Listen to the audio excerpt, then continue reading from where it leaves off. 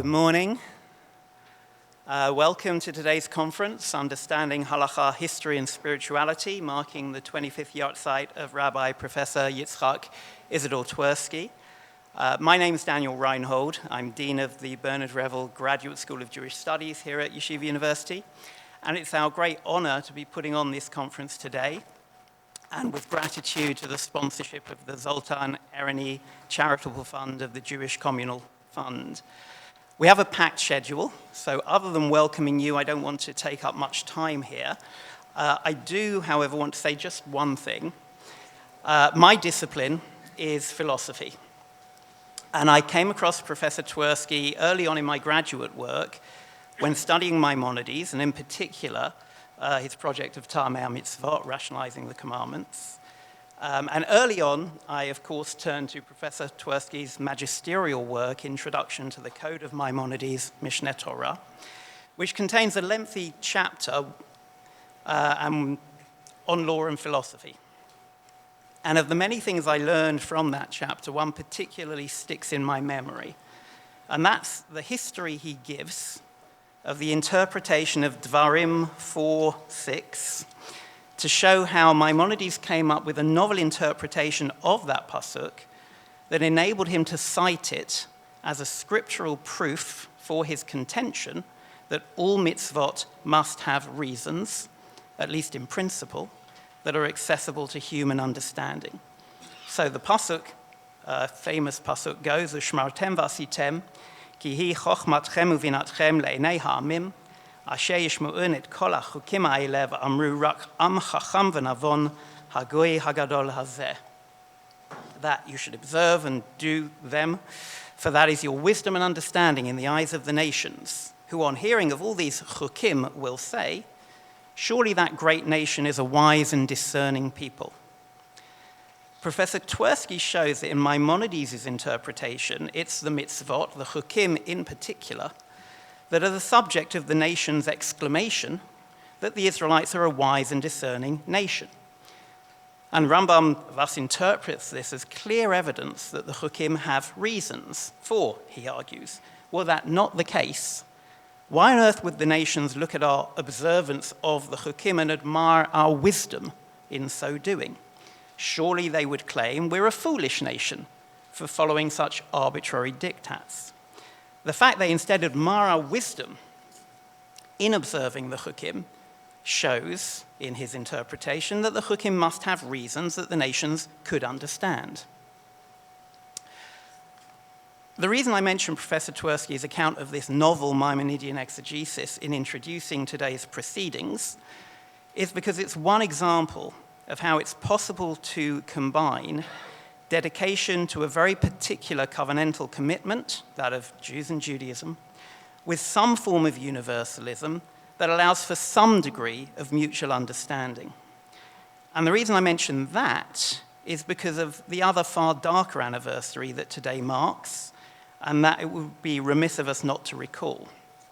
Because of course today, 9/11, that short phrase has become part of the 21st century's lexicon as an anniversary of one of the most heinous of criminal terrorist acts in history, and one that took place right here in Manhattan 21 years ago.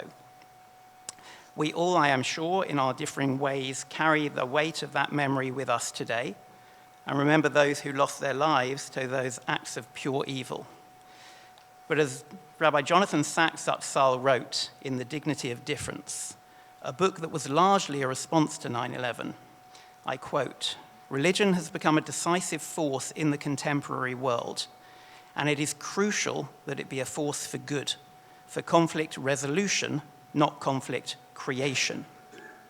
If religion is not part of the solution, then it will surely be part of the problem," close quote.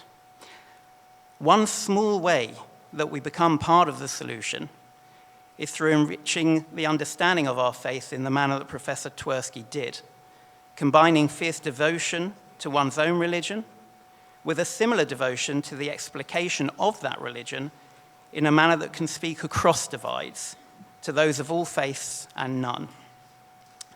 But Rabbi Sachs also used to say that as Jews, we don't generally observe memorials in the manner that many do, through moments of silence. We instead do it through prayer, and I would add, study. So I think it appropriate that we dedicate this, our day of study, to the memory of those who perished on this day in this city 21 years ago, and to being part of the solution, not the problem. Yehi Zichram Baruch. And with that, I wish to invite Rabbi Dr. Ari Berman, President of Yeshiva University, to say a few words. It's really a distinct pleasure to welcome this august group here to Yeshiva University, to be with my dear friends, to be with Carmi, Professor Horowitz, to be with Daniel, Dr. Reinhold, amazing Dean of Revel, is doing such an incredible job deepening and growing our Jewish academic studies. And to be here to remember and to study the works of Professor Twersky and think about his legacy and what it is that we continue to perpetuate in his memory. You know, I did not know Professor Twersky personally, but I met Professor Twersky in the text. I spent over 5 years with him, closely, poring over his works when working on my PhD in medieval Halakhah. His introduction to the code was, I would say, literally a constant companion to me, as the Rambam was the key focus of my doctorate. And more than anything, Professor Twersky built the bridge for me to traverse between the Beit Midrash and the academy. You know, 1954 marked the 750th Yahrzeit, the anniversary of the death of the passing of Maimonides. The New York Times ran a special feature on the life and legacy of Maimonides and reached out to the Rav, Rabbi Joseph B. Soloveitchik, to comment on his passing. Rabbi Soloveitchik, Zion of the Talmudic School of Brisk, was renowned for his conceptual analysis of Maimonidean texts. When asked by the New York Times for comment, Rabbi Soloveitchik reportedly responded, "This is the first that I'm hearing that the Rambam is dead." Maimonides as a historical figure may have passed, but his legacy as the Rambam to the Mishnah Torah, the Morah, the commentary on the Mishnah, all of his works certainly endure forever. And the person who embodied the integration of the academic analysis of the historical figure Maimonides and his works in the timeless, enduring, living words of the Rambam was Professor Twersky. And of course, Professor Twersky was well equipped to build such bridges because his entire life was a bridge. A Harvard scholar of the highest order and a Hasidic Rabbi. He built bridges between the vitality of Hasidic life, the sober analysis of a scholar in the Lithuanian tradition of Talmudic analysis. He built bridges for his students.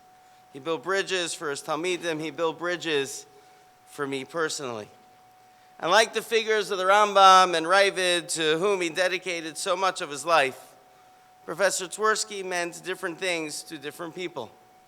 To some, he was a Rebbe. If you speak to those who live in Boston, who davened in his shul, he was such a Rebbe for them, so intimately involved in their personal lives, so deeply affected by their relationships that carry way beyond his passing and integrate into their everyday lives. For some, he was a professor. For others, he was a loving memory of a storied family. I just spent Shabbat with Rabbi Meir Twersky, and the Twersky name, tradition, continuing through the halls. It continues certainly through his students, my Rabbeim. I am deeply honored to be in the presence of so many of my teachers here. Rabbi Mori, Rabbi Jacob J. Schachter. To be with Dean, former Dean, Professor, incredible human being, Dr. David Berger.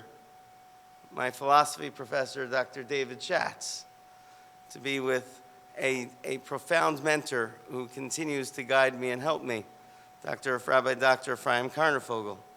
All of these are people that traverse in Yeshiva University and continue this legacy and continue so much of the teachings and building bridges between worlds. And this is why it's such a privilege and pleasure for Yeshiva University's Bernard Revel Graduate School to host today's events, because it's precisely within the halls of Yeshiva University, in our classrooms, in our libraries, in our Batei Midrash, that we educate our students to encompass all these worlds that Professor Twersky embodied and nurtured. His ultimate academic legacy will not only be from his students who directly studied from him, but from students of his students, like of my generation and beyond, who continue to read, interrogate, and grow from his work, methodology, and ideas. I thank you all for coming here today and participating in this important conversation, and look forward to spending a wonderful day with you here in his works and in his memory. Thank you. First of all, it is a real privilege to return to my alma mater in an official capacity for the first time, really, in more than 50 years. And I owe a tremendous debt to Yeshiva University for the years that I studied here, which were formative years for me. Formative years in Kodesh and in Chol, in my religious and scholarly development. I want to thank my friend, President Ari Berman, for his being here and for his outstanding characterization of the significance of Professor Twersky. You took the words out of my mouth. I want to thank the Dean of the Bernard Revel Graduate School, where I earned my master's degree, Professor Daniel Reinhold, for his help and cooperation, and Professor Ephraim Karnefogel, who served as liaison and partner in transforming this conference into reality. I want to thank Dean Reinhold's predecessor, Professor David Berger, who was very instrumental in planning the original conference in pre-COVID days, which now a little bit late, but it's taking place now. And I want to thank my colleague and close friend, Professor Michael Schmidman, with whom I consulted in the initial planning of the conference. And my thanks to Sarah Anna Twersky, program coordinator of the Bernard Revel Graduate School, for her help in all the steps in making the conference possible. We're marking the 25th Yahrzeit of Rabbi Professor Yitzhak Twersky, which will actually be on the Yud Aleph Tishrei, the 11th of Tishrei. 25 years is a long time. For those who did not have the privilege to know him, let me add a brief biographical blurb.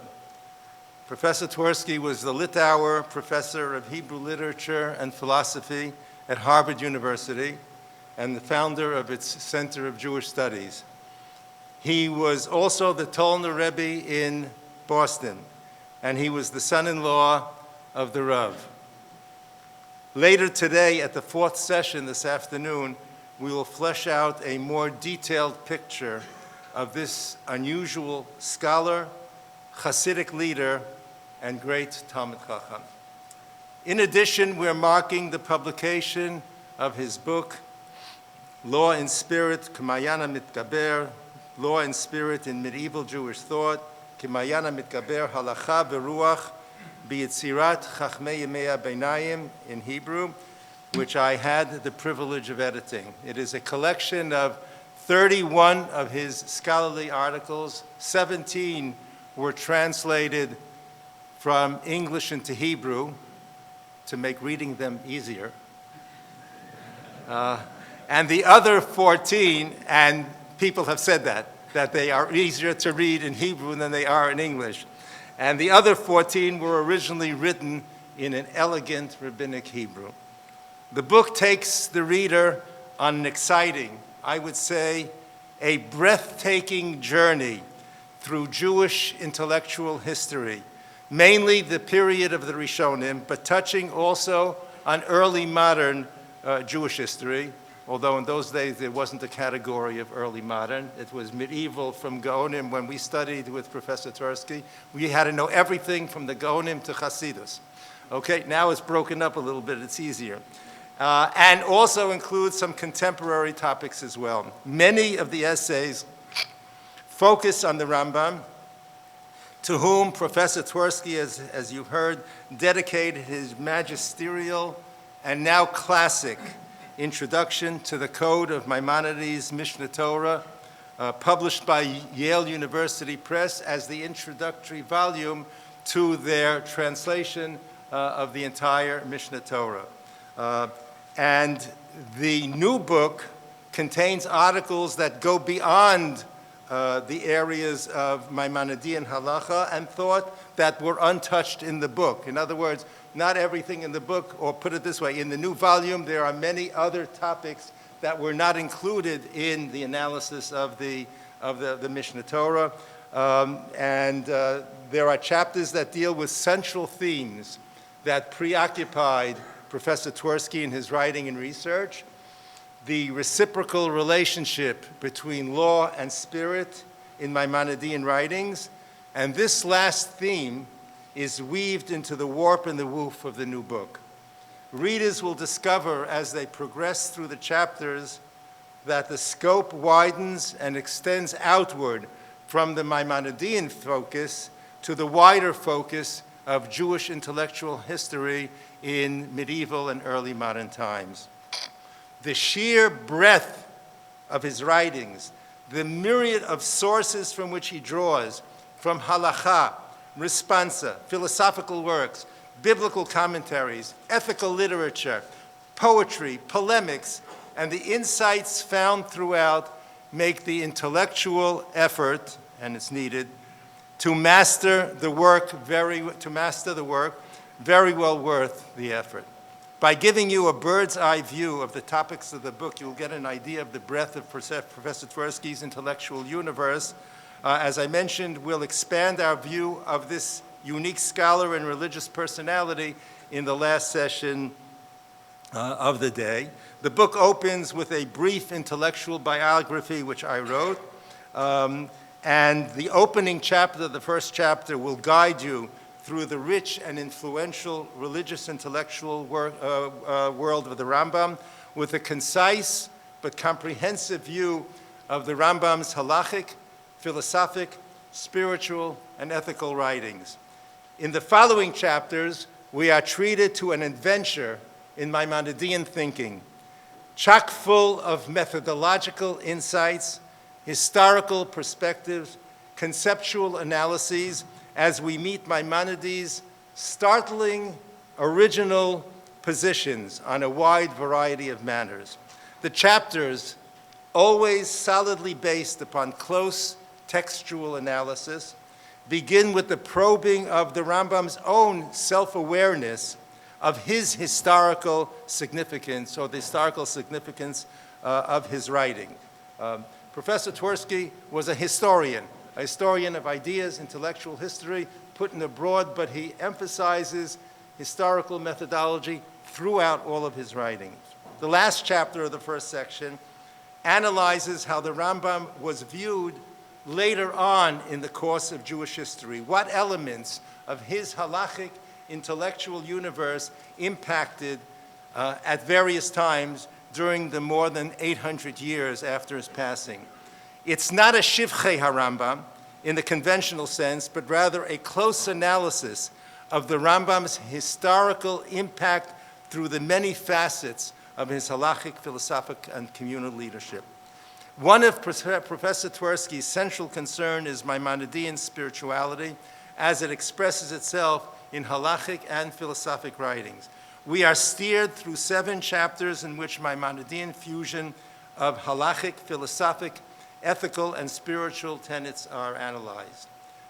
He demonstrates how philosophy is woven through the halachic fabric of Mishnah Torah, and how the very organization of this halachic tour de force is informed by philosophic and conceptual principles. And furthermore, the rationality of mitzvot, as well as the ethical insights that the Rambam attaches to the Halakhah stand out. Halakhah and science and their epistemological implications are analyzed, as well as a number of principles in Maimonidean, Halakhic, and philosophic thought, which are shown to be of major importance in Halakhic as well as in non-Halakhic categories. He demonstrates how, for example, Eretz Yisrael and Galut are central Halakhic concepts and key factors in Maimonidean historiography. The deep, sensitive, ethical, and moral implications of Kedusha, sanctity, are laid out in deep detail. And the deep spirituality associated with prayer and the place of kavanah, intention, are explicated.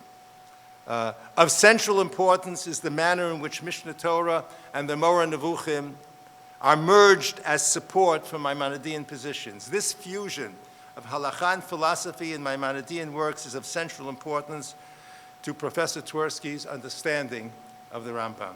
He was not bifurcated. He was one person. There was Halakhah and philosophy, and there wasn't the Rambam of the Academy and the Mishnah Torah of the Beis Medrash. They were together. Professor Twersky saw Halakhah as the central unifying factor, the axis around which Jewish history, all of Jewish history, revolves. And most of the chapters deal with Halakhah in one way or another. The third section of the book deals with important Halakhic figures, particularly the Revel, which are additions to, beside the book that was published, he has additional material there. And the Revel's attitude towards Chokhmah, the non-Halachic matters, even though he was generally not seen as one who contributed to that discipline, but he was there and it impacted. In another chapter, Professor Twersky characterizes the Italian school of Halakhah in the period of the Rishonim and suggests a solution to the question that why didn't Chachmei Yisrael in Italy stand out as an independent unit in and of themselves, or center of its own, as in Spain or Provence and Ashkenaz. And in addition, there's an analysis of the writings of the Tosfot Rid, how Poskei Halakhah generally, and Tosfot Rid specifically, balance their commitment to the continuity of tradition and the ability to be mechadshim, to innovate. And there's no contradiction between them.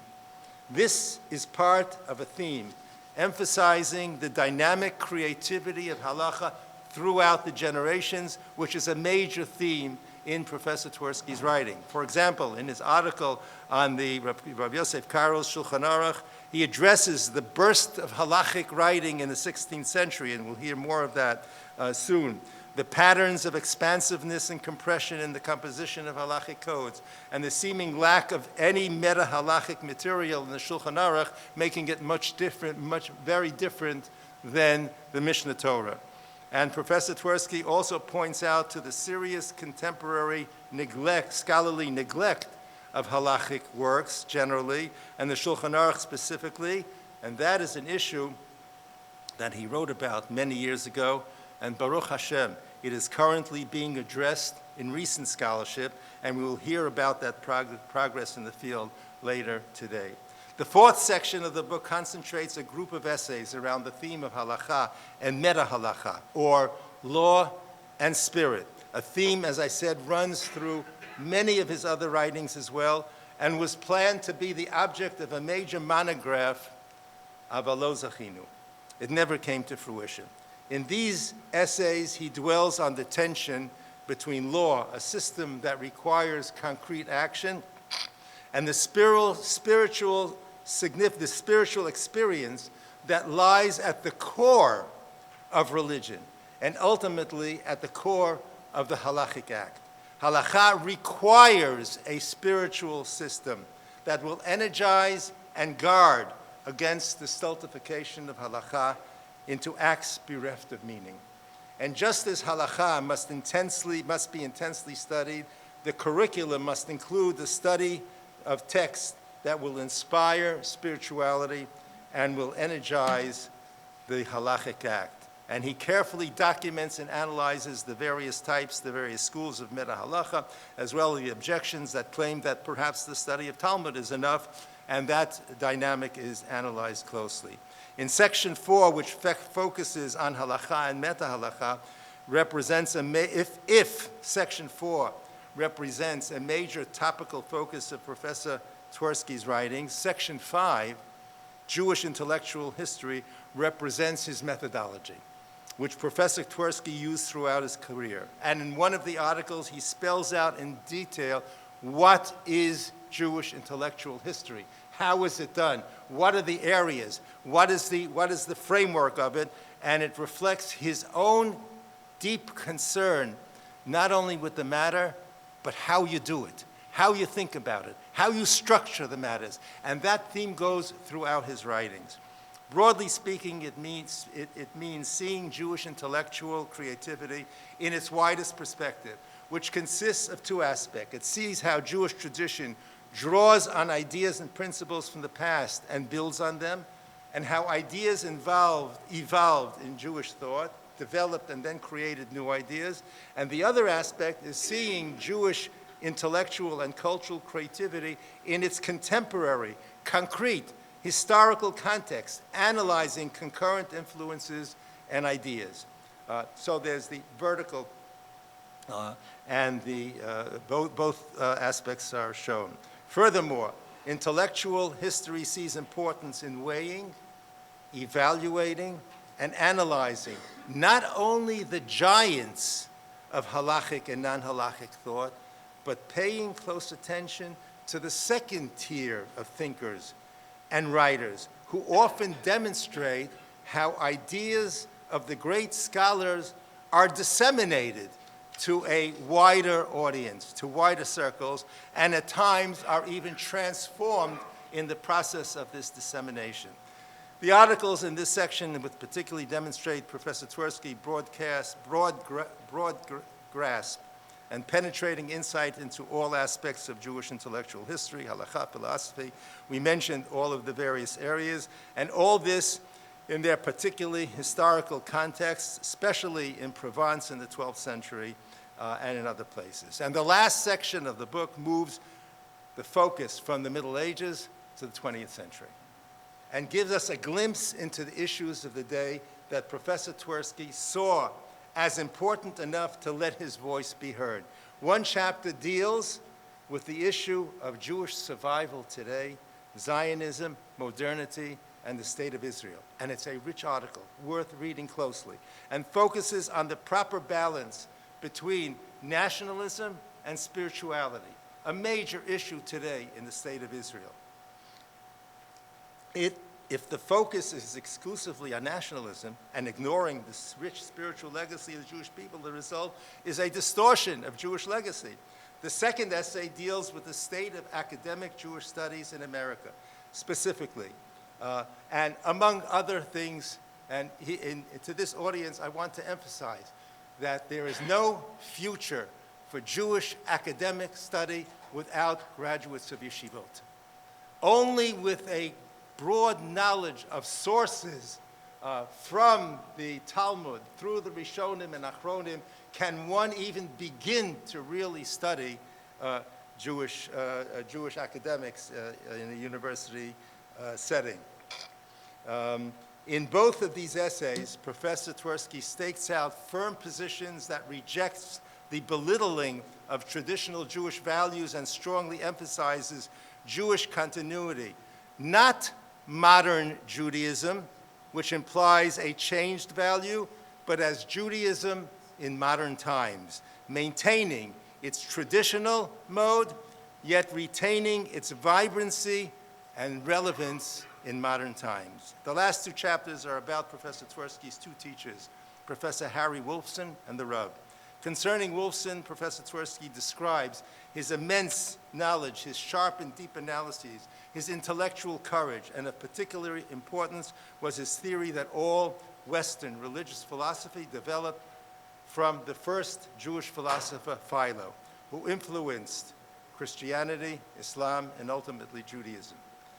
Rabbi Twersky's hesped for the Rav which appears in this volume in Hebrew, translation of the Hesped that appeared in tradition. It is, in my mind, a stunning, spectacular tribute to his father-in-law, which characterizes the Rav's originality in his Halakhic thinkings, in his philosophic creativity, and his contribution to the revival of traditional Jewish life in America. There, that's it in a nutshell. Zil Gemor. We will move. We will move right into the first session of the conference on Halakhic scholars and the impact in which, and their impact, which will be chaired by my friend, Professor David Berger, former Dean of the Bernard Revel Graduate School, who will introduce the speakers.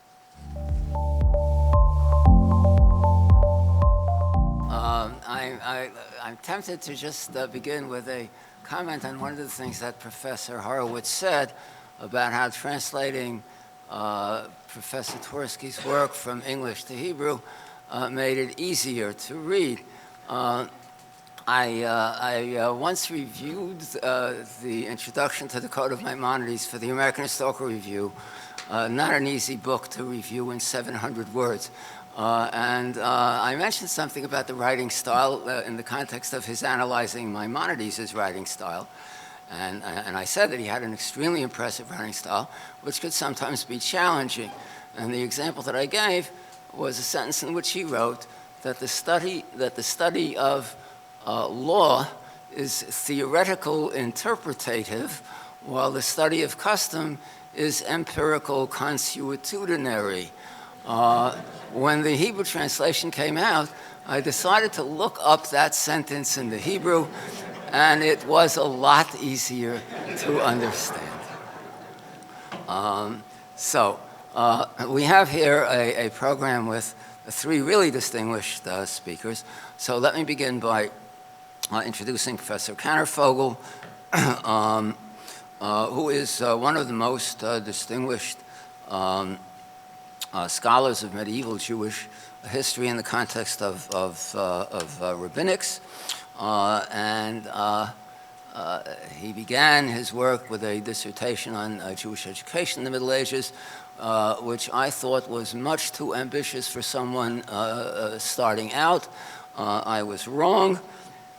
It won an award. His recent book, relatively recent book on the intellectual history of Ashkenazic Jewry. Technically, it's called The Intellectual History and Rabbinic Culture of Medieval Ashkenaz, won both the Goldstein-Gorin International Book Award for Best Book in Jewish Thought over a 3-year period, and the Jordan Schnitzer Book Prize from the Association of Jewish Studies for the Best Book in Biblical and Rabbinic Literature, also over a period of 3 years. This is one indication, but I think a very impressive one, of the character and quality of Professor Kannervogel's work. Today he is going to be speaking about the Reed, a major medieval Talmudist. The title is The Intellectual History and Literary Corpus of Rabbi Isaiah Ditrani.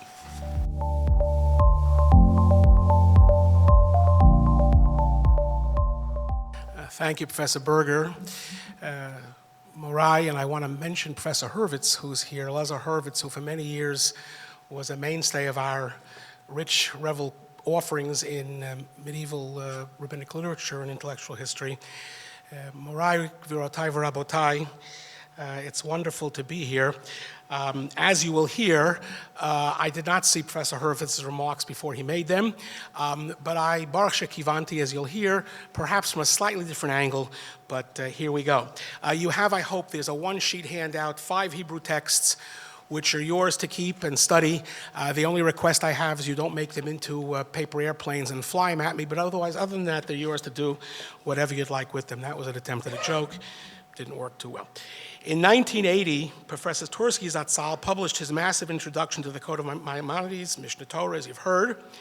And in that same year, A revised edition of his Ravad of Posquier, a 12th century Talmudist, also appeared, a significant addenda, citing a number of people who are in the room today, not me, I was a little too young.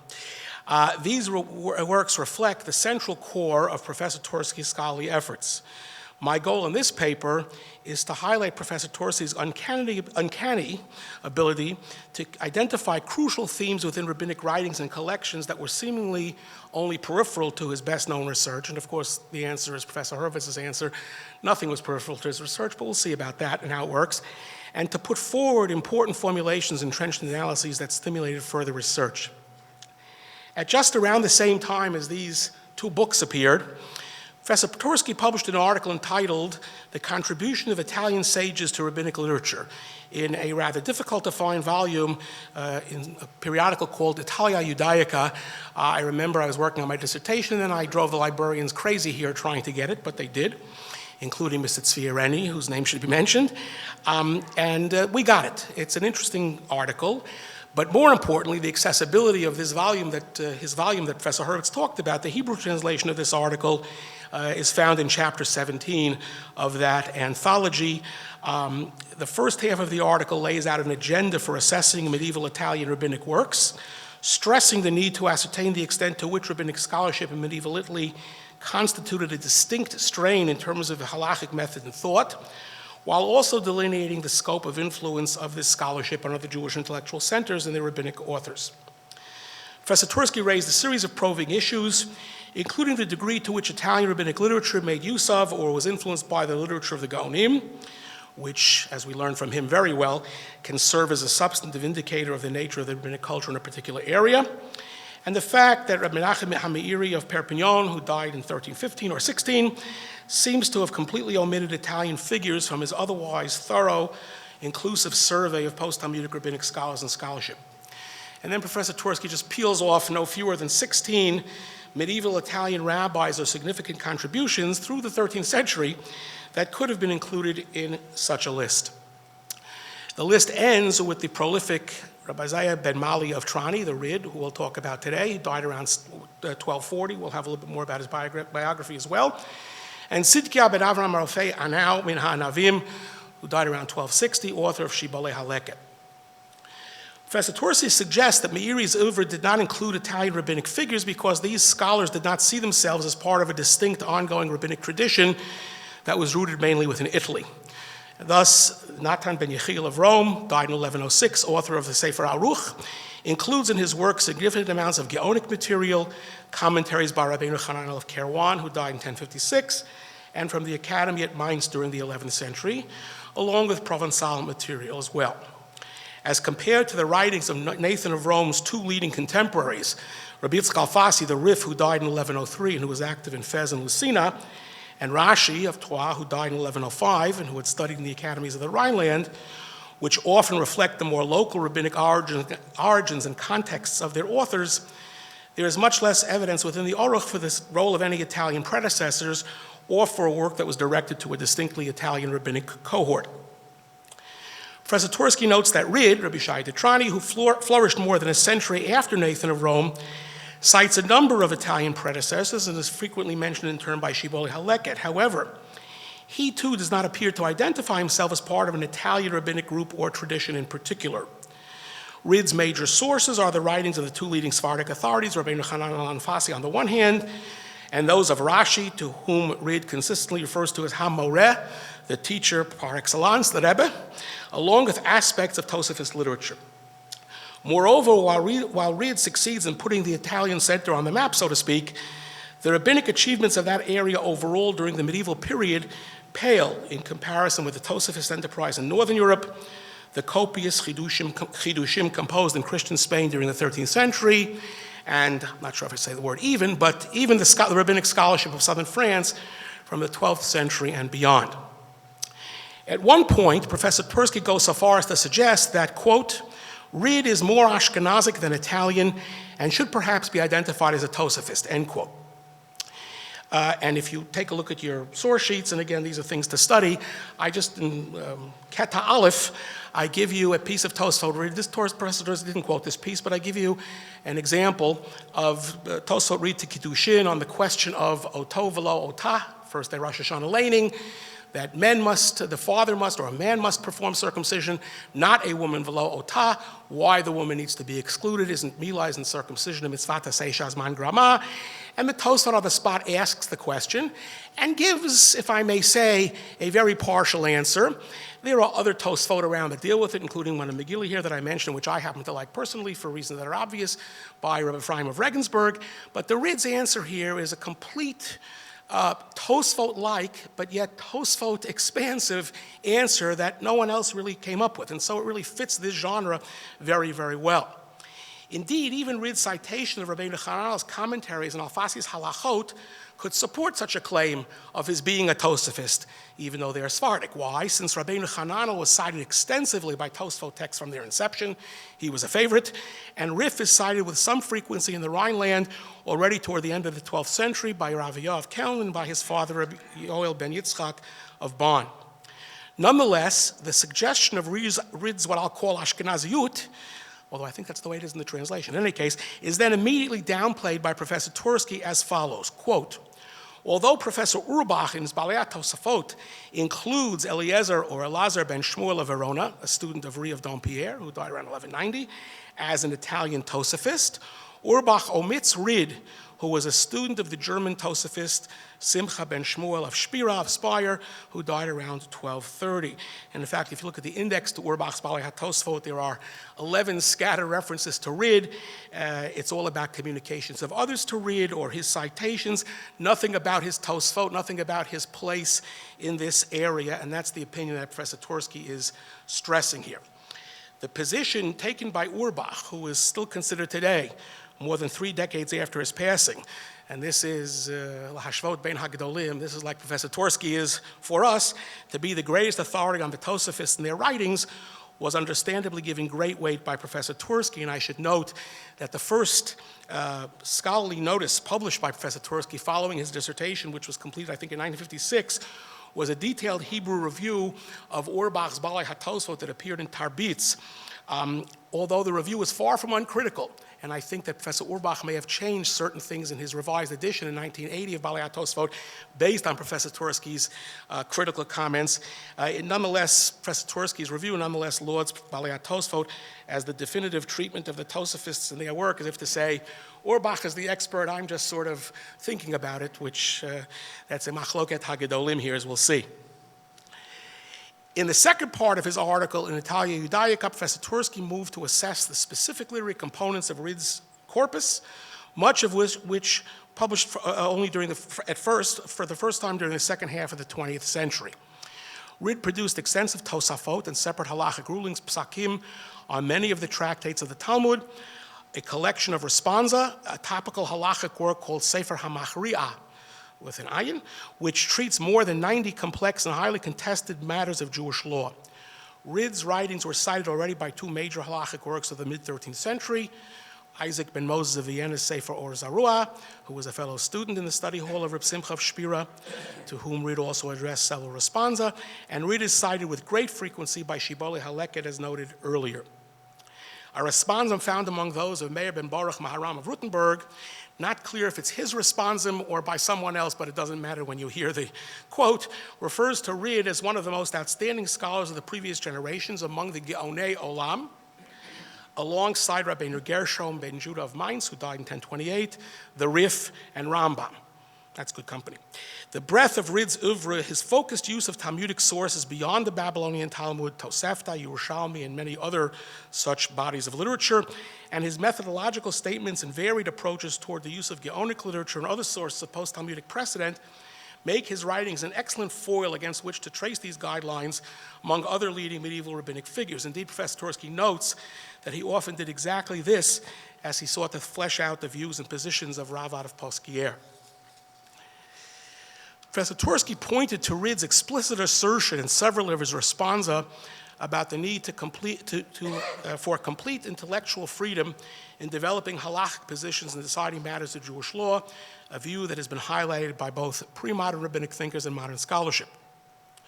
Professor Twersky locates this strong tendency toward intellectual freedom, all while retaining a deep fealty to Talmudic and Halakhic traditions within the writings of several leading rabbinic figures in southern France and northern Spain. So here he's pointing to the southerly direction in terms of influence on Rid. These include the critiques of both Zrachia, Halevi, Baal Hamar, and Ravad to the writings of Alfasi, along with the defense of Alfasi provided by Maimonides. Similar formulations can be found in the Sefer HaShlama, Talmudic commentary composed by Meshulam ben Moshe of Bezier, who died around 1240, and in the subsequent work of Menachem HaMeiri. Professor Twersky suggestively notes that the term Melechet Shamayim is one that is often associated with this enterprise, and he's written remarkably about the richness of this particular term in this regard.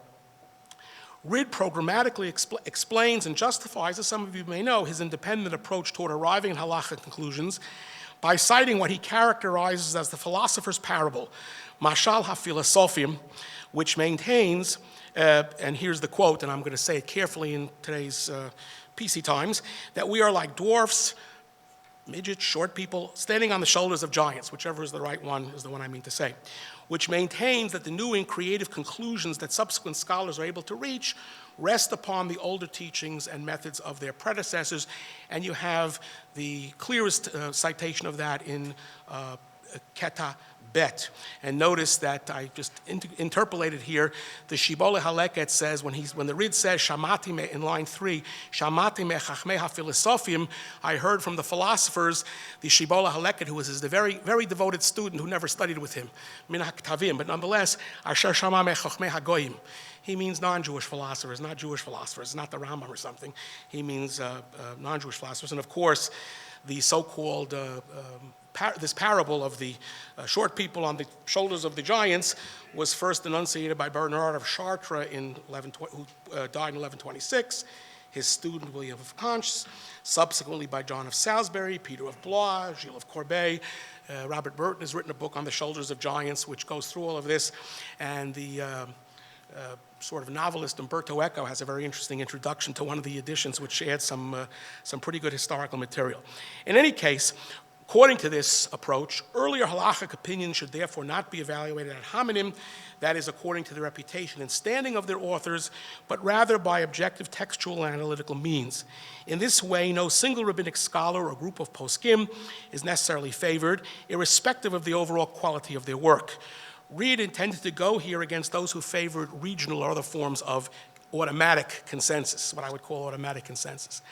At the same time, Professor Twersky cites a nuanced statement in Rid Sefer HaMachriya, which demonstrates that while the defense of long-standing ritual customs is always appropriate, there are limits. Indeed, Rid indicates that while Rabbeinu Tam went to great lengths to justify an arrangement concerning the aliyah to the Torah for the one who would be reading the special haftarah on the Shabbat of the Dalet Parshiot, the 4 portions during the period prior to Purim and Passover, or on Shabbat Rosh Chodesh, Reid himself believes that this arrangement is indefensible according to either Jewish law or proper religious practice. That quote is Shelo Halakhah v'Shelo Kadat. And I've given you that in Keta Gimel, and you'll see it's important to defend Minhagim. Rabbeinu Tam is the greatest, but nonetheless, Reid thinks it's absolutely indefensible, and he says so. On balance, Professor Twersky saw Reid as more connected with or inclined toward the Spanish and Provençal centers in Southern Europe, even as it appears that Reid spent time in the Rhineland and was familiar with a range of Rabbeinu Tam's teachings in particular, and some of his students as well.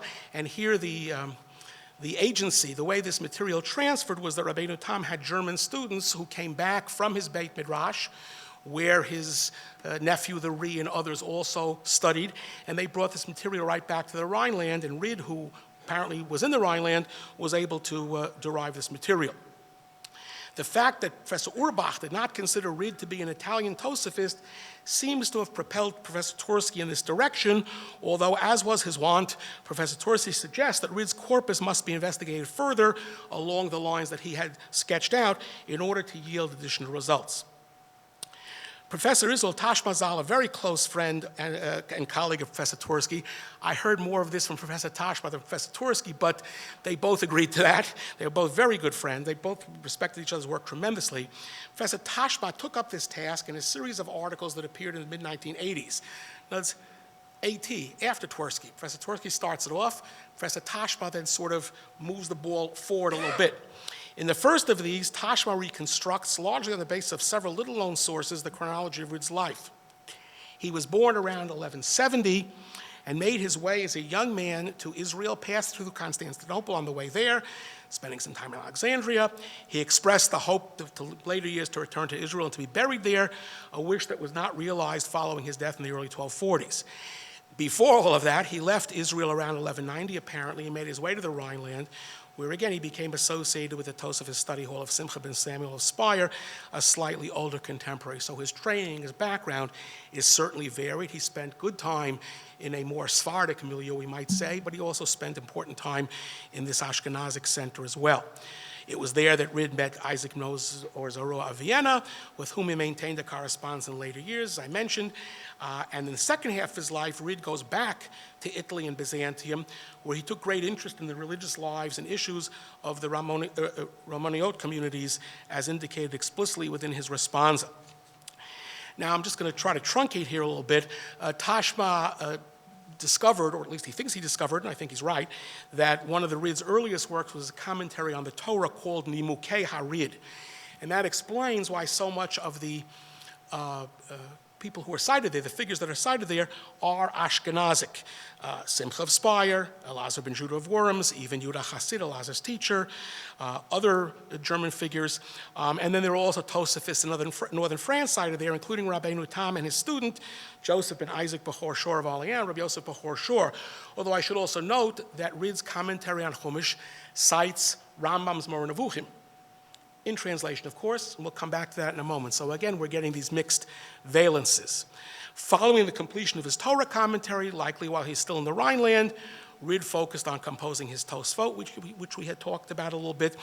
By the way, in sections 4 and 5 here on the handout, section 4 is a direct quote from the Rid, where he takes in, he really just swallows whole chapter 24 of part 3 in the guide on Nisayon, Elokim Nisat Avraham. And it's just a rather unusual thing. He's got the whole piece there. There is some manuscript issue here. There's a Moscow manuscript, which turns out to be a compilatory manuscript, seems to be mostly Rid with a lot of Bechor Shor. Interesting discussion there. And in section 5, I just give you an example from later on in Sefer Breshit. I figured I'll give you some timely examples so you can do, 10 of these mutatis mutandis of a pshat issue on the Chalomot of Paro, where Rid and Bechor Shor are not interchangeable, but the pshat questions, the pshutoshal mikra questions are exactly the same, and the solution sort of revolves around the same axis. Tashma's conclusion, Tashma notes that when Rid sought to decide the Halakhah based on the Talmudic sugya, just as the classical Tosfot often do, he tended to turn to Halachot Gedolot, Hilchot Harif, and the commentary of Rabbeinu Hananel, even as he could disagree with any of them as well. He could be very disagreeable. That was part of his commitment to intellectual freedom and to calling it as he saw it, although positions of the Geonim are mentioned far less frequently. And interestingly, in his Tosfot, those of Maimonides are barely mentioned at all. Right? Given his own commitment to revising his own Tosfot, in the absence of local colleagues with whom he could interact and exchange ideas, and his overall sense of independence, Tashma perceptively suggests that Rid is more akin to a group of Tosafists than to an individual Tosafist. He's sort of got a whole program and agenda which makes him look not like the Wizard of Oz, but like he's really representing several different views. And Tashma is explicitly critical of Urbach's omission of the Rid as a Baal HaTosfot. Moving it further, Tashma in another article, and here he cites Professor Twersky's 1980s article. He doesn't hesitate. He almost always begins with Professor Twersky's article, and here are his sort of further thoughts. Twersky, Tashma, I should say, and in a subsequent English article, talks about, again, how Rid, in his Halakhic writings, in his Tosfot writings, barely ever cites the Rambam. Here's just one quote. Throughout the voluminous Tosfot Rid, Maimonides is mentioned not more than 4 times in all. Maimonides' name is completely absent from Ditrani's book of Psakim and volume of Responsa, and in Sefer HaMachriya, it's mentioned but 3 times. Although Tashma also notes that one volume of Rid's Psakim, the Tractate Shvuot, which is replete with references to Mishnah Torah, is the exception that proves the rule. The 3 of the 5 citations in Sefer HaMachriya are to Hilchot Shvuot, Hilchot Nidarim. So there's something about this area of Halakhah where he liked Maimonides, but other than that, don't hear from Rambam at all.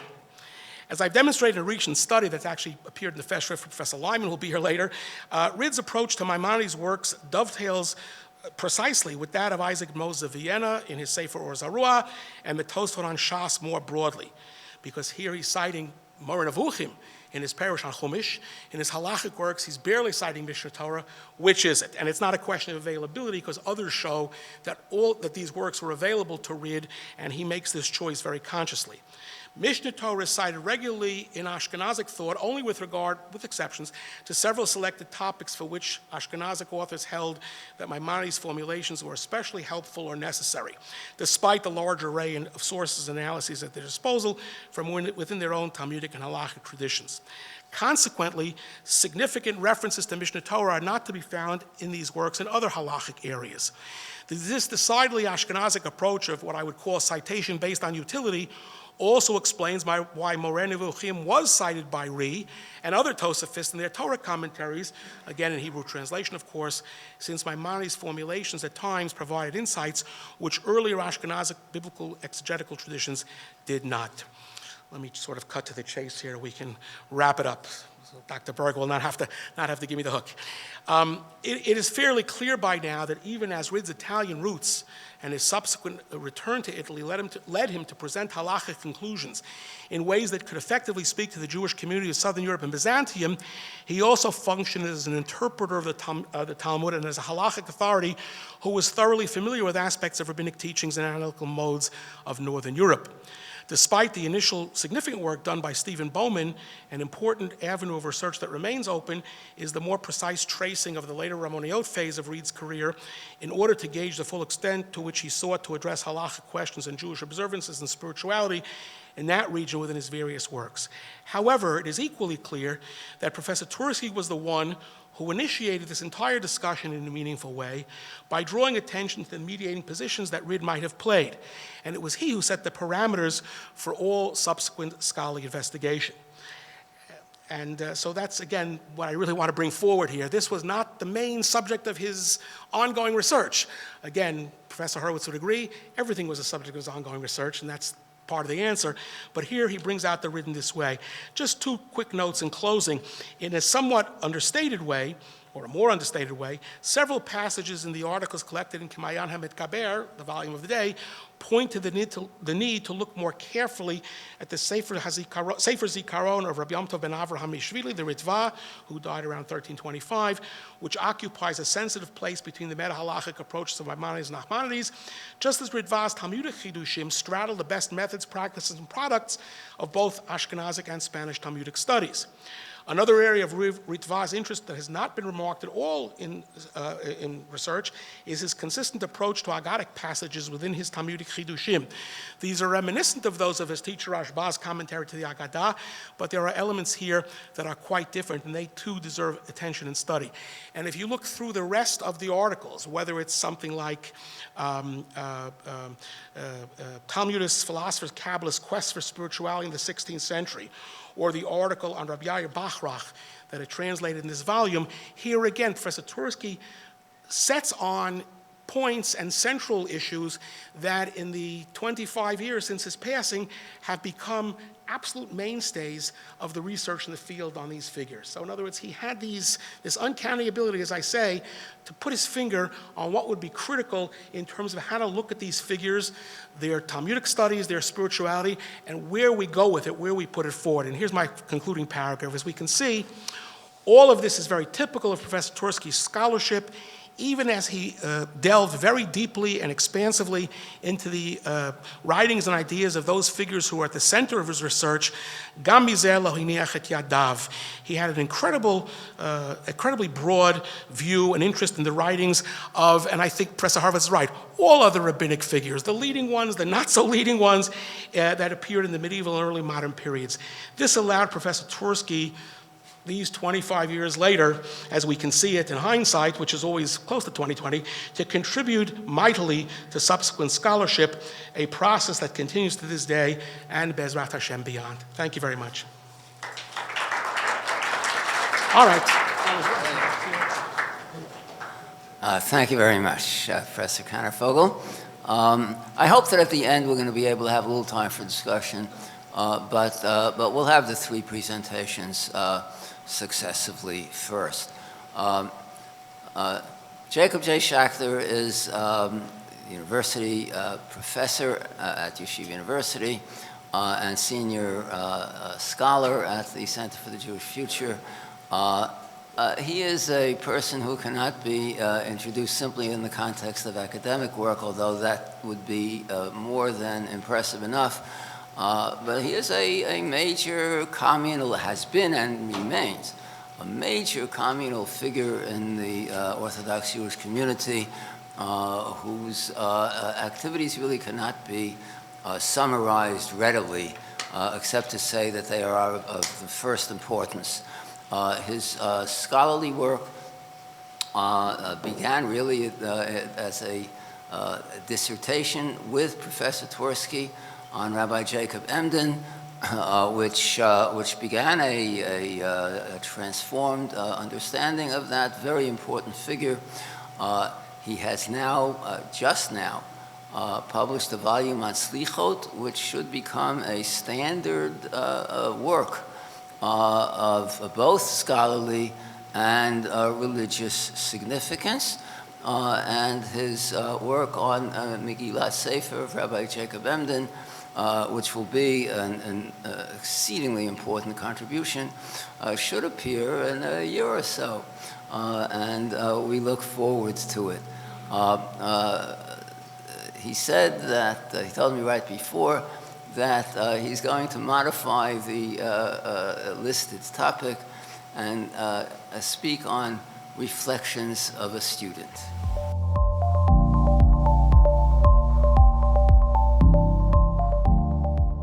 Thank you for that very warm introduction. It's a great pleasure and privilege for me to be here, and I want to thank Carmi, Professor Horowitz, for inviting me to participate today. I'm sandwiched in between two extraordinary scholars, Professor Kannervogel. I told you many times that Professor Twersky had a great deal of respect for you, and even though you weren't a formal Talmud, you were a Talmud, and he appreciated you.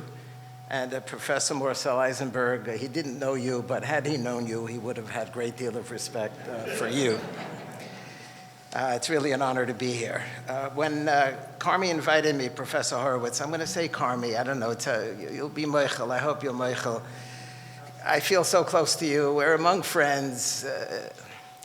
When Professor Horowitz, I can't yet bring myself to say Carmi, invited me many years ago to participate, I didn't know what I was going to talk about, so I said I'm going to talk about the Rambam in early modern Jewish history. My focus, Rabbi Yaakov Emden, was in early modern Jewish history. He had a little bit to say about the Rambam. I'll talk about that later. But then when I sat down to prepare, I got very nostalgic and started to think about and reminisce about my relationship with my teacher. And I thought that it would be more meaningful for me, and I hope meaningful for you, for me to speak a little bit about him from a personal perspective. And actually on page 6 of the handout, I actually have a text about the early modern place of the Rambam. So it's not a ingansen a bracha levatolo. I want to begin by thanking Dean Reinhold and the Bernard Revel Graduate School. This is really extraordinary. You're the hosts for this program. Thank Professor Kannervogel for all of your assistance. But I think all of us in this room and beyond owe an incredible hakar satov to Professor Carmi Horowitz. who was really the one who convened this conference. It was a conference in Israel, and this has been part of your image for a very, very long time. And I want to begin my Hakara Satov to you by making reference to a Shalashudis Torah that Rabbi Twersky taught in the Tolner Shtibel on Corey Road in 1993 at Shalashudis. Rabbi Twersky did not say Su'udah Shlishit, he was Makbid, and he called it Shalashudis, and there was a book that was published by Rabbi David Shapiro of Divrei Torah of Rabbi Twersky at Shalashudis. This is volume 1, volume 2 is on its way. And in Parshas Vayechi in 1993, and I give you a copy of the writing, the version of Reb David Shapiro. I hope all of you have a copy of the handout because that's what I'm going to be doing. I'm going to be learning together with you. The pasuk in Parshas Vayechi, Vayikruvu Yimei Yisrael Lamus, and Nama Tzasi Chem Be'einecha, V'asiso Imodi Chesed Ve'emes.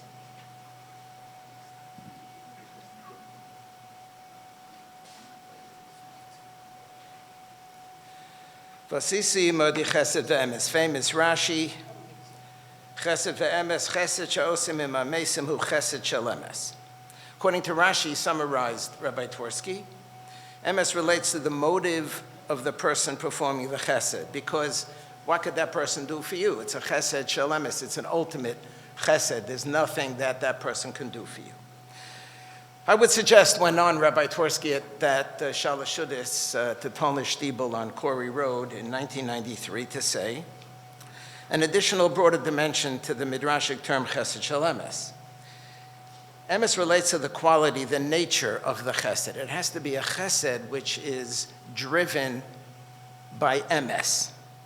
Chesed shalemes is determined by the criteria of Torah mitzvahs. Torah is emes. See, for example, the following 3 formulations of the Rambam. 3 formulations of the Rambam, 2 of them in the Mishnah Torah, 1 is in the Parish of Mishnayos, where the Rambam refers to Torah as emes. Just this morning, as I was davening Shachris, and I was trying to daven Shachris, but I was thinking about the talk that I was going to give. So in Uval Tzion, it struck me for the first time that I actually said, Tzidkascha tzedek li'olam, v'sorascha emes. You know, how many times do we daven? And we daven, and it's really wonderful, but every once in a while we have like a gift that something falls into our minds. So thinking about this, it's a beferish volitzion. We have a pasuk. So therefore, Dr. Twersky concluded, top of the next column, emes is synonymous with Torah. And thus chesed shel emes is defined objectively by halakhic norms rather than by subjective feelings. Thus, for example, so in front of 11.5 people sitting at the Shalashudis, he opined on the matters of the day, which is not something that he did on the other side of the river generally. Thus, for example, assisted suicide and abortion are not chesed. Applying the standard of emes to chesed repudiates the Freudian legacy of self-indulgence and self-gratification. On the other hand, halvayas hameis and kvura bekever avos are bona fide chasadim shel emes. So, Carmi, I want to say as I begin that you have fulfilled both of these interpretations. Number 1, you've done a chesed shel emes for your teacher, for our teacher. He can't do anything for you. It's 25 years. What you have done, and you've devoted your life, so much of it, in such a profound way to a chesed shel emes. But in the second way also, that you've made available emes. Torah is Torah's emes. The teachings of Professor Twersky, Rabbi Twersky, were Torah. Over Shabbos, you told me that he told you that whatever we did in Room G was the room where we had our graduate seminars, was Torah. And that Torah you have brought forth, and you're continuing to be devoted and dedicated to bringing that forth. So the chesed is the chesed shel emes in Rashi's perspective, and a chesed shel emes interpreting emes the way the Rambam did from Professor Twersky's perspective. We are all in your debt. All of us know that ideas were extremely central to Dr. Twersky, and he focused on intellectual history. One of his bread and butter courses at Harvard was History 128. And I sat in History 128. I got to Harvard in 1973, so I didn't realize that I'm that old, but it was 49 years ago when I first became a graduate student of Professor Twersky's. And it was a year or two later when I first took History 128. He gave it in Seaver Hall, which is a large, large room on the Harvard Yard, and there were maybe 250 undergraduates in this class. And he divided his entire presentation into intellectual history and not intellectual history. So the first was about 98% of the course, and then the not so much intellectual history. For him, intellectual history was of paramount importance. Personal story, about 5 years in, after I finished my coursework and handed in all my papers, what took me an extra 2 years to finish, and I started preparing for my general exams and thinking about a doctorate. And I decided that I wanted to write about the transference of culture from Western Europe to Eastern Europe. How does a culture transfer itself? Jews are in Western Europe. Slowly, they're getting expelled from Western Europe to Eastern Europe. So how does the culture transference work? The phenomenology of transferring a culture from here to there. What goes into the suitcase, what stays behind, what's at the bottom of the suitcase, it takes 100 years to show up, what's at the top of the suitcase. And I realized that I had to focus on Prague. I saw Prague as a way station. For my fourth field, we had to take 4 fields to study for our general exams. One was general Jewish history, one was Hebrew literature, and one was, we had a choice, we were in the Near Eastern Languages department of either Sumerian, Akkadian, Ugaritic, Hebrew, or Aramaic, so Hebrew was a given. So for some reason, you probably guessed that instead of Sumerian, Akkadian, or Ugaritic, I took Aramaic, and that was one of the foci of our general exams. And then we had a 4th field, which was pretty much open, and I decided to focus on the history of the social and economic history of the late Middle Ages. There was a wonderful Professor, David Halakhic, who was, I would say, Chasidei Umos Ha'olam. I studied intensely with him. I immersed myself into the Trumas Hadeshen, into Rabbi Yaakov Weil, Rabbi Yisrael Bruna, the Maharil, the Maharam Mintz, and then I ran into Prague, and then I ran into Czech. And I figured that in order for me to do this right, if I wanted to understand Prague, I would have to read and understand Czech, and that was very formidable for me. So I went to Professor Twersky, and I asked him, so what should I do? So he said, Bezeh HaLashon. I said, I want to know how the Jews lived in Prague and what happened and how they... So he said, why do you care how the Jews lived? You only have to care about how the Jews thought. So that was a very bold statement. Why do you care how the Jews lived? This is 5 years in, and I still was somewhat taken aback by that formulation. You just need to worry about how the Jews thought. And to know how the Jews thought, you didn't have to know Czech. You had to know the sources.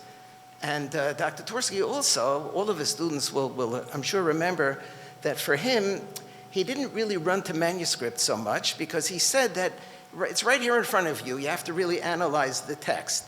So manuscripts were not a huge priority for him. So you have the text, what do you have to worry about? And it was very interesting formulation for me. And then later on, as years go by, I decided not to do that topic, and I moved into Rabbi Yaakov Emden. And as I was working on Rabbi Yaakov Emden and the whole notion of memoirs and memoir literature and autobiography, I came across the article on the bottom right of page 1, where I find out that Professor Twersky's formulation, in fact, situates him very significantly, at least according to Cecil Roth, in a Jewish tradition. Cecil Roth begins this article in 1928, The Memoirs of a Sienese Jew. Jewish literature is notoriously poor in works of autobiography. It is indeed only what might have been expected. In a people so predominantly intellectual, the vicissitudes of worldly existence were of secondary importance. by the side of the record of spiritual achievement. The Jew was interested in what a man thought and said rather than in what he did. So I felt a little more comfortable that now we have a community of scholars who agree with this position. But what it did for me was further highlight the centrality of how did Jews think. This was absolutely central and crucial for Professor Twersky. And in the world of how did Jews think, as we've heard already a few times this morning, the Rambam played a central role.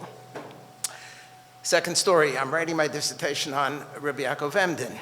I was already then in New York. I traveled every 6 months. I would give him a chapter, 100 pages, 200 pages, 300 pages, 400 pages.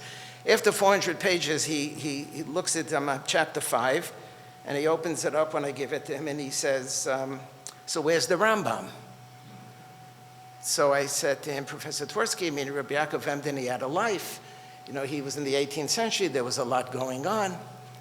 So he was quiet, and then chapter 6, 6 months later, he opens it up. He says, so where's the Rambam? I said, but Professor Twersky, he had a life. Finally, after 700 pages, I say to myself, what is wrong with you? Give the man the Rambam. Just give him the Rambam.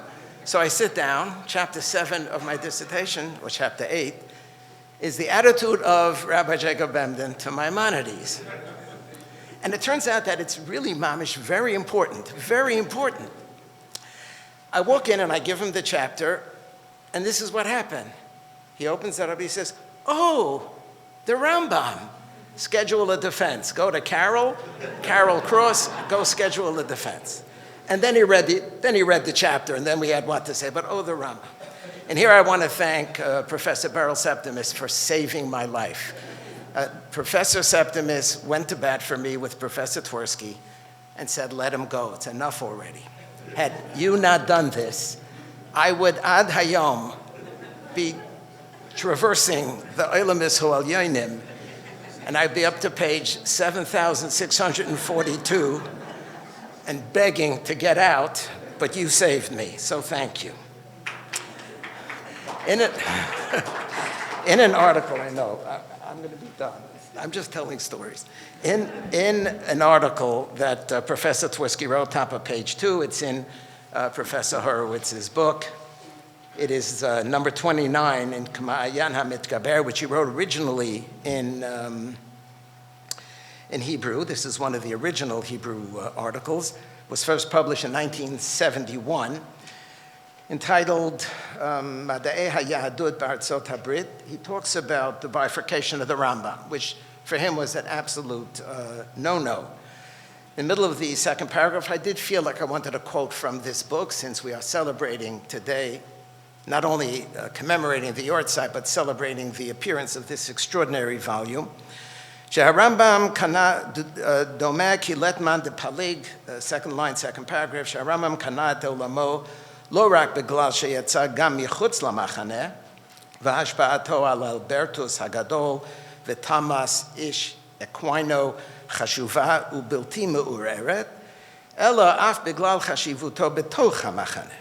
אין כל הצדקה אפילו באוניברסיטה לפצל את יצירתו עתירת הגוונים. I mean, his Hebrew was just stunning, poetic, deeply rooted in traditional sources and language and modern Hebrew literature. He was extraordinary, and that wasn't his native language. Lidchok oto la'alma de piruda ulehizdakek rak litzdadim mekuta'im shel mishnato. Maimonides beli harambam hu plag gufa. But it cuts both ways. For Professor Twersky, Rambam Beli Maimonides was also Gamkein Plag Gufa. And in his earliest article that he devoted to this, some non-Halakhic aspects of the Mishnah Torah, it's number 7 in K'ma'ayan HaMitgaber, this was his first foray into showing the wholeness of the Maimonidean oeuvre. And this article was very repercussive. I want to use the word repercussive because Mori for Rabbi, David Berger, said to me, only students of Professor Twersky ever use the word repercussive. He has never ever heard anyone else other than this small chabura of us. So I had to be Makayim Le'ilui Nishmas Morenu and use the word repercussive article. And he writes here, this is number 7 in K'ma'ayan HaMitgaber, on non-halachic aspects of the Mishnah Torah. We're now on the top of page 3. I remember sitting in History 128, Seaver Hall, huge room, and one time during the semester, he finished class early and he said, "Are there any questions?" So I had not ever remembered him having done this before or since, because he generally filled up the 56-minute time slot. And are there any questions? So an undergraduate raises his hand, and he asks him the following question. On the reading list for History 128 was a passage from Gershom Shalom's Major Trends of Jewish Mysticism on the top right of page 3. And this young fellow, clearly very brilliant, said, "But everything that you've been telling me seems to be contradicted by something that I read in Shalom's Major Trends of Jewish Mysticism." Because Shalom writes at the top right of page 3, third line, "It is a little paradoxical that when Elazar of Worms, at the outset of a Sefer Rokeach, in which he gives an outline of the religious law, makes an attempt, it's paradoxical that in the Sefer HaRokeach, he makes an attempt to codify the Hasidic ideal in Halakhic terms. It is remarkable," Shalom goes on to say, "it's a remarkable fact that both Maimonides and his younger contemporary, the Baal Sefer HaRokeach, remarkable, preface their codifications of the law by attempts to extend the Halakhah to matters which, strictly speaking, lie beyond its province. In the case of Maimonides, it's a philosophic and cosmological preface in which the ideas of Aristotelian enlightenment are introduced as elements of the Halakhah. And in the case of the Sefer HaRokeach, it's more issues of Hasidut. The coincidence is hardly fortuitous and throws an interesting light on the significance of the various religious trends in Judaism. Nor is it fortuitous, opined Gershom Shalom, that in both cases the attempts failed. The Halakhah was never organically linked with the quasi-Halakhah which preceded it." So Professor Twersky, Yososer, Gershom Shalom, and Professor Twersky said, "I'm so glad that you asked that question because I absolutely, fully, totally, wholeheartedly repudiate that assessment. He was wrong, it's not true, and in fact, it's exactly the opposite." And he went into a long discussion, but it was passionate. This wasn't already objectively, analytically sitting there in Seaver Hall talking to 250 undergraduates.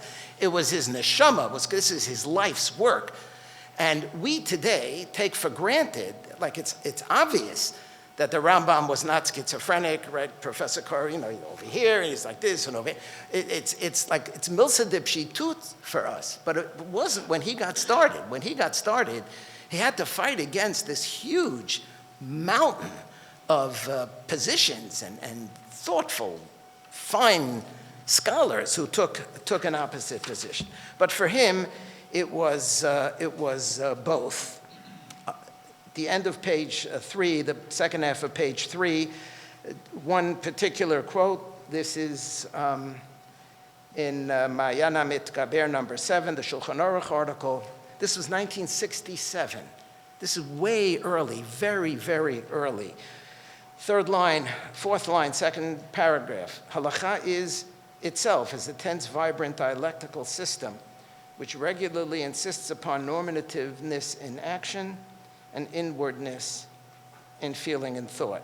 That Halakhah itself is not just Talmudism, the study of Talmud, it's not just behavior, but it is itself a dialectical system which insists upon halacha l'maisa, normativeness in action, but also inwardness. To my mind, this was most clearly expressed in his famous Religion and Law article on page 4. He delivered this as a talk at a conference in Brandeis University in 1973 and published it in 1974. I came in the fall of 73, so I missed the Torah Sheba'al Peh version, but I got the Torah Shebechtav version, number 20, in Professor Horowitz's K'ma'ayan HaMitgaber, where he goes to great lengths to try to show how, in fact, there is this entire overlay and underpinning of the spirit as part of the law. Bottom left on the page 4, page 69 of the original article, a tense dialectical relationship between what he calls religion in essence and religion in manifestation is at the core of the Jewish religious consciousness. Halakhah is the indispensable manifestation and prescribed concretization of an underlying and overriding spiritual essence. The reason why it's dialectical is because sometimes, and there are some members of the community who emphasize one as opposed to the other. We get so caught up in the minutia, as we need to, of the Maisa HaMitzvah, that we spend all our energy on the technical and we forget the big picture.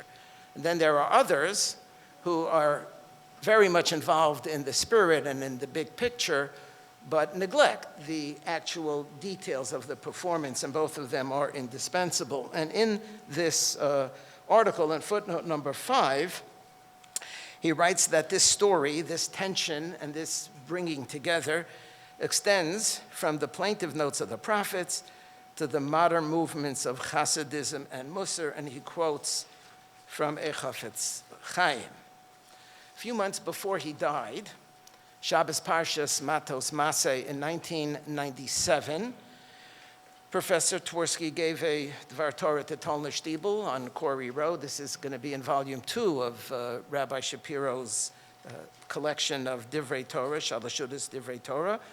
And at that point, he said as follows. The Chafetz Chaim in his Sefer Avas Chesed, 1997. This article appeared in 1974. So Seliktim Nachum Kap, this Chafetz Chaim was very important to him.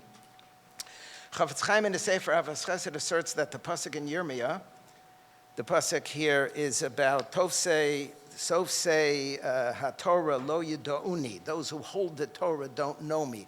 What do you mean? How could that be? If you're holding the Torah, how could you not know me?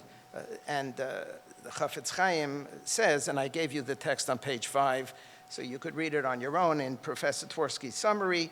The Chafetz Chaim asserts that this pasuk in Yirmiyah refers to, quote, professional Talmidei Chachamim, who miss the entire point of Torah and mitzvos. They don't internalize its values. It's just an exercise in intellectualism for them. It doesn't make a moral impact upon them. And it needs to make a moral impact. I used to think that, I was talking about, is the Rambam a philosopher? Is the Rambam a halachist? So when I was, my earliest years with Professor Twersky, I used to daven in the Talmud Shtibel during the week to help make a minyan and also to make a good impression.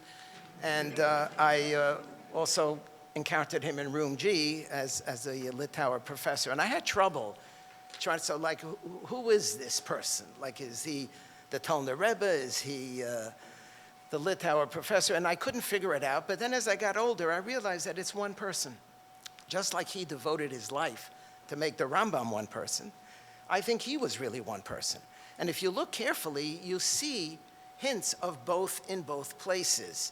So he was very careful. He was a professional professor at Harvard University, and he had academic standards, and he was a deeply erlich, incredibly, profoundly spiritual Jew. And he wasn't metashtash the two, but in himself, they both sat, and he held them both with great unity and great significance. So I'm going to conclude, and I'm going to skip the Rambam in the early modern period. I just said the words, I was Yahrzeit, the title.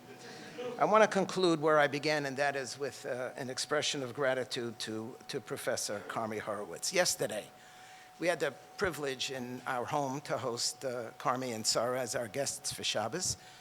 And Carmi spoke in our shul in Congregation Rinat Yisrael in Teaneck, and he gave a shiur quoting a shiur that Professor Twersky gave. And he concluded with a quote that Professor Twersky quoted from Reb Nosson, who was the Talmud of Reb Nachman of Breslov.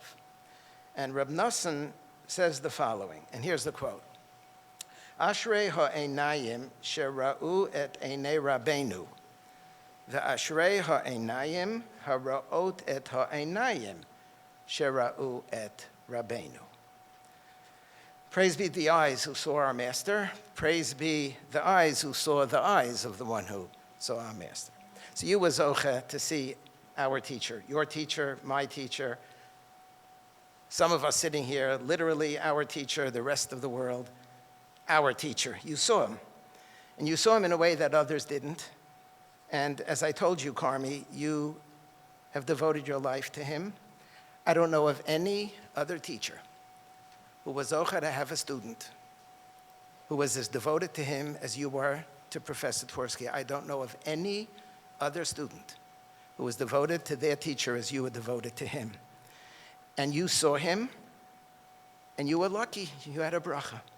But what you made possible is that other eyes could see your eyes who saw him, to be able to transmit the teachings, not just the academic teachings, but the fullness of the teachings of the human being, to those of us who didn't have that privilege, but single-handedly to hold on to his memory and to devote yourself, belev v'nefesh, to perpetuating his teachings. We are in your debt, and we thank you.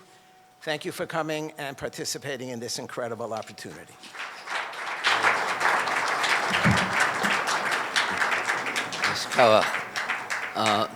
Okay. Our final presentation is by a young and rising star in the field. Professor Tamara Morsel-Eisenberg is an assistant professor at NYU who studies early modern cultural and intellectual history. Her work focuses on the transmission of Halakhic knowledge in Ashkenaz, including questions of religious law and its interaction with scholarly practices, knowledge organization, and technology. She's published articles in numerous journals and publications of the highest quality and standing, including AJS Review, Harvard Theological Review, the Journal for the History of Ideas, and Critical Inquiry. She's now writing a book on the transmission of Halakhah in Ashkenaz between the 15th and the 16th centuries, and another monograph tentatively entitled Law and Disorder on Early Modern Rabbinic Responsa as a form of Halakhah where lack of organization presents an advantage. This requires me to end with a line from Shadal, who was probably the only maskil who didn't like the Rambam particularly. And he said that the Rambam wrote this book called Mishnah Torah, where he placed the entire Talmudic corpus, which is marked by chaos, at least superficially, and he put it in order. And he said this is another example of the Rambam's deviation from Jewish tradition, because there is one time a year where Jews make a Seder, and immediately the child asks, Ma nishtana?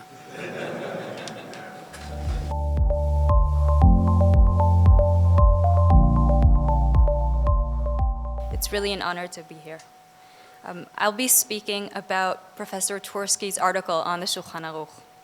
When I first read Professor Twersky's article on Shulchan Aruch in the Jewish Expression, it struck me as a very elegantly simple historical discussion of an important halachic work, much as the author describes it, a genuinely modest piece, albeit one with soaring spiritual conclusions. But every time I revisit this essay, I'm proven wrong in different ways.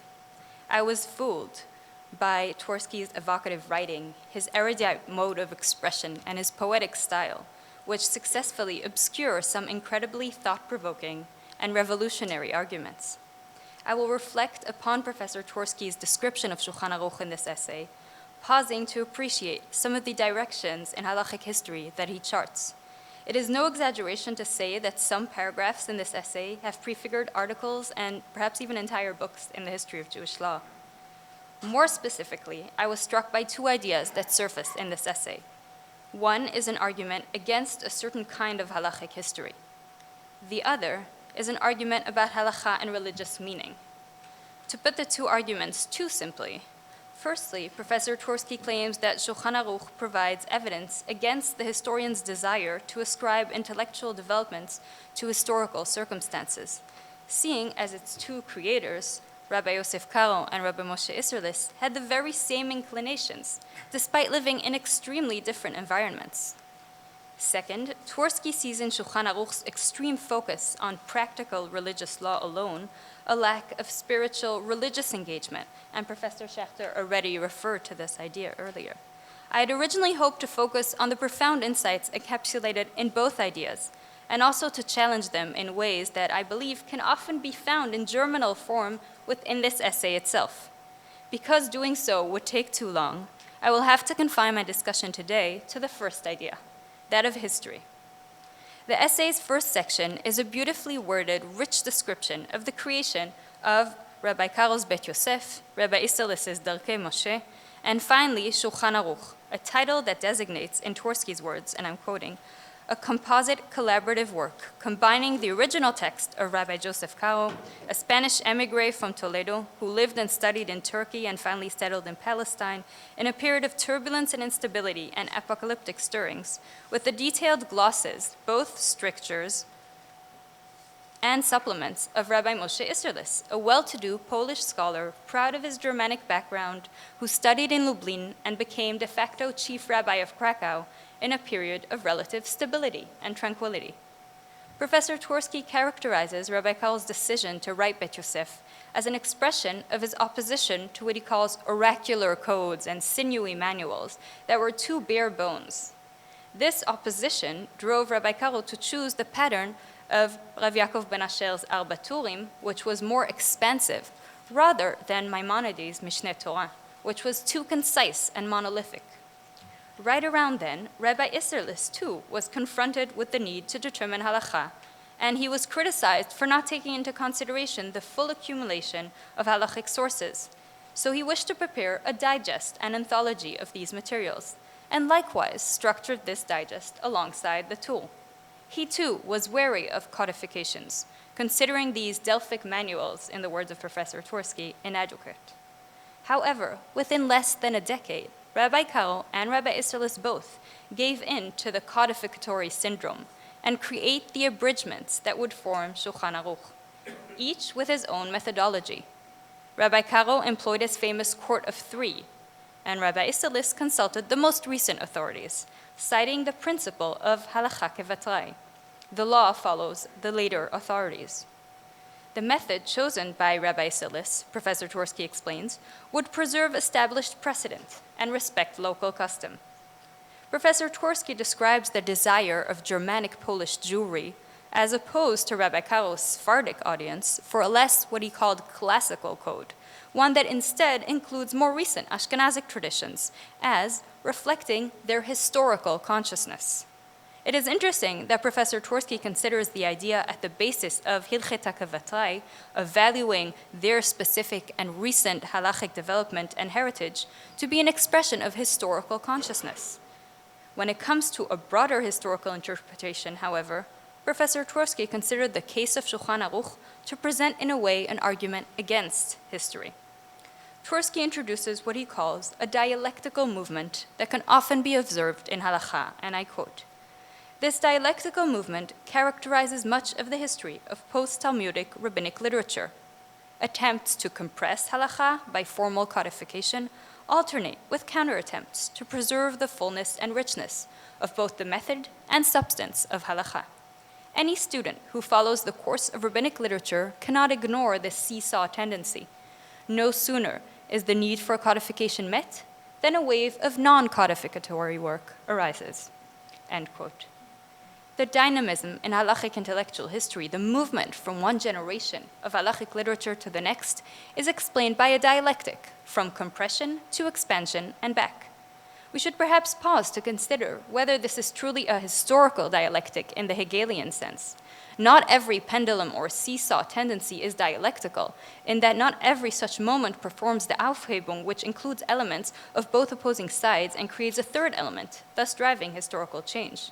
Inasmuch as halachic texts that compress do tend to preserve the most recent expansions that they summarize, we could probably consider it as such a dialectical move. a back and forth that also generates change and development. This engine of historical change notwithstanding, Shulchan Aruch is presented as proof against historical interpretations of Halakhah.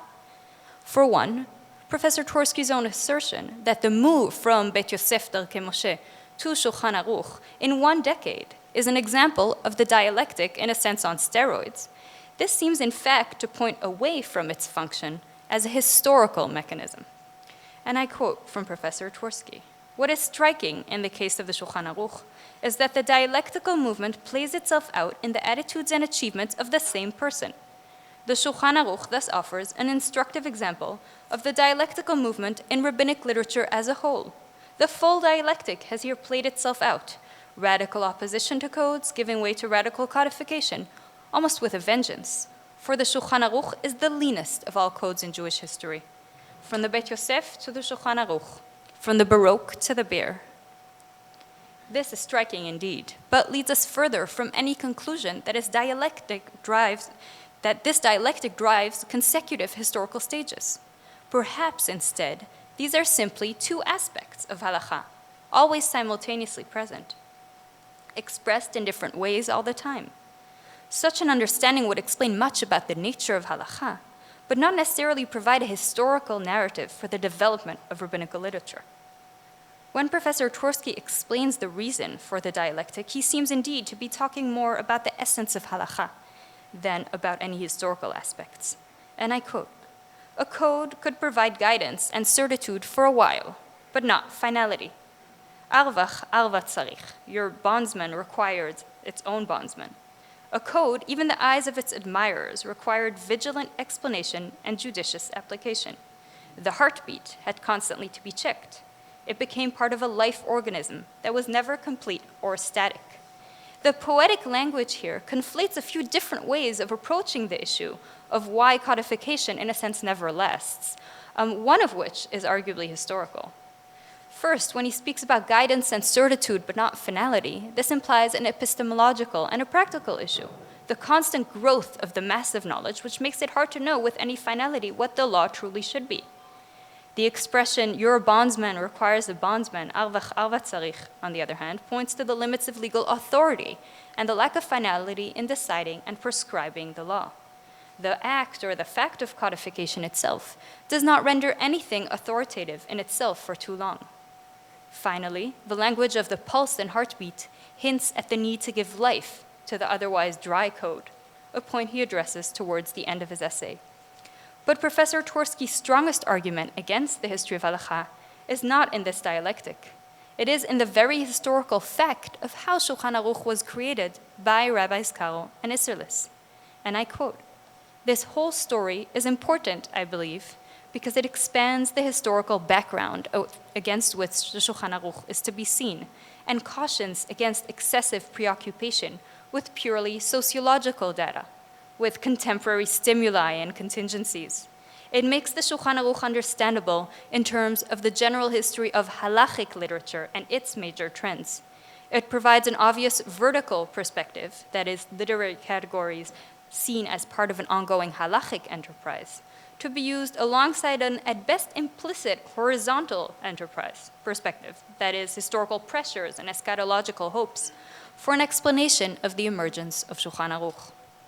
The story of Shulchan Aruch, then, shows that 2 rabbis from very different sociological contexts with opposing political situation and eschatological perspectives are doing the same thing at the same time. Thus, this work must be the result of an internal halachic development, isolated from history. It is clear that Professor Twersky's image, or caricature perhaps here, of the kind of history disproven by Shulchan Aruch is one of a reductionist model of history, where spiritual, intellectual, and scholarly achievements are reduced to sociological data, contingencies, pressures, and so on. We will try to present a more nuanced, but nevertheless historical reading. Comparing Rabbi Karo to Rabbi Isserles, Professor Twersky exclaims, "Der Sitz im Leben are so different." In many ways, this is absolutely true. However, there are many ways in which their Sitz im Leben is actually quite similar. I mean in terms of the history of knowledge. The particular problem both rabbis were considering, the trigger that created this perception of crisis, and the type of solution they both proposed was characteristic of this very period in the history of knowledge. And Blair has shown the links between printing, the early modern sense of information overload, of there being too much to know, and the turn to organization, and especially printed works of organization, organized for maximum ease in searching and consulting for relief of this problem. Walter Ong, in turn, has explained how print's ability to easily reproduce fixed text and layouts in a stable manner was synergetic with structural approaches to conquering fields of knowledge by means of knowledge organization, as in the case he studied Peter Rames's famous diagrams. Shulchan Aruch can perhaps be understood in such terms. Bet Yosef was one of the first Halakhic works created directly for print, without circulating in manuscript prior. Rabbi Karo was deeply involved in the process for printing his work, and print no doubt played a big role in the work's fast popularity and widespread distribution. As I've shown elsewhere, both rabbis emphasize printed works of responsa when discussing why these new codifications were so urgently needed. While some of the proclamations in the author's introductions are tropes familiar to us from introductions of earlier codes, the length of the exile and its trials, the dispersion of the Jewish people, both Rabbi Karo and Rabbi Isserlis, unlike their predecessors, explicitly mention information overload. Why does Karo use his court of three? For one, Professor Twersky explains, it would be presumptuous to scrutinize past giants. And second, as he writes, the process would be too long and arduous. While the former is a familiar anxiety, the latter hints at an issue of information overload. Rabbi Karo writes that it would take far too long to traverse all the sources from the Talmud to the most recent adjudicators. He calls it a thing without end, davar she'eno kitzba. As a young rabbi, Rabbi Isserlis relied on the Talmud and a few important works, and was very soon criticized for having ignored the rulings of the most recent scholars, for example, Rabbi Jacob Weil, the progenitors of contemporary Polish Jewry. In Twersky's words, impromptu ad hoc review and judicious instantaneous application of all this material, this panoply of interpretations and traditions, would be cumbersome, if not impossible. Rabbi Isserlis writes that consulting all these new sources, incidentally almost all newly printed responsa, is impossible. As he wrote, time is short and the labor is long, and I, the laborer, am tired. המלאכה מרובה בימים מועטים ואני הפועל עצל. So here too we see information overload enhanced by print. That this codification was a project of organizing in the context of print technology and its challenges and promises is clear just by looking at it.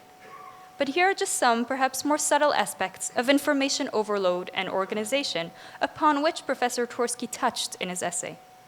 Blair categorizes 4 S's to designate actions that manage information overload: selecting, summarizing, sorting, and storing. The decision to arrive at a clear halachic conclusion is in itself, of course, a form of both selecting and summarizing.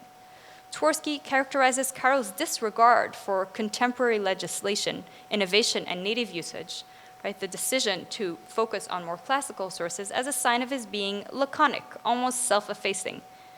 But this is also a way of limiting information overload.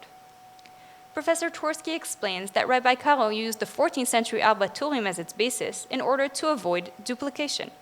The simple meaning of avoiding duplication is simply to avoid repeating what the tool already wrote, but implied is another principle of knowledge organization. Choosing a scheme makes sure everything has one and only one precise and rational location, which makes an item easy to find. Additionally, avoiding repetition of the same topic in several places is crucial for legal codes because duplications can harbor contradictions. Keeping one topic in one place ensures that the law can be summarized in one equivocal manner. When Twersky describes what Bet Yosef did to the tool, he employs the metaphor of the legal corpus as body. Rabbi Karo would flesh out the bare-bones codifications, which are too brief and uninformative, but, Twersky adds nevertheless, preserve their sinewyiness and pragmatic advantage by unequivocally stating the psak, the binding regulation, in each case. Thus, even as Rabbi Karo expanded the tool, he made sure to preserve the pragmatic advantage of the code's brevity. When Rabbi Karo changed his attitude about oracular-type codes to create one himself, he once more summarizes, sorts, stores, and selects.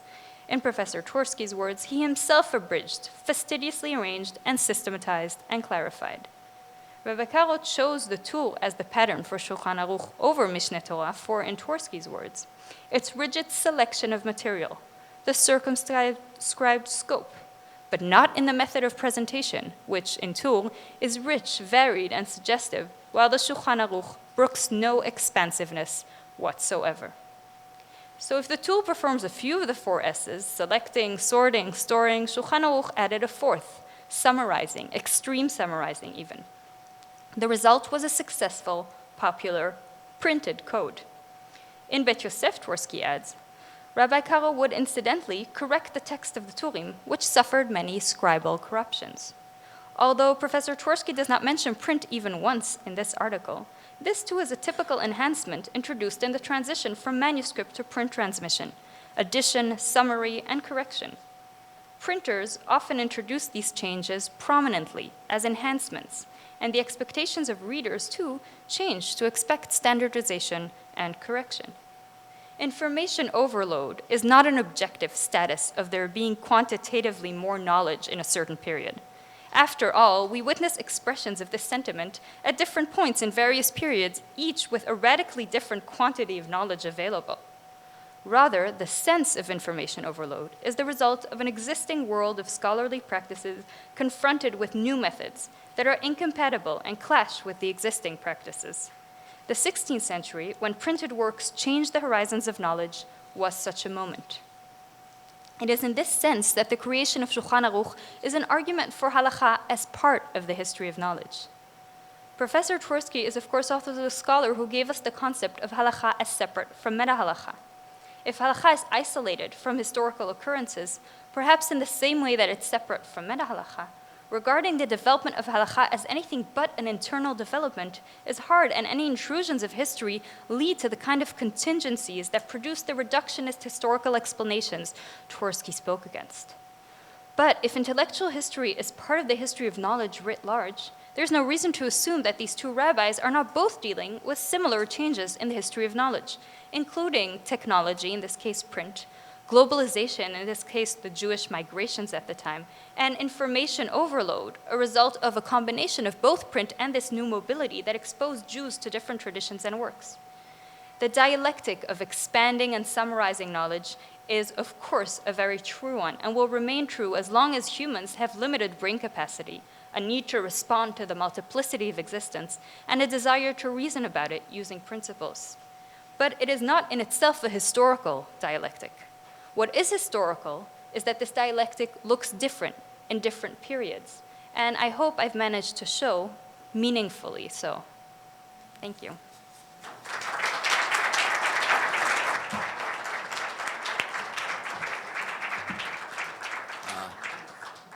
Thank you very much.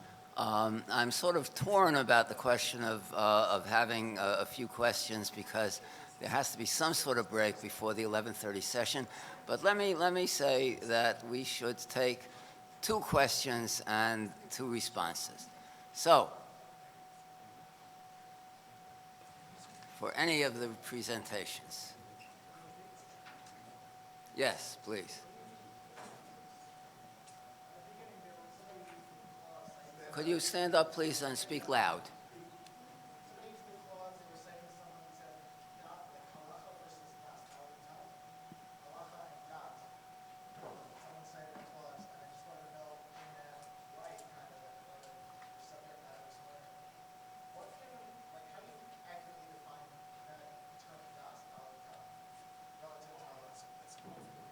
Someone likes to?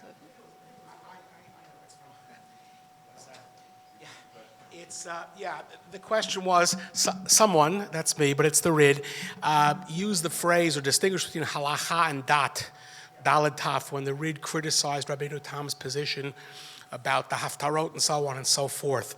So I'm going to punt by saying the following. Normally, Halakhah v'dat could keep us here till whatever o'clock it could keep us here till. What the Rid meant in that specific passage is Halakhah in the sense of how do you derive it Talmudically, and how do you derive it based on rabbinic sources? And dat simply meant correct minhag, correct behavior, which is the narrowest way of looking at it. He wasn't there positing any great meta-halakhic or halakhic comparisons. He was simply saying he didn't like Rabbeinu Tam's psak, I'll use the French, sayin alomdus and sayin aminig. He just didn't like the whole thing. In other words, and those were the two terms, I believe, that simply put he chose to use. So solve that little problem.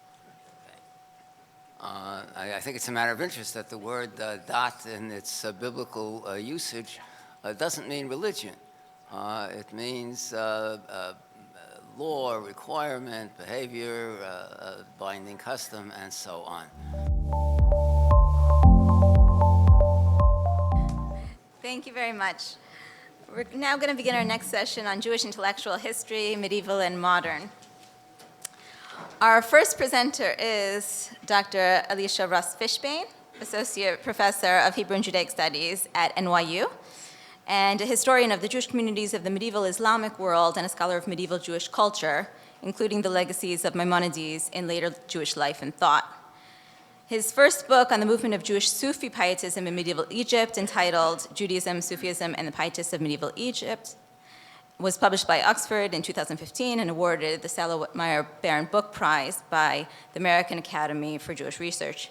His second book, Aging in Medieval Jewish Culture, published by the Lippmann Library in 2022, is a study of aging in the Jewish communities of the medieval Mediterranean and Near East, and of old age as a paradigm and ideal in medieval Jewish culture.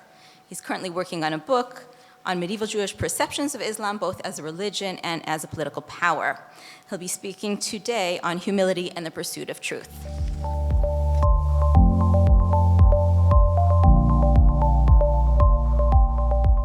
Thank you. And a word of gratitude to the institution that is hosting us, to YU, to Revel. Can everyone hear me okay? Excellent. Yeah, higher? Better? Good.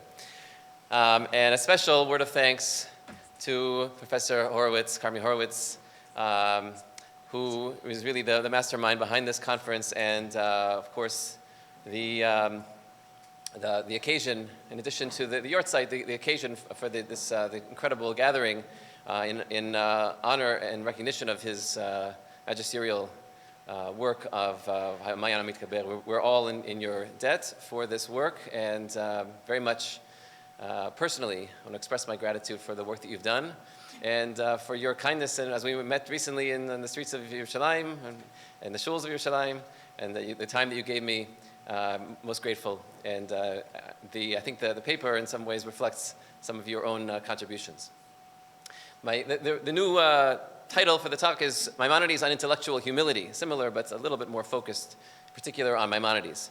The place of humility in the hierarchy of virtues has long occupied scholarship on Maimonides, who famously made humility one of only two exceptions to the rule of the mean in moral dispositions, maintaining that it is forbidden for a Jew to adopt anything less than extreme humility.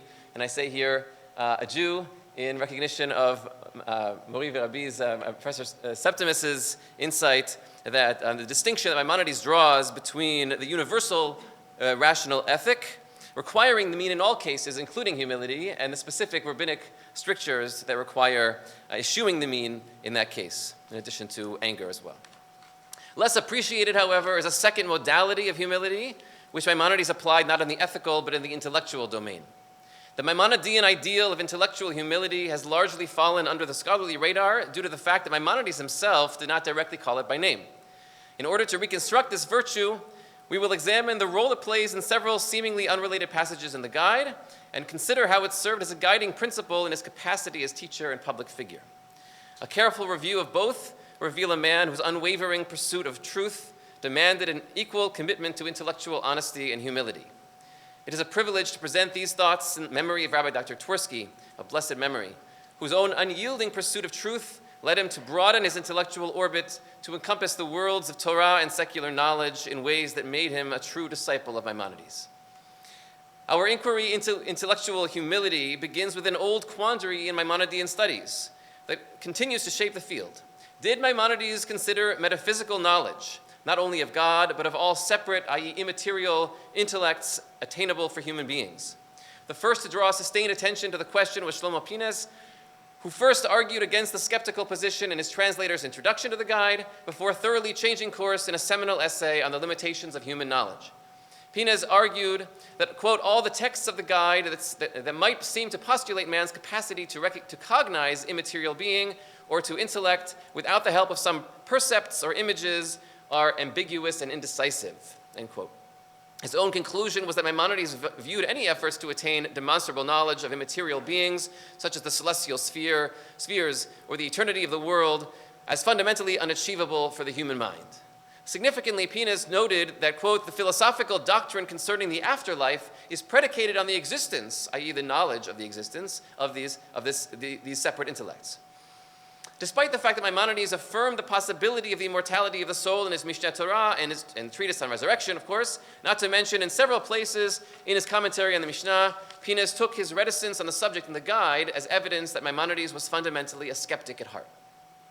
More recently, Joseph Stern made a concerted case in support of the skeptical position, yet took it one step further.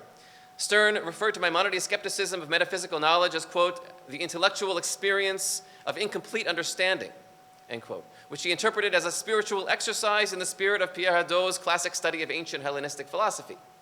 According to Stern, the limits of metaphysical cognition was no theoretical question for Maimonides, but constituted, quote, practices or exercises that train the reader for and promote a particular way of life. And I continue from Stern, using the story of Pardes, for example.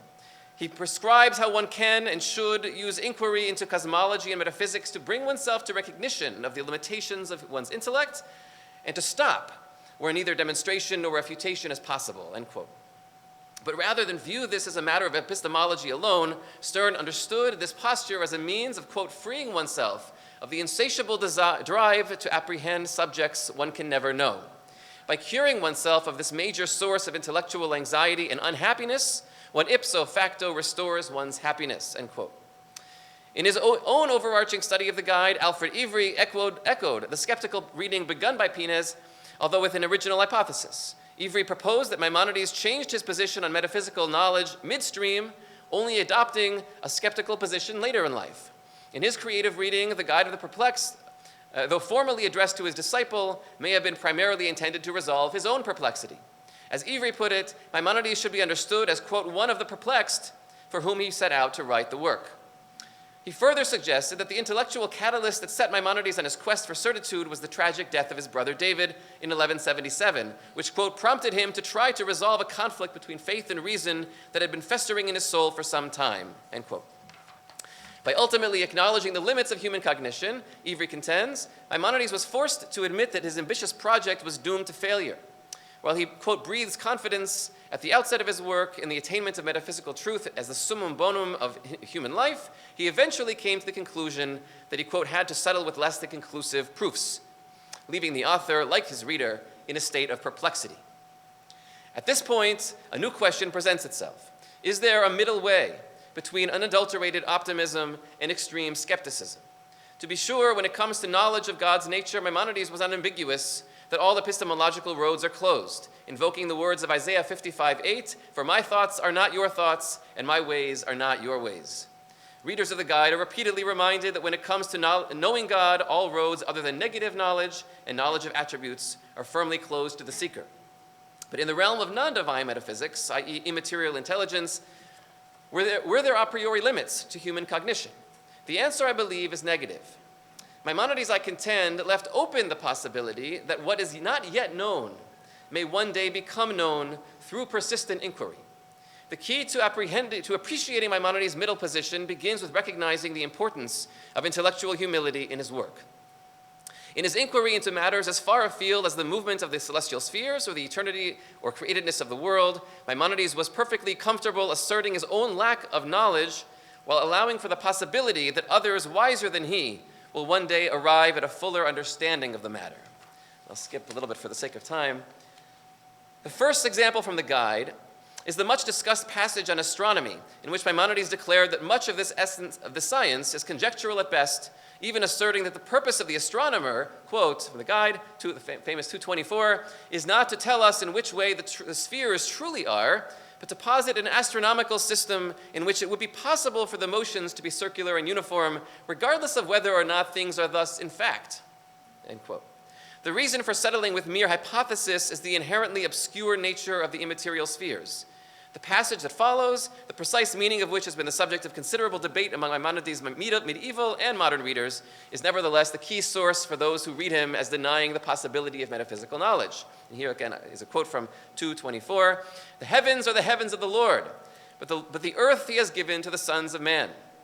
This is to say that God alone fully knows the reality of the heavens, but he has enabled man to have knowledge of what is below the heavens. For demonstrable causes of the heavens are beyond our reach, the knowledge of which human intellects cannot attain.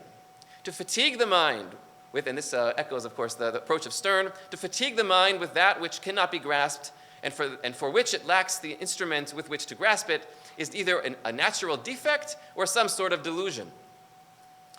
Let us therefore stop at a point that is within our grasp and leave over that which cannot be derived from reason to one who was the recipient of the mighty divine overflow, one of whom it can be said, mouth to mouth do I communicate with him. This is all I have to say on this question. It is easy to see why this passage led not a few scholars to the conclusion that knowledge of anything above the lunar sphere, all immaterial intellects, the nature of their motion, and their chain of causation is by definition beyond human grasp. Quote, "The heavens are the heavens of the Lord, and it is best for man to know his place on earth and accept his intellectual limitations.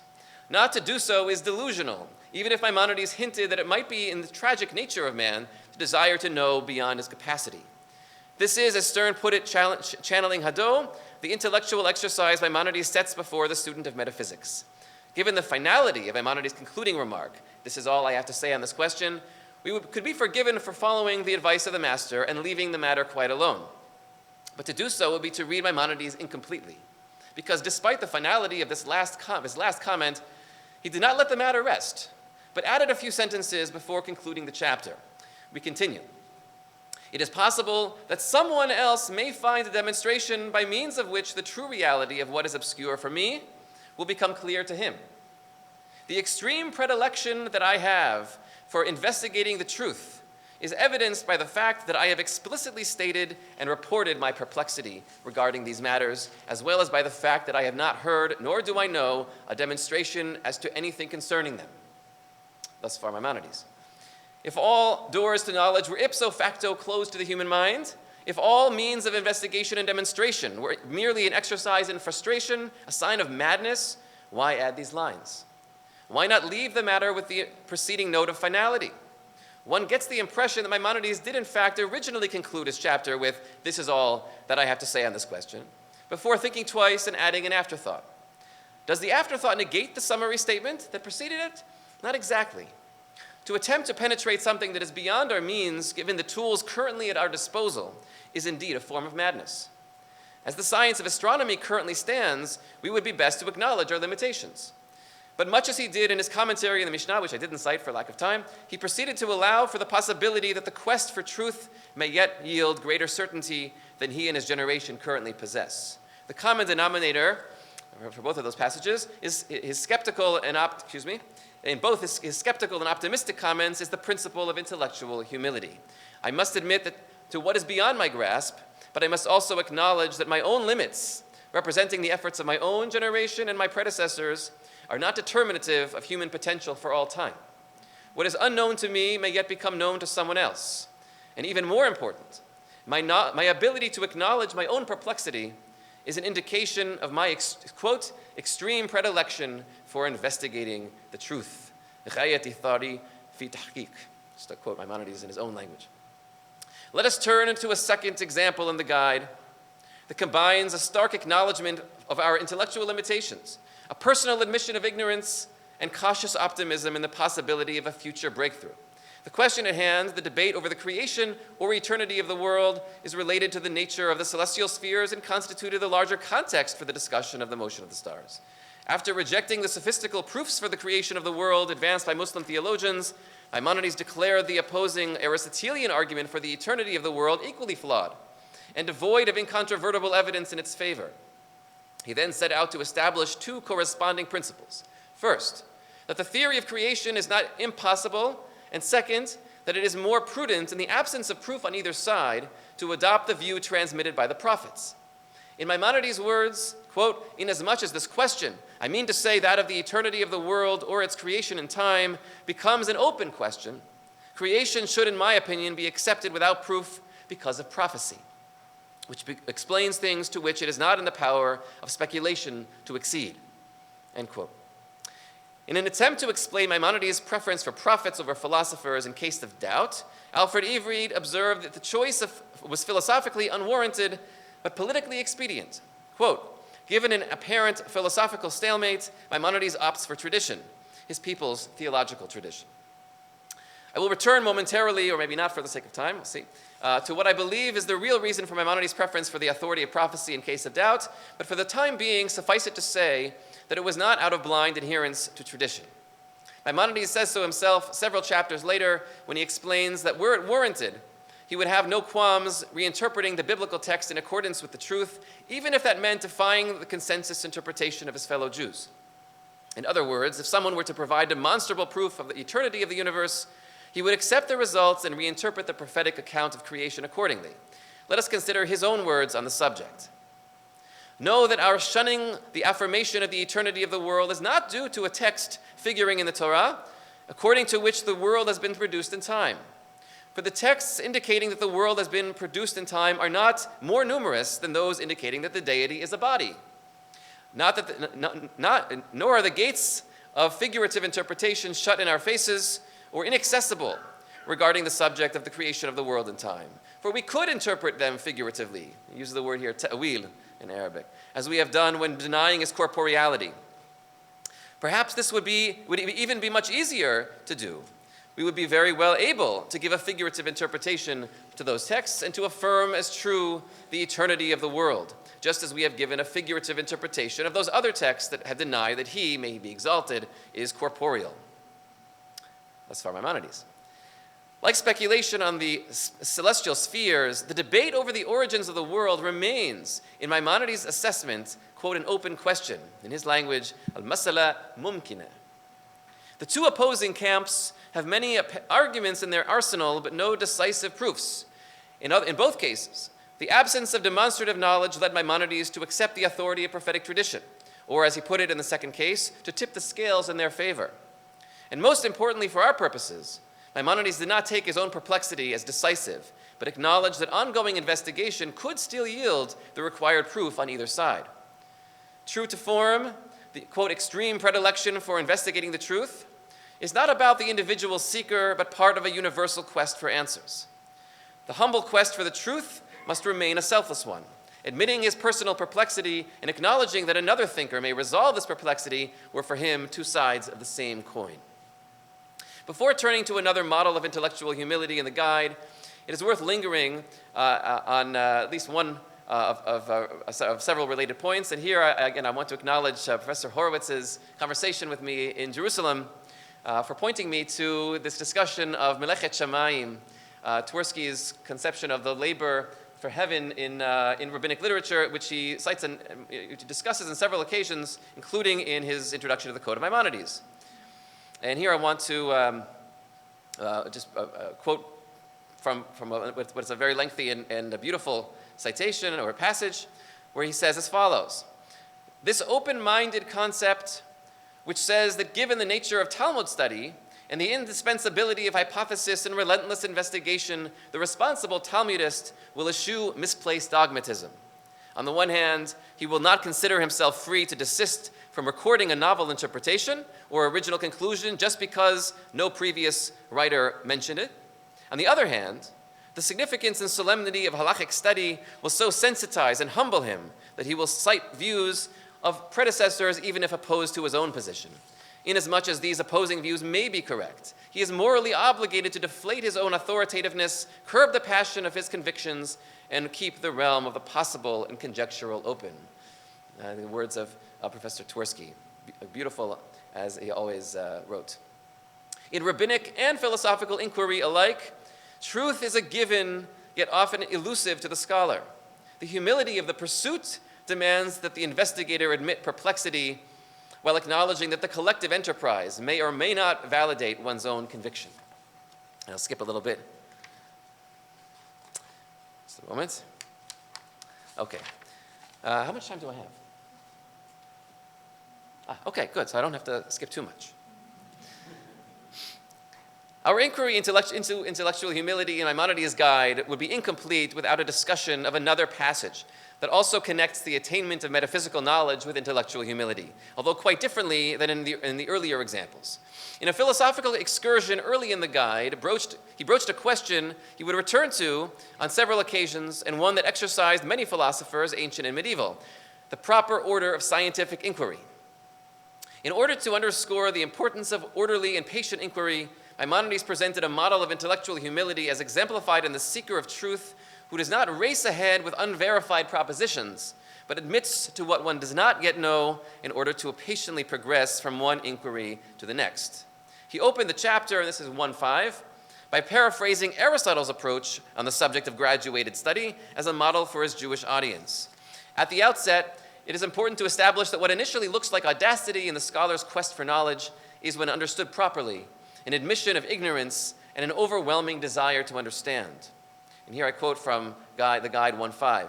When the chief of the philosophers began to investigate very obscure matters and to attempt a proof concerning them, he excused himself by making a statement, the meaning of which was as follows: a student of his books should not, because of the subject of these researches, ascribe to him effrontery, temerity, and an excess of haste to speak of matters of which he had no knowledge, but rather he should ascribe to him the desire and the endeavor to acquire and achieve true beliefs to the extent to which this is in the power of man.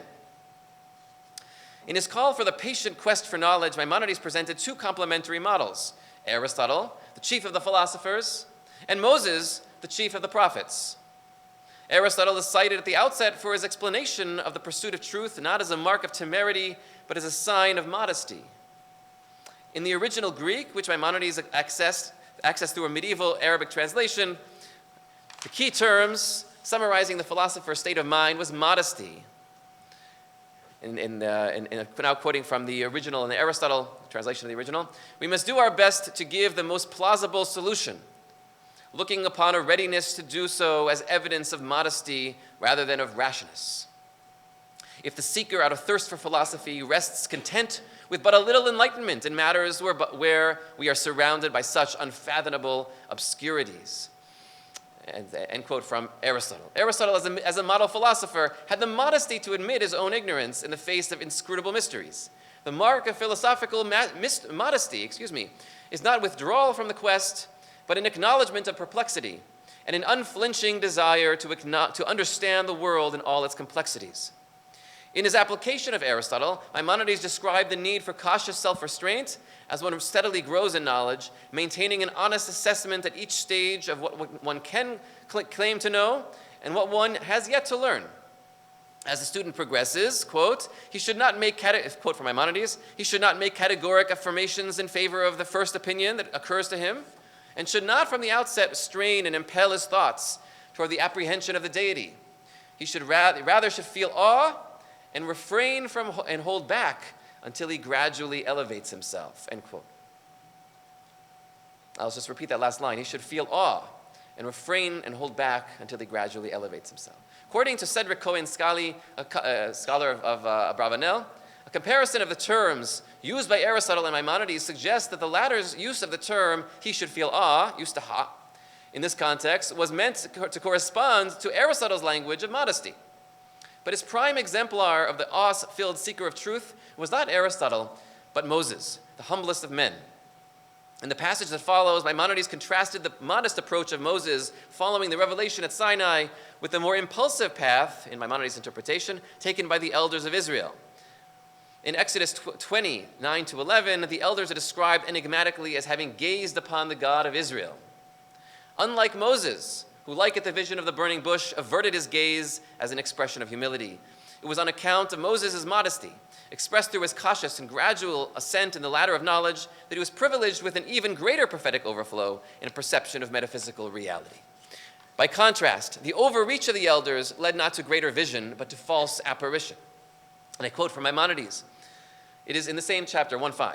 It is in this sense that it is said, and Moses hid his face, for he was afraid to look upon God. Moses, peace be upon him, was commanded for this, and God may be exalted. Let overflow upon him so much of his bounty and goodness that it became necessary to say of him, and the figure of the Lord shall he look upon. The nobles of the children of Israel, on the other hand, were over hasty, strained their thoughts, and achieved only an imperfect apprehension. Hence it is said of them, and they saw the God of Israel, and there was under his feet, etc. They were solely to blame for the form that their apprehension took, inasmuch as it was sullied by an element of corporeality, this being the result of their over-hasty rushing forward before they had reached perfection. Ad kan Rambam. Just as Moses was the paragon of humility in moral virtue, so too was he a model of intellectual humility. In contrast to the haste of the elders, Maimonides demonstrated the need for slow and patient assent. Moses demonstrated this need for slow and patient assent, thoroughly mastering one domain of knowledge before deeming himself ready for the next. His modesty, like that of the chief of the philosophers, was expressed first and foremost by his acknowledgement of his own ignorance and perplexity. In the case of Moses, it was in his capacity as the humblest of men that he ultimately merited the highest degree of intellectual attainment. For those who seek to follow Moses' example, intellectual humility represents the sine qua non of the selfless and unassuming pursuit of truth. Maimonides' readiness to accept unorthodox positions occasionally led him to take a stand out of step with his community and to challenge his fellow Jews to follow suit. As is well known, Maimonides affirmed the monotheistic faith of Islam in his famous letter to Ovadia in the Proselyte, among other places. As I have argued elsewhere, Maimonides did not represent the consensus Jewish position in this letter, but felt compelled to make his case forcefully precisely because of the prevalence of the Jewish polemic, in keeping with a common Iberian Christian trope that considered Islam idolatrous. His decision to denounce this position emphatically is all the more striking when we observe in his commentary on the Mishnah that he was originally sympathetic to this polemical view before he recognized his error. As he explained to Ovadia, it is incumbent on Jews to remain intellectually honest, even toward those who spread falsehoods against them. And I quote from the letter, "Despite the fact that they lie and invent falsehoods against us, accusing us of thinking that God is a son, we shall not lie in turn and accuse them of being idol worshippers. About other nations, Scripture attests that they are people whose mouths utter falsehood, Psalm 144, while about us it attests that, quote, the remnant of Israel shall commit to no iniquity nor speak lies, nor shall deceit be found in their mouths." And here I'll conclude with a reference to his son, Rabbeinu Avraham ben Rambam. The most iconic expression of Maimonides' commitment to truth at all costs, calling upon his fellow Jews to acknowledge wisdom from unconventional sources, whether ancient Greek or contemporary Arab, appears in the preface to his 8 chapters. Listen to the truth, no matter who says it. Some years after Maimonides' passing, this was the very legacy of the sage remembered and transmitted by his son and successor, Abraham. Echoing his father's words, Abraham made a similar plea to his fellow Jews and interpreted a classic Talmudic story accordingly. And this is from the famous Ma'amar al-Odot Darashot Chazal, which is published in the Ein Yaakov, but is originally from the Kifayat al-Abidin, the Sefer HaMaspik L'Ovdei Hashem. And I quote, "We ought to refrain from rendering judgment on an issue before it has been determined one way or another, no matter who said it." Same language as his father. "Allow me to adduce here a dictum of the sages of blessed memory, in order to establish and affirm for you their love and acknowledgement of the truth, no matter who said it. In this spirit, Rabbi Judah the Prince said, their words have more validity than ours. Consider what they have taught us in this tradition, and how precious it is. For Rabbi Yehuda Nasi only considered the proofs of the matter without taking heed of the fact that it was the position of non-Jewish scholars. It is truly fitting that his master is known as our saintly Rabbi, Rabbeinu HaKadosh. For whoever casts falsehood aside and affirms the truth, upholding what is true and reversing one's former position in the face of clear contradiction, is without a doubt a saintly individual." Ad kan Rabbeinu Avraham. Not only did Abraham repeatedly invoke his father's exordium to accept the truth no matter its source, his explanation of the epithet of Rabbi Judah the Prince as our saintly rabbi deliberately circumvented the Talmud's own reasons so as to highlight the virtue of acknowledging one's error in the humble quest for the truth. On another occasion, Abraham went so far as to suggest, regarding a Halakhic ruling with which he differed from his father, that he was certain the latter would have acknowledged his error as was his way. had he heard his argument. He painted a picture of his father as a man who embodied the ideal of intellectual humility he so often taught, including a short vignette with which I conclude. Quote, "My father and teacher, may the memory of the righteous be a blessing, used to exhort, admit to the truth, heve modeh al ha'emet. I used to always notice with my own eyes how despite his immense learning, he would concur with the least distinguished of his students whenever it came to acknowledging the truth." Thank you.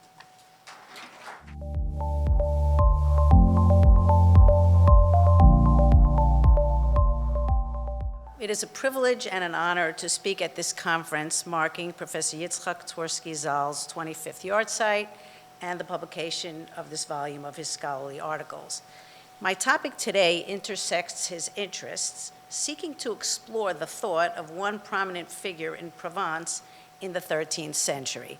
And I thank you, Professor Fishbane, for straying a little bit away from Professor Twersky, because I was worrying as I'm listening in the first session, everybody is very closely tied with Professor Twersky, so thank you for allowing the option to not stick very closely to his words.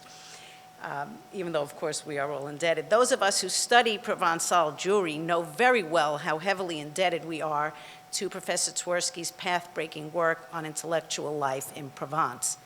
Among his many other achievements in this area, he wrote a pivotal article which has now been translated and republished. It appears as chapter 24 in the book of essays we celebrate today. In truth, my intellectual debt to Professor Twersky extends beyond his work on life in Provence. As we have heard from several of the speakers already today, one of his influential books, his Introduction to the Code of Maimonides, in one of these books, Twersky considers in the intro to the Code of Maimonides, Twersky considers the relationship between Maimonides' various interests as Talmudist, Halakhist, as well as philosopher. Twersky grapples with and reconciles contradictory approaches between Rambam's Mishneh Torah on the one hand and his Moreh Nevuchim on the other. In my current project, comparing Radak's linguistic shorashim to his biblical commentaries, of which today's paper is a byproduct, I have been greatly influenced by Professor Twersky's model in this area. He skillfully demonstrates how to reconcile apparent contradictions among multiple modes of one author. Although I never knew Professor Twersky personally, I acknowledge my debt to him for all that I have learned from his numerous weighty writings on topics of interest and from the standard of excellence he established in the field. The phenomenon of kreu k'tiv, biblical words whose written form, according to tradition, differs from the way the word is read, is discussed already in rabbinic literature. Among medieval Masoretes and medieval and modern linguists, philosophers, and biblical commentators, explanations abound for how and why these divergent readings came into being. In many summaries of explanations of kreu k'tiv, Radak's view is prominent, probably owing to its innovativeness, simplicity, and uniqueness, as well as to his stature as a linguist and biblical exegete. Radak lays out his general explanation for the phenomenon of kreu k'tiv in the introduction to his commentary on Yoshua. During the Babylonian exile, biblical books were lost or became worn out by being transported from place to place. And the wise men who knew scriptures died. Thereafter, when Anshe Knesset HaGdolah wanted to formalize the canon, they encountered discrepancies between different versions of these books. In cases in which they could not arrive at a resolution, they decided to preserve both versions, one in the written form, the k'tiv, and the other in the way it was pronounced, the kri. Radak repeats this same overarching approach at various points in his commentary, demonstrating its importance in his thought. Radak's general explanation for the phenomenon of kreu k'tiv shaped his exegetical method whenever he encountered kreu k'tiv in the biblical text. His method, as stated in his introduction and as implemented consistently in his commentary, was to interpret both the kri and the k'tiv in every case. This applied method follows logically from his overarching explanation for the phenomenon. Since, in his view, both Kri and Ktiv have equal likelihood of being the original version, both need to be explained. In this method, Radak stands in contrast to most other medieval Jewish writers who did not comment at all on the Kri U'Ketiv, or certainly not in all cases. As one considers the impact of Radak's general explanation for the phenomenon of Kri U'Ketiv, it becomes clear that this approach is controversial from a religious standpoint, as it suggests an element of uncertainty in the redaction of various biblical texts. It should not come as a surprise, therefore, that later thinkers challenged Radak's view. For example, in his introduction to the commentary on Yirmiyahu, Rabbi Isaac Abarbanel voices a challenge from a religious perspective. Ve'ech a'aleh al sfatai, I'm quoting Abarbanel, shematza Ezra HaSofer, Sefer Torah Elokim, v'Sifrei Nevi'av, u'sha'ar ha'midabrim beruach HaKodesh, mesupakim, behefsed u'bilbul. V'hinei zot nechamatenu ba'anyenu, shetorat Hashem itanu begalutenu. Ve'im nachshov sha'avar al Sefer HaTorah ha'efsed b'ha'bilbul k'divrei ha'anashim ha'eleh, meaning Radak, lo yisha'el lanu davar kayam l'shenesmoch alav. Now, I'm going to skip this part, but not only is Radak's explanation for Kri U'Ketiv, where there is Kri U'Ketiv, controversial, but his explanation for cases where there is no Kri U'Ketiv is possibly even more controversial, because what he says is that Anshe Knesset HaGdolah, Shechziru HaTorah Liyoshna, they found machloket between different Sfarim, v'halchu mahem achar harov lefi da'atam, which means that Anshe Knesset HaGdolah decided which was the correct one, halchu bahem achar harov, they decided which was the correct one, and they did not put that into the text as Kri U'Ketiv, which means that potentially there are many more examples where we might or might not have the original text. In the absence of any recorded reflections on his part, one can only speculate about whether Radak viewed as controversial his general explanation of the phenomenon of Kri U'Ketiv. As a broad characterization of Radak, although he was often vocal in taking a stand to defend the truth as he understood it, at the same time he struck a conciliatory tone. Therefore, most likely he did not consider his explanation of the phenomenon of Kri U'Ketiv to be controversial, since if he did, why would he advertise the controversy by placing his explanation in his introduction? Although it is beyond the scope of this paper to completely characterize alternative views of the phenomenon of Kri U'Ketiv as opposed to Radak's, many of them describe Kri U'Ketiv as deliberate rather than arbitrary. Abarbanel and others who considered Radak's approach to be too controversial to accept offered an alternative overarching explanation, that God himself, or the prophet, or the writer of the Ketuvim intentionally included the Kri U'Ketiv. By this thinking, Kri U'Ketiv is indigenous to the text from its reception and inception, and conveys some additional meaning beyond what would be conveyed with only one version. Given Radak's overarching explanation for how Kri U'Ketiv came about, what would be the expected frequency and placement of Kri U'Ketiv in the biblical text? One would assume that since the whole phenomenon was not planned and came into being only after the fact, b'diavad, the instances of Kri U'Ketiv would be random and haphazard with little coherent organization. One would also expect this arbitrariness to be reflected in Radak's exegesis, with no similarities linking instances of Kri U'Ketiv together. However, my examination of his commentaries demonstrates that, in fact, he developed an intricate system for categorizing cases of Kri U'Ketiv, consistently employing recurring rationales for the discrepancies between the two texts. So now we will analyze these patterns, which Radak discerned and repeatedly pointed out to his readers. These patterns help clarify what Radak meant when he said that the confusion of the exile caused discrepancies between biblical texts. It did not cause random corruptions such as those that might present in a text that was crushed or mutilated. Rather, the confusion of which Radak speaks led to reasonable errors and arguments, as seen in his neat categorization of rationales for their existence. The first four of Radak's categories discussed here are already mentioned in his early work, the Sefer HaShorashim, demonstrating that even when writing his linguistic works in the early stage of his career, he had begun to think, at least to some extent, in terms of rationales for Kriya K'tiv. For the first rationale we will consider, Radak articulates the basic premise that the Kri and the K'tiv, although vocalized or pronounced differently, convey the same meaning.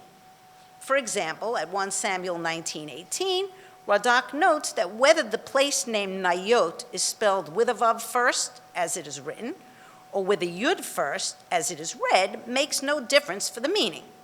Similarly, at Yirmiyahu 2:16, Radak notes that both the written form of the Egyptian city Tachpanes and the read form Tachpanches are correct pronunciations since they are similar. Another rationale Radak uses for Kriya K'tiv is that the read form is deliberately inserted because it is less vulgar than the written form, what we call commonly Lashon Nikiyah. For example, at 2 Kings 10:27, Radak notes that the Kri Lamotzaot is a more refined way than the K'tiv Lamacharaot of saying that they turned the house of the idol Baal into a latrine. A third rationale Radak employs to justify Kriya K'tiv is that the Kri conveys an extra layer of meaning. For example, in Yoshua 8:16, the biblical text recounts that all the inhabitants of Ai attacked the Israelites. The word Ai is written ear and read I. Radak posits that the written form conveys the meaning that everyone who remained in the city gathered to attack them, while the read form conveys the concept of a greater I, not only people in the city of Ai, but also people in the surrounding cities gathered as reported in the subsequent verse. As a fourth rationale, every so often Radak notes that the K'tiv is a single word, but the Kri indicates that it should be read as two words. At Yechezkel 8:6, for example, after noting that Mahem is written as one word, but read as two, Mahem, he adds, V'hu chad min tet vav milin diktivin milah chada ukriyan tartain milin. This is one of 15 cases listed in the Masorah Gedolah in Bereshit 30:11, which are written as one word but read as two words. By quoting the Masorah Gedolah, Radak unites these 15 cases and signals his awareness of the extent of the phenomenon. There are other categories as well. Frequently, Radak will show that the written and read forms of a word are flip sides of a grammatical coin, so to speak. That is, they are in some ways related or alternate ways of saying the same thing. There are numerous ways that they may be related. For example, one of the written or the read forms is the masculine and the other is the feminine. I'll skip the examples because I think we can imagine either echad or achat.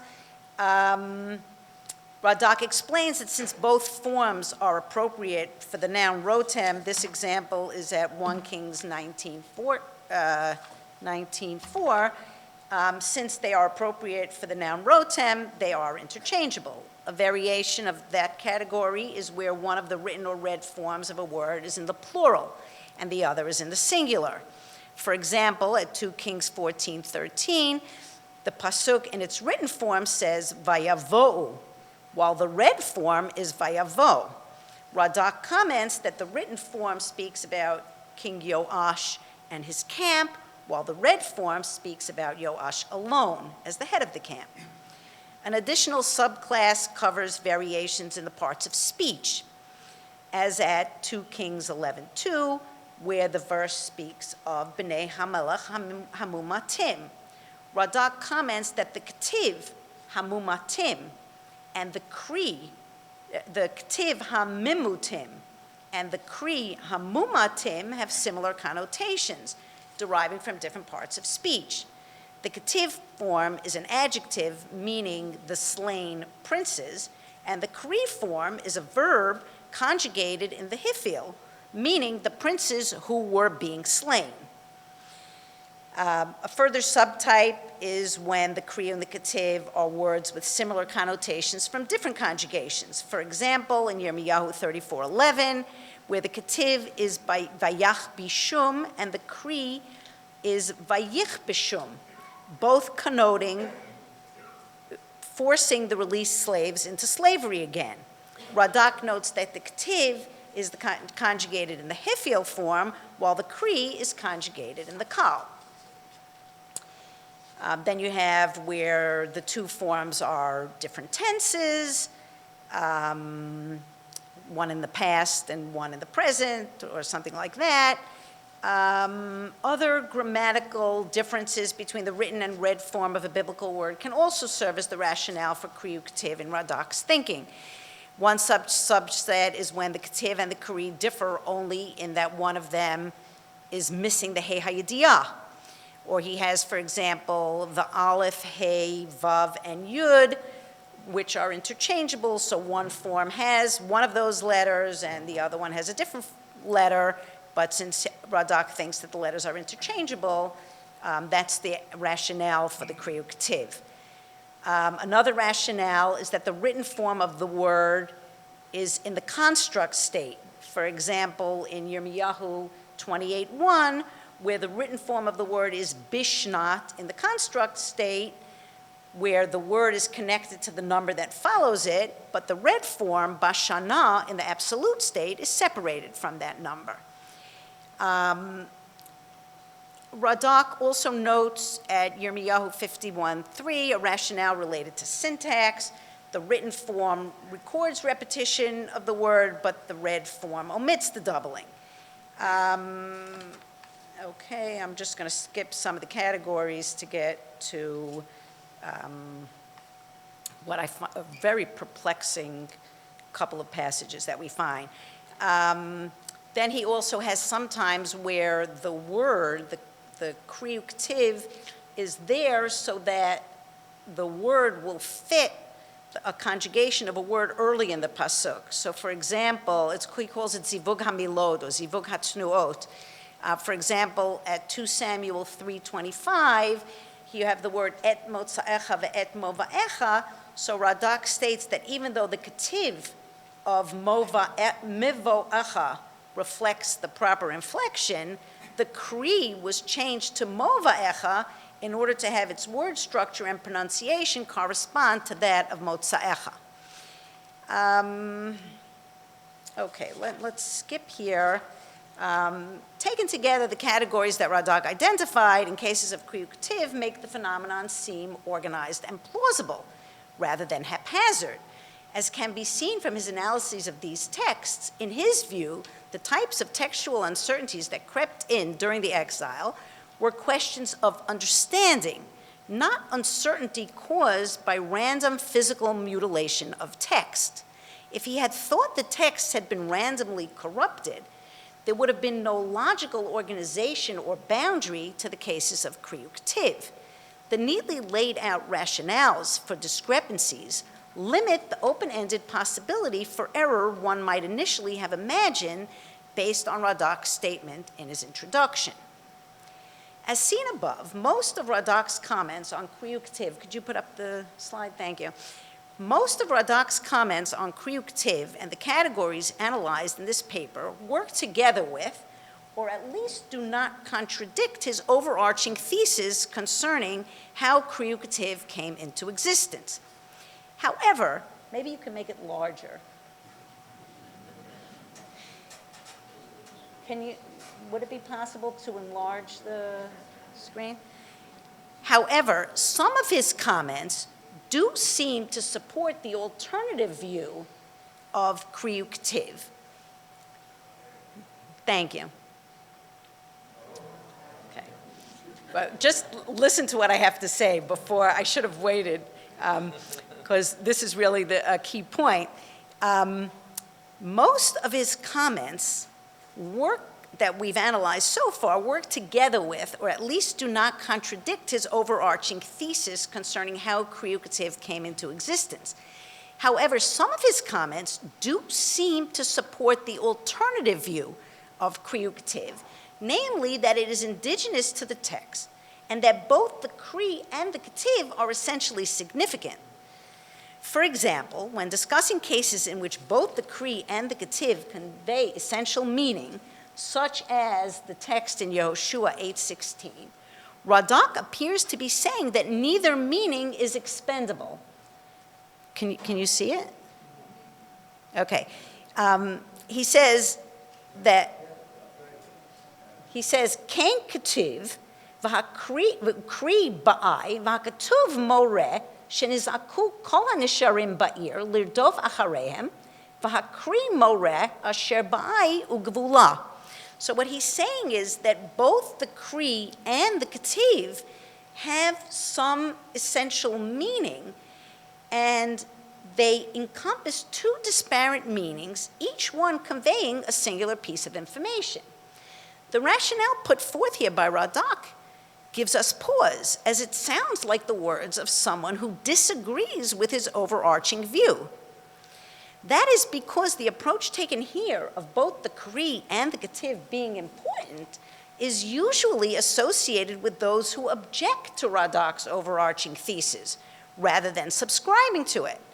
How can Radak, in his introduction, state that as a result of the exile, the authentic biblical text was lost, which led to scribes not knowing which was the correct version, and here write that both versions convey different significant meanings? Was there not one original text which the scribes no longer knew for sure after the exile? In another case, at Tehillim, thank you very much. In another case at Tehillim 123:4, Radak notes that by reading the word legeonim as two separate words, the Kri added new meaning to it. Right, you see, v'hu bakri shtei milot, legeonim, v'hosif bo inyan bakri, ki ge'ei kimo ge'im. So instead of understanding it as just one word, geonim, which is really just an expanded form of ge'im, it encompasses both ge'im and yonim, which yonim is talking about oppressors. His wording in the corresponding comment in Shorashim root ge'eh is equally puzzling. That's the next text. Thank you. Ubakatuv hu mila achat, v'hu ha'inyan ha'meforash. Uba hakri b'shtei milot lahosif bo inyan, ki ge'eh hu ge'im, v'yonim me'inyan ha'ir ha'yonah, that it adds this new meaning of yonim as oppressors. Here Radak seems to say that the reason for inserting the Kri was to offer the added meaning. His comment implies that the Kri was intentionally inserted in the original text, rather than being the result of a loss or confusion after the fact. One resolution of this dilemma is to note that elsewhere Radak takes contradictory positions. For example, in my work on the interplay between Pshat and Drash in Radak's commentaries, I have shown him, on the one hand, to be beholden to rabbinic traditions, even those that use midrashic methods, while on the other hand, he challenges many midrashic statements. Thus, the circumstance of his contradictory approaches to Kriyu K'tiv is not unusual. Moreover, specifically regarding Kriyu K'tiv, Radak is not alone in his ambivalence.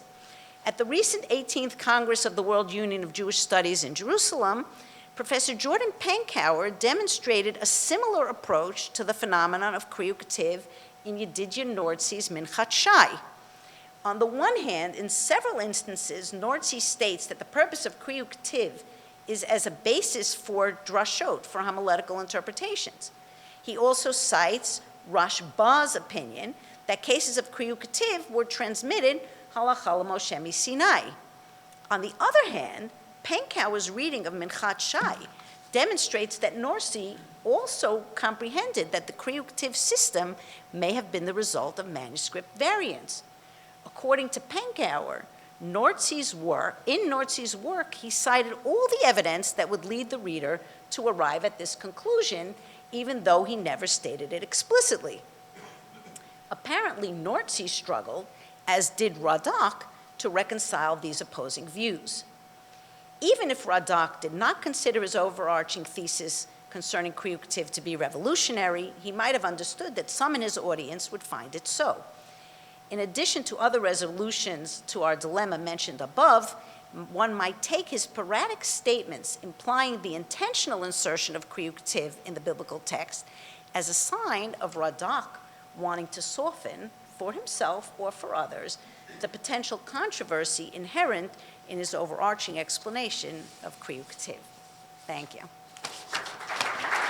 Thank you very much. Our third presenter is Dr. Ira Robinson, Distinguished Professor Emeritus of Jewish Studies in the Department of Religions and Cultures at Concordia University, where he has taught for 42 years. He's written, edited, and translated 19 books, including most recently A Kabbalist in Montreal, The Life and Times of Rabbi Yudel Rosenberg, published in 2021. Professor Robinson has also published over 70 articles in academic journals, and is past president of the Canadian Society for Jewish Studies, Association for Canadian Jewish Studies, and the Jewish Public Library of Montreal. Today, he will be discussing Yehuda Kaufman Even Shmuel, the last commentator on Moreh Nevuchim.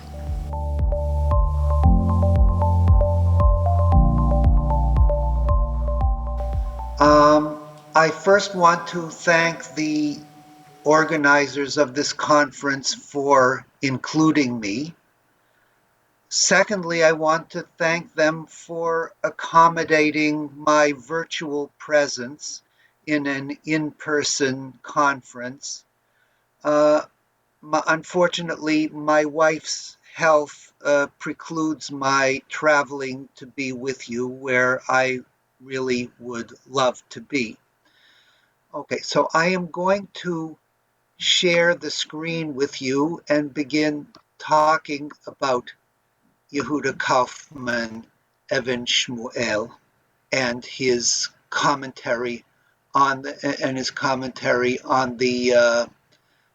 Moreh Nevuchim. So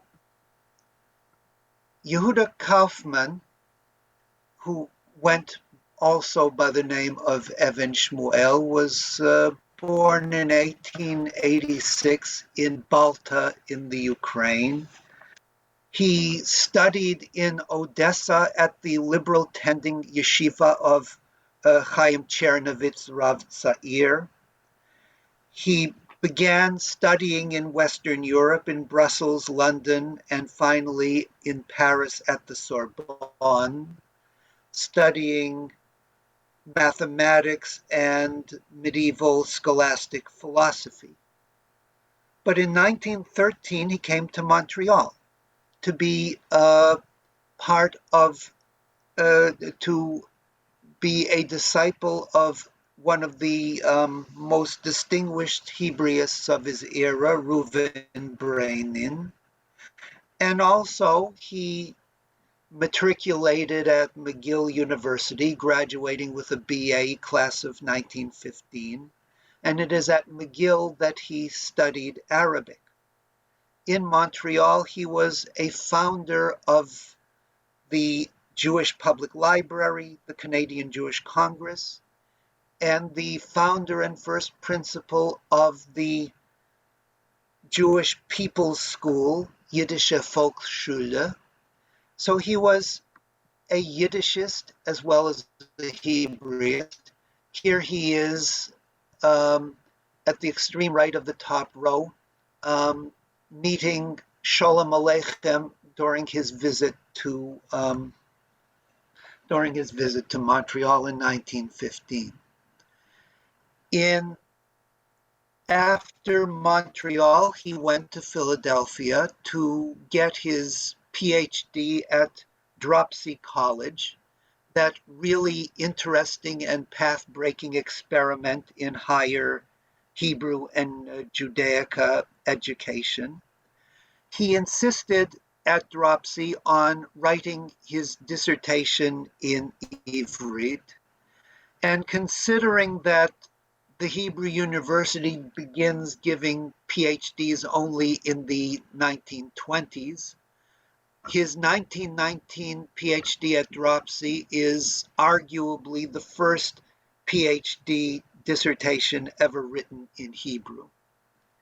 After Dropsy, he went to New York. He was the head of the teachers' seminary founded by Paul Zion. But in 1925, he had a fateful meeting with Chaim Nachman Bialik, who was visiting North America. And Bialik told him, you have to come to Eretz Yisrael and be part of Tchiyat Ha'am. And the next year, indeed, Yehuda Kaufman went and became part of Tchiyat Ha'am. He became part of the Tarbut department of the Histadrut, and he later went on to be to the position of head of the Tarbut department of the Vad Leumi. Here he is with here he is in the center, and this is Yitzhak Ben Tzvi. He lectured widely in Eretz Yisrael and in the Tfutzot. Here is a lecture of his in memory of his ideal, Chaim Nachman Bialik, whom he literally idolized. When he first met Bialik, he wrote his friend Shlomo Weissman in Montreal, Zachiti legilui shchinato shel Bialik. In this audience, I don't think I necessarily need to translate. And he involved himself in the leadership of shaping the Tarbut of Eretz Yisrael, and also he did other things. He was the co-editor of the first Hebrew-English dictionary. He was the first editor of the Encyclopedia Ivrit. But now to the Rambam. In the spirit of Bialik, and with the encouragement of Bialik, Yehuda Kaufman, whose literary name was originally Ibn Shmuel, because he knew his name, Yehuda ben Shmuel, is the same as that of Yehuda Halevi. So he originally began in Eretz Yisrael as Ibn Shmuel. But after 1929, and certainly after 1936, it became Evan Shmuel for reasons that you can probably figure out. He dealt with the Guide of the Perplexed as part of Bialik's ideal to gather the greatest of the contributions of Jews in previous generations, which had to include the Rambam's Guide of the Perplexed.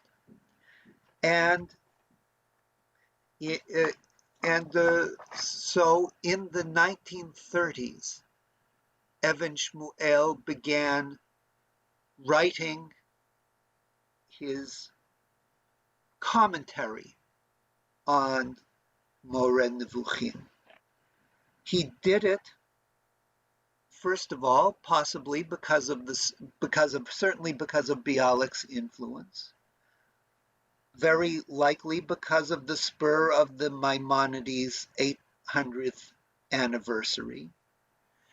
And he knew that he had to do things because there were, as he put it, mechitzot, obstacles, between Moreh Nevuchim and the Am, the people, for whom he was working.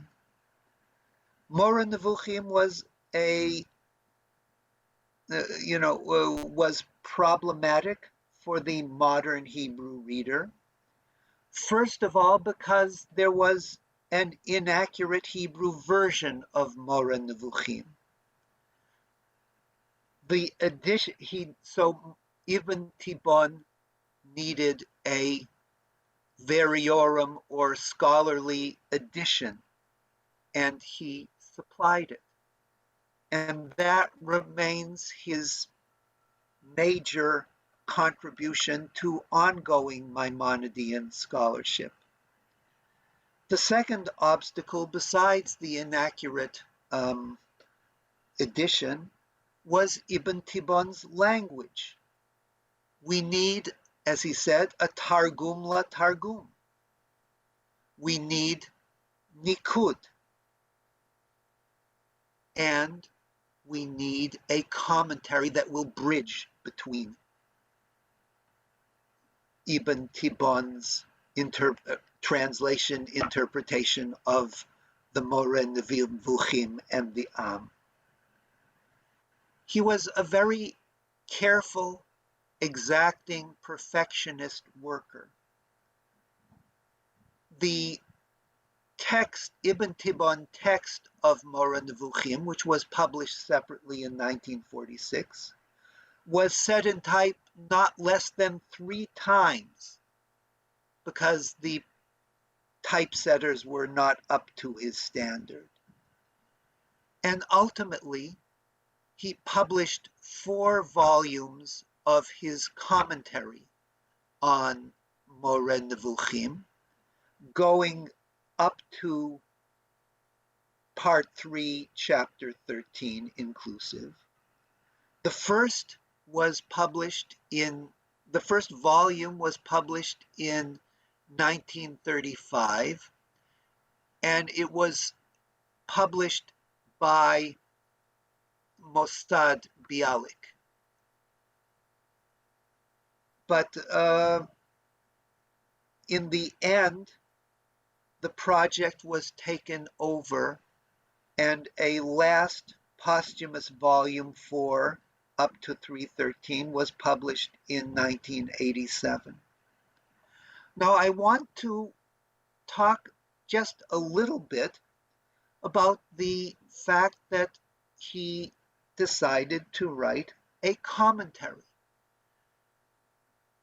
He knows, because he recorded by genre major publications on the Moreh Nevuchim, that the last real commentary on the guide was by Isaac Satanov in 1796. The 19th century scholarship on Maimonides tended to translations and scholarly editions in German, in French, in English, certainly accompanied by notes. And so now Evan Shmuel chooses to write a running commentary. And not merely does he choose to write his own commentary, but he feels it necessary to maintain continuity with the medieval and early modern commentatorial tradition.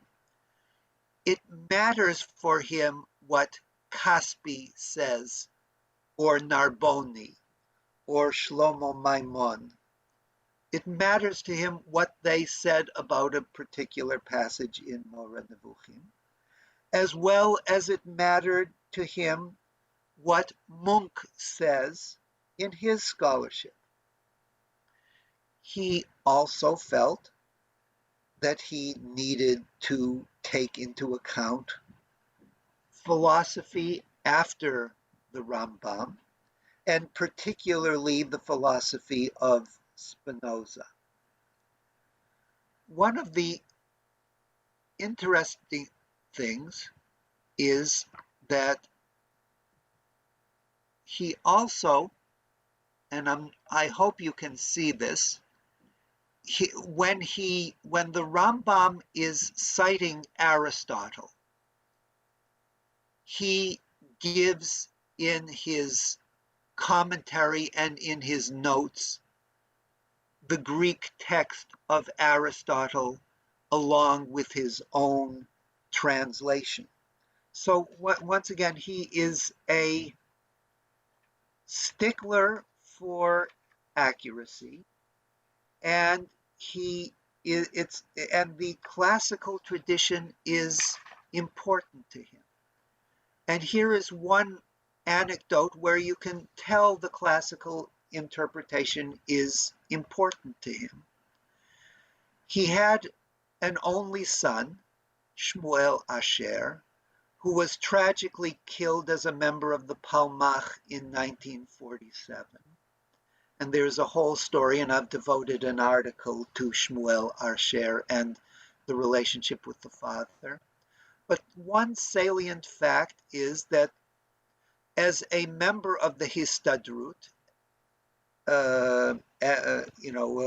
Tarbut staff, he sent his son Shmuel to the workers' school, but insisted on homeschooling his son Shmuel in two subjects.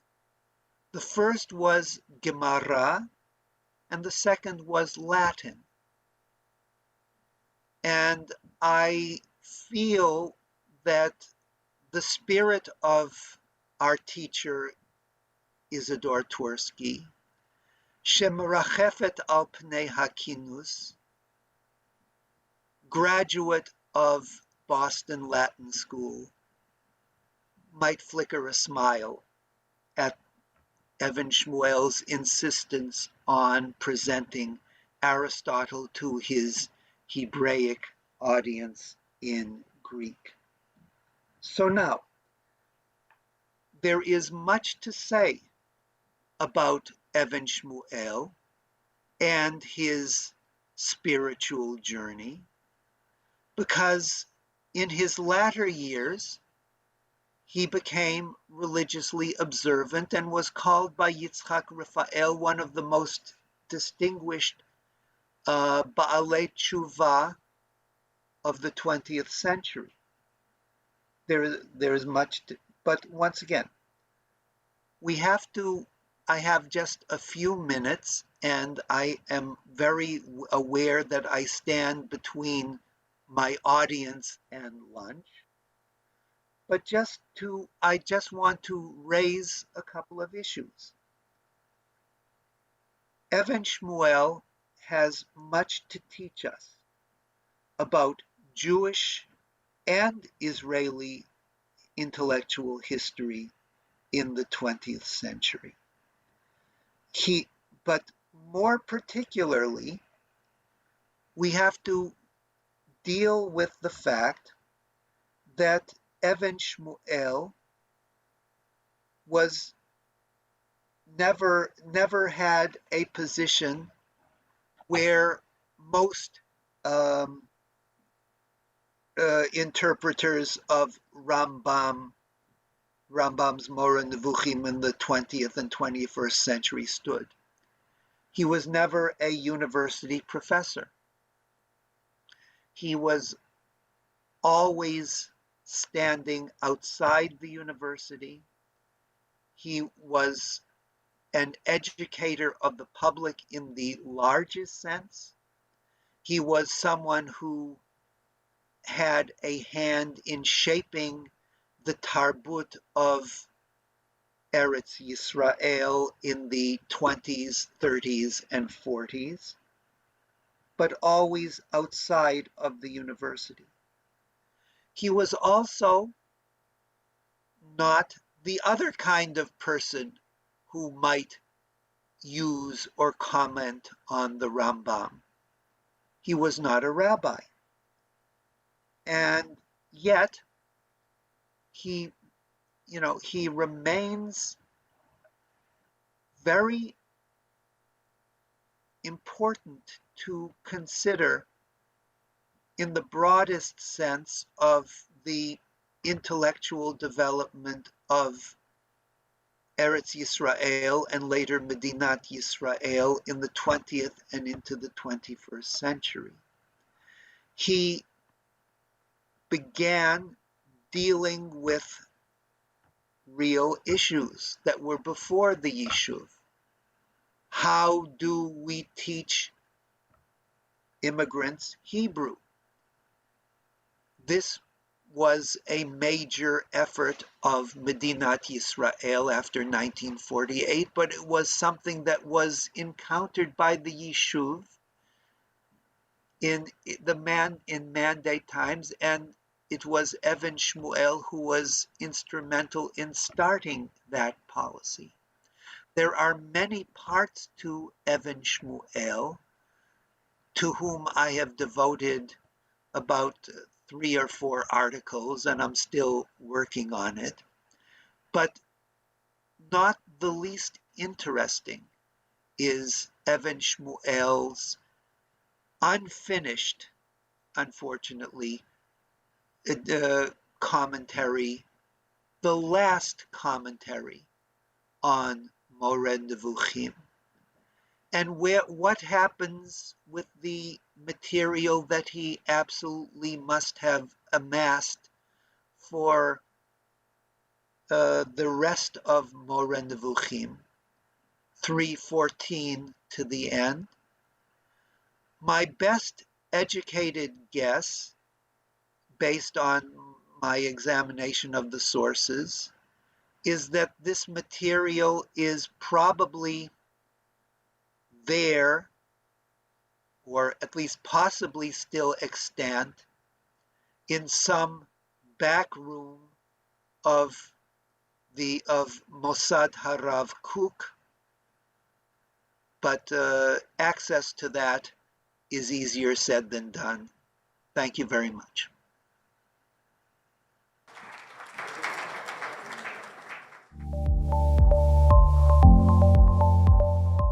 So let me just say that the Rambam writes that it's very important to distinguish between the impossible and the possible and to know the difference. I'd say it's impossible to teach or think about the Rambam without taking into account Professor Twersky's work. And it's also impossible to think of 2 people who would be more appropriate for this session in which we're discussing Professor Twersky's contribution to the Rambam. One is a longtime colleague, and the other is a collaborator and co-author. I'm going to introduce Professor Bernard Septimus first. Professor Septimus, and by the way, Professor Twersky would have been very happy to know that there'll be one talk on the Mishnah Torah and one on the Moreh Nevuchim, and those are part of one single unitary session, and not divided. Professor Septimus, aside from receiving his PhD under Professor Twersky, is renowned for his penetrating works, works that cover history, philosophy, language. If you ever really want to have a great time on a Shabbos afternoon, take a walk with Professor Septimus and ask him, what ha'aras can you give me on recent translations or understanding what anything means? And it's really terrific, a terrific experience. And in that vein, let me announce that right now, his long-awaited book, since the days of Mr. Shalach, I think it was, his long-awaited book, the translation and commentary on the Mishnah Torah, Sefer HaMadda, is now in the hands of Yale University Press, which is in production. Is that the right word? I think they'll say it's in production, and it'll be very exciting when it comes up. I got to see it, and let me tell you, it's mind-blowing. It's just fantastic work that I think is going to be canonical, consequential, and monumental. So with that, I'll introduce Professor Septimus and later Professor Schmidt. And thank you, Professor Schatz, for that gracious introduction. As far as my interest in how precisely to translate words, I have to add my appreciation for what Carmi has done in translating Professor Twersky's English into understandable Hebrew, because in a few difficult cases, he brought me into the room, and together we hashed out some sort of understandable Hebrew. I just must say that whenever I had a translation, my friend Beryl had a better one, more accurate one, and more precise. And his Hebrew is the most elegant that I can think of. Thank you, Carmi. So one of Professor Twersky's major scholarly achievements, this one? No. One of Professor Twersky's major scholarly achievements, one that's been mentioned here very often, was his demolition of the bifurcated conception of Rambam. That was once quite relevant. And we can say that there was Rambam 1, the traditional Talmudist, and Rambam 2, the rationalist philosopher of the Guide, with opinions differing as to which one was the real Rambam. And Professor Twersky laid this view to rest by documenting in eloquent detail the rationalistic spirituality that pervades all of Mishneh Torah. His work brought about a rapid change. It's extraordinary to see the way in which the bifurcated image of the Rambam simply evaporated once people had a chance to read his work. The first blow was his article on non-Halakhic aspects of Mishneh Torah, which then became expanded into this major chapter on law and philosophy in his introduction to the Code of Maimonides. A good example is if you look at the work of Leo Strauss, who was one of the bifurcatees, I guess, I don't know if that's an English word, who very quickly, in one of his last works, published in the Sholem volume, began to give his sort of esoteric readings of Sefer Hamadah. So he, but there's no indication here that he's changing his position. The initial position being that Mishneh Torah was for the masses. That's the lawyer's work for the masses, and the Morah is a different world.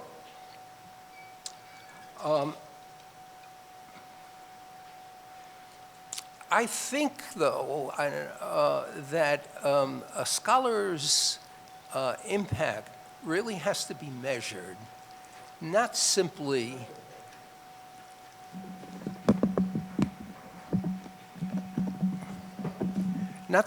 in terms of the positions that he's established or the positions that he's rebutted, but by the extent to which his work stimulates and fructifies the field. And in this vein, what I'd like to do now is just to take one small random example of the way in which I, a student, have used Professor Twersky's work to build. Perhaps going back to Detrani's image as a midget standing on the shoulders of giants. The subject of this little exploration, and again, as I say, it's one of many, many possible such explorations is the issue of Rambam's view of the Gentiles and their place in the afterlife, or their lack of place in the afterlife. And this is an issue that has garnered a fair amount of attention.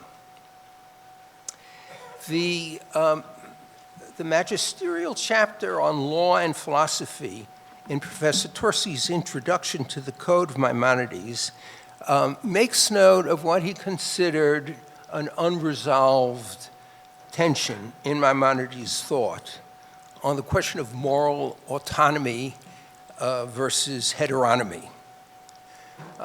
If you look at the sixth chapter of Shmoneh Prakim, Rambam takes the position that rational, ethical action that reflects one's own inclination is superior to the same action that is performed out of obedience. This, according to Professor Twersky, suggests the primacy of autonomy. To this, he juxtaposed a famous passage in Hilchot Melachim that points to the superiority of heteronomy. And a footnote reference sends you to source number 1 on the source sheet. This comes from one of the responses of Rav Moshe Alashkar to the criticisms leveled against Maimonides by a certain Rabbi Shem Tov Ibn Shem Tov. Alashkar was an exile from Spain, one of the Spanish exiles, and Shem Tov Ibn Shem Tov is in Spain in the beginning of the 15th century, first years of the 15th century. So Shem Tov in this citation quotes Rambam, who simply is citing Chasidei Umot Ha'olam Yesh Lahem Chelak La'olam Haba. This is in the 3rd chapter of Hilchot Tshuva. And Shem Tov has an interesting reading. He says, well, what Maimonides really means here, what Rambam really means here to say is that any Gentile who achieves a kind of ethical perfection and an intellectual perfection has a share in the world to come, just like, as he says, Shlumei Yisrael. I think that's the proper pronunciation. I assume he's referring to the verse in Shmuel Bet, Shlumei Emunei Yisrael. And of course, he's scandalized. How can this possibly be? How can a Gentile philosopher have a share in the world to come, just like a loyal Jew? Alashkar responds, and he says, look, you've got to read Hilchot Tshuva in the context of Rambam's own clarification in Hilchot Melachim. And what does he say in Hilchot Melachim? In Hilchot Melachim, Rambam says that Chasidei Umot Ha'olam must accept the Sheva Mitzvot on the authority, on Mosaic authority, right? This becomes necessary for them to accept, to be considered Chasidei Umot Ha'olam. It's not enough simply to observe the Sheva Mitzvot, but they have to be accepted on Mosaic authority. And so this seems to run against Shem Tov's interpretation. According to Professor Twersky, this is an example of a passage in Rambam which points in the direction of heteronomy.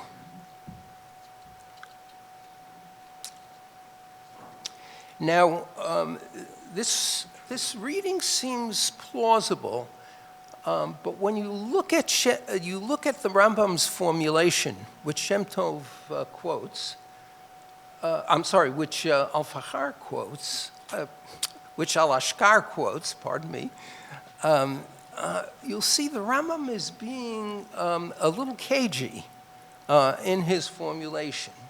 So look at the end of the quotation that Al-Ashkar brings. Right? Aval im asa'an mipnei hechreya hadat. Supposing we have a Gentile who observes the Sheva Mitzvot B'nai Noach on a rational basis, that is to say, independent of the Mosaic revelation, ein ze ger toshav, he doesn't have status as a ger toshav, ve'eno mi chasidei umot ha'olam, ela mechachmehem.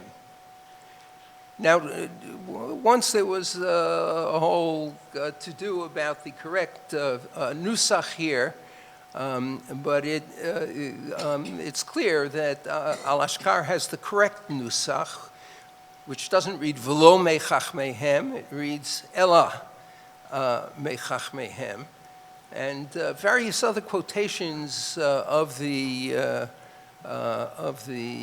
passage also do. And I would insert here Agavurcha, that Spinoza, who had the reading V'lo mechachmehem, and gets very angry, very upset with Rambam about it, probably knew the correct reading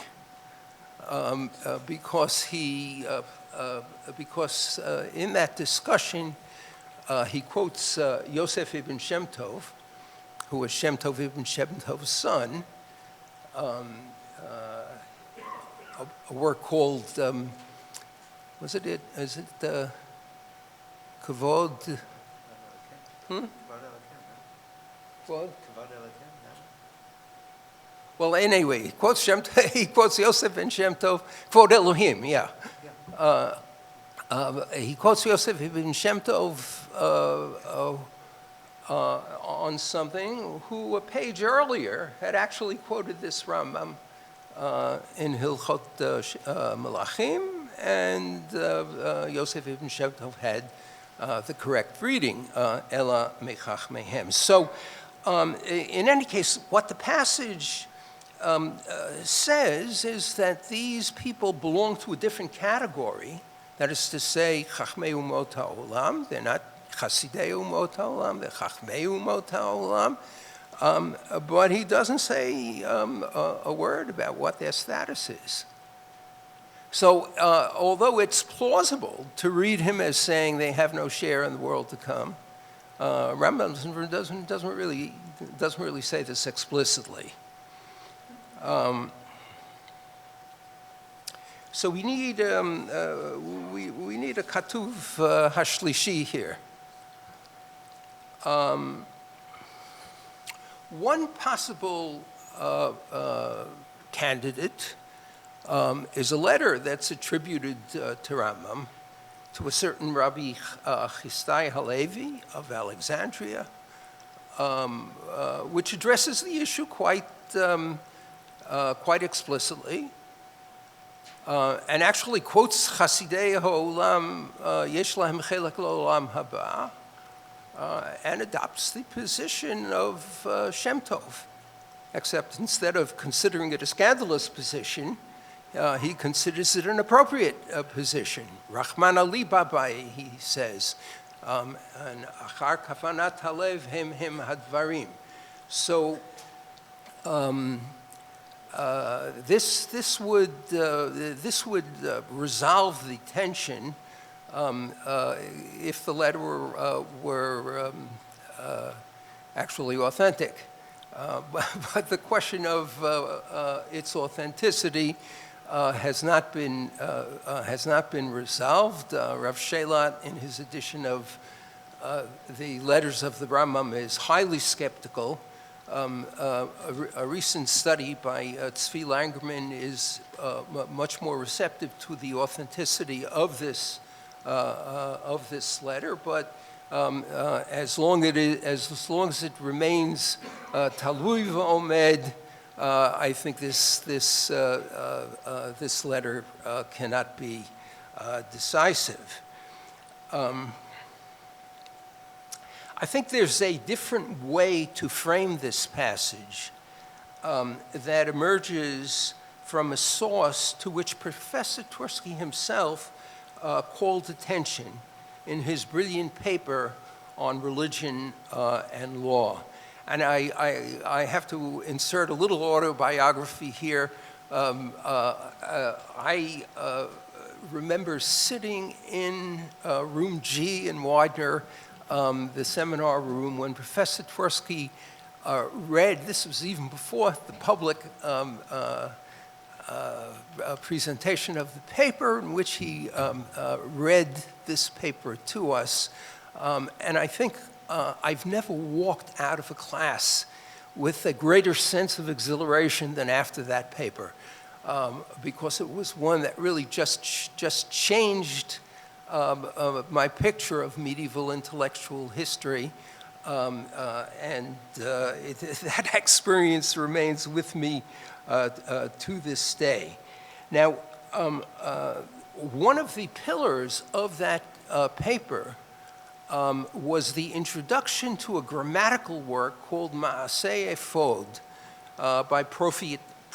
Duran, who's also now known as Ephodi, because of the title of his book. It's a work that I probably never would have read had Professor Twersky not called attention to it. Now, according to Ephodi, and you can see how this worked into Professor Twersky's reconfiguration of medieval intellectual history. According to Ephodi, there's a broad consensus that outward Halakhic performance is not self-sufficient. Good deeds need to be complemented by wisdom. And there are three main contenders for the wisdom that is necessary. One is Talmudic knowledge. This is the position of the Talmudists. The other is philosophy. And the third is Kabbalah. Each of these claim to be the mode of wisdom that will complement work, that will complement deeds. And Ephodi advocates for the primacy of a fourth, Bible study. But at the beginning of his introduction, Ephodi says that there are some people who challenge this notion that good deeds need to be complemented by some kind of interior intent, some kind of wisdom. And they quote, Chasidei umot ha'olam yesh lahem chelek la'olam haba. Interesting.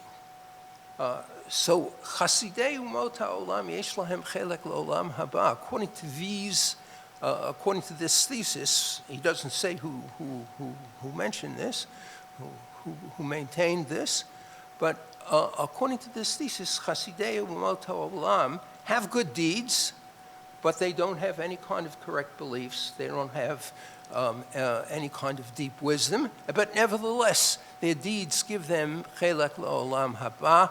And to contradict this point of view, Ephodi quotes the Rambam in Hilchot Melachim. So what does the Rambam in Hilchot Melachim say? According to Ephodi, that in order for someone to be one of the Chasidei Umot HaOlam, deed must be complemented with some minimal level of knowledge and understanding.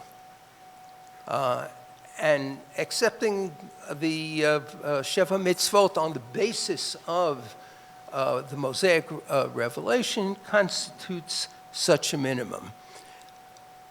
A Foti doesn't say it, but this leaves open the possibility that philosophy might be even better, might be deeper, more profound. And so on this reading, the Malachim passage is not about heteronomy at all. It's about the necessity of having some minimal inner understanding or intent, which leaves open the possibility that a Gentile philosopher who lives an ethical life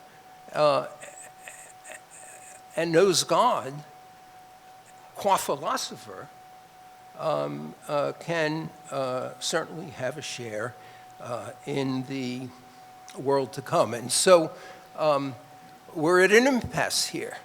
How precisely, I think Ibn al-Ashqar's reading of the passage is plausible, but as you can see, there are other ways to understand the passage.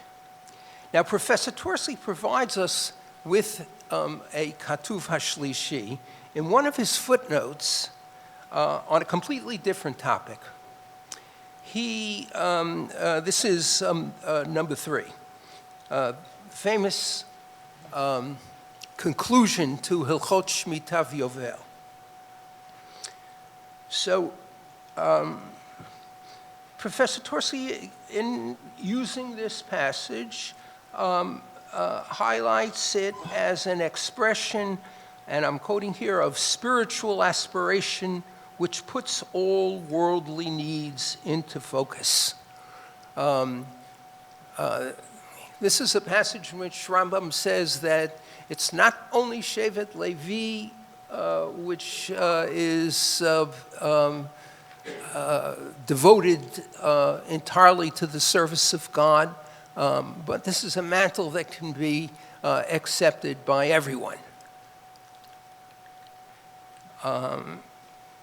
Then look at number 4, where I give you a little excerpt of a footnote that Professor Twersky wrote on that passage. Okay, note that I'm leaving out A, which was philological. B, Maimonides has a very special interpretation of Numbers 18:20.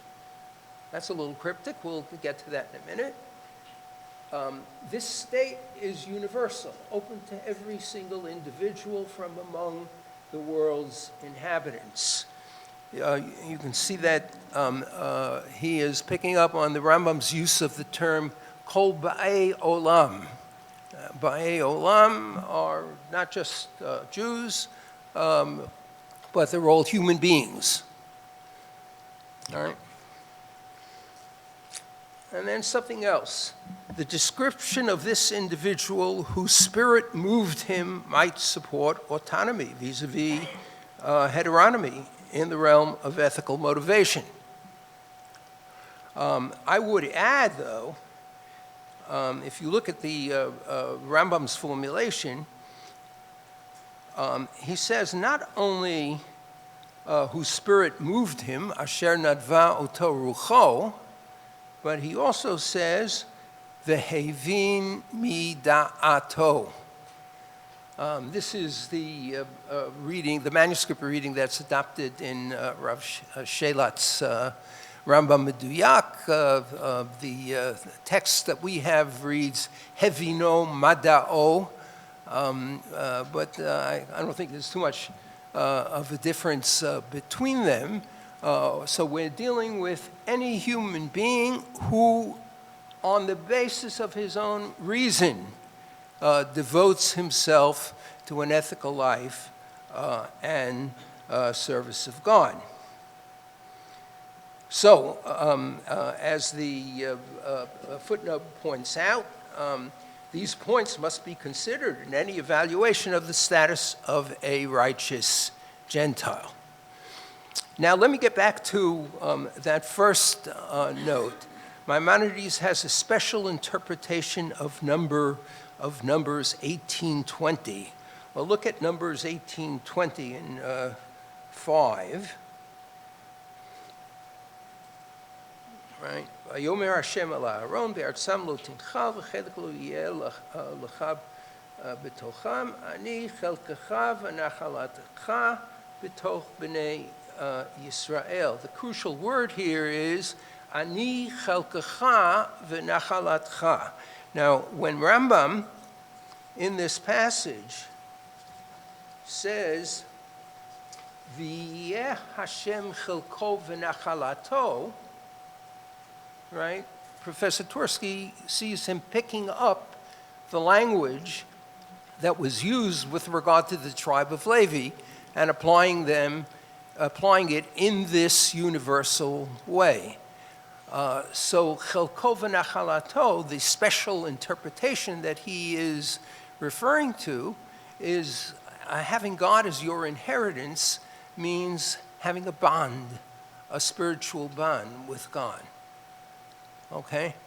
But now look at the phrase that follows. Okay, let's go back to Malachim.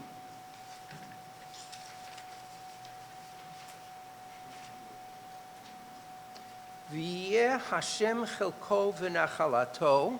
What follows? Le'olam u'li'olamei olamim. God will be his portion. That is to say, this bond with God will exist forever and all eternity. Well, if the bond exists with God exists forever and all eternity, then clearly the bonded person also exists for ever and all eternity. And so, if you read the passage carefully, it becomes clear that Rambam's position is Chachmei Umot HaOlam Yesh Lahem Chelek LaOlam Haba. Now, I think others have noticed this passage. It may have influenced Rabbi, who in number 6 is commenting on a parallel verse in Devarim, also which talks about Shevet Levi not getting a chelek v'nachala because Hashem hu nachalato. And what does Ralbag say? Ki mipnei shenitiyached ze hashevet la'avodat Hashem yitaleh, because this tribe was set apart for worship of God. Hinei nityasher lahasig Hashem yitaleh mipnei shokto biyon haTorah. So what do? They study. They become philosophers of the Torah. V'lazeh yidbak b'Hashem yitaleh v'yishaer nitzchi imo. Now this v'yishaer nitzchi imo may have been influenced by v'yeh Hashem chelko li'olam u'li'olmei olamim.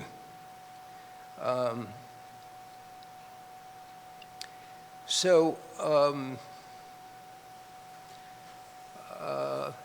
Agavurcha, I don't know exactly what the history of the El Malei Rachamim is, but the line in the El Malei Rachamim, Hashem hu nachalato, right, is clearly adopting an interpretation that's very, very similar to what we see here in Ralbag.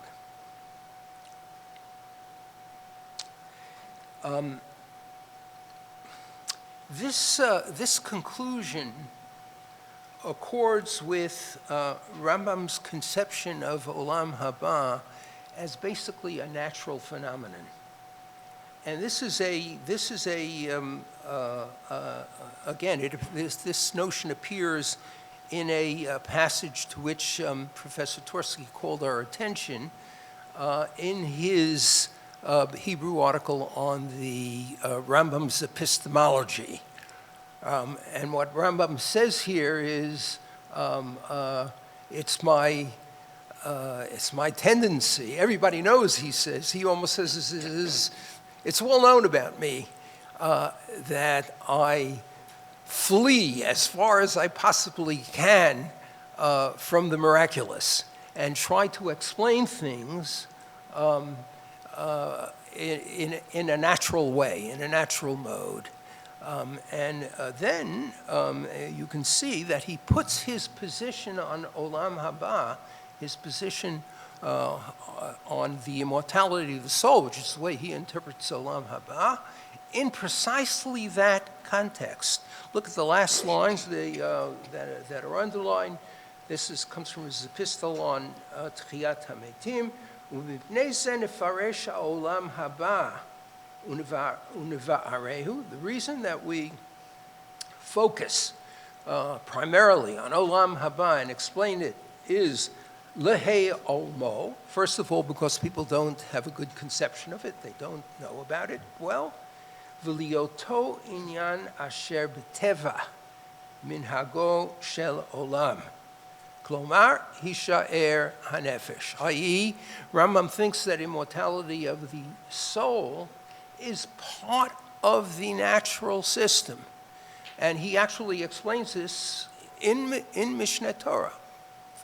Toward the end of the 4th chapter of Yisodei HaTorah, the Rambam takes the position that the mind that becomes actualized, that achieves a certain level of realization, is no longer dependent on the body for its existence, and therefore, even after the death of the body, the mind continues to exist.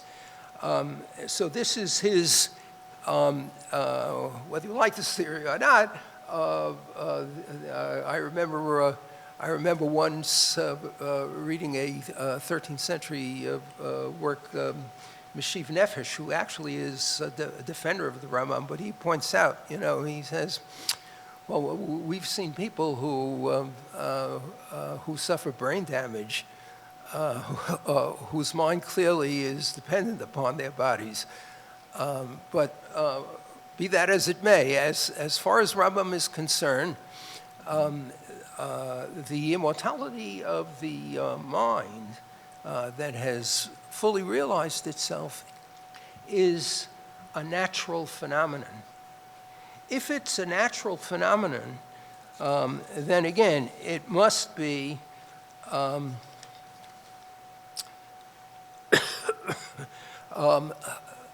applicable to all human beings. Because, again, human nature is universal. I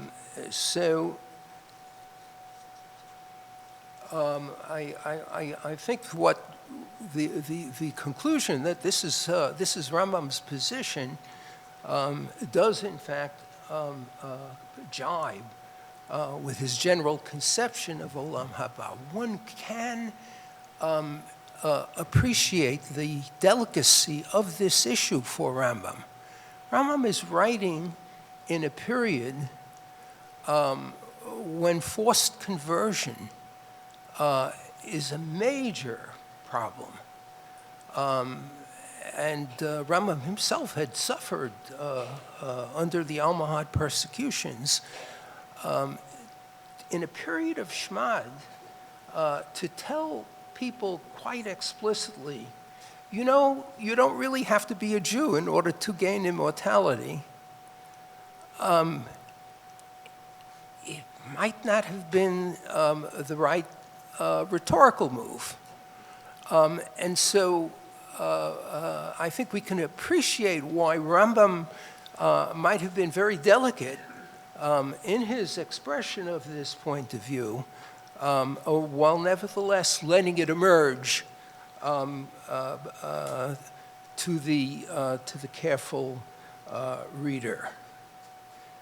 Now, the context in which Rambam puts his position on Olam Haba as a natural phenomenon, the context is a much more general one.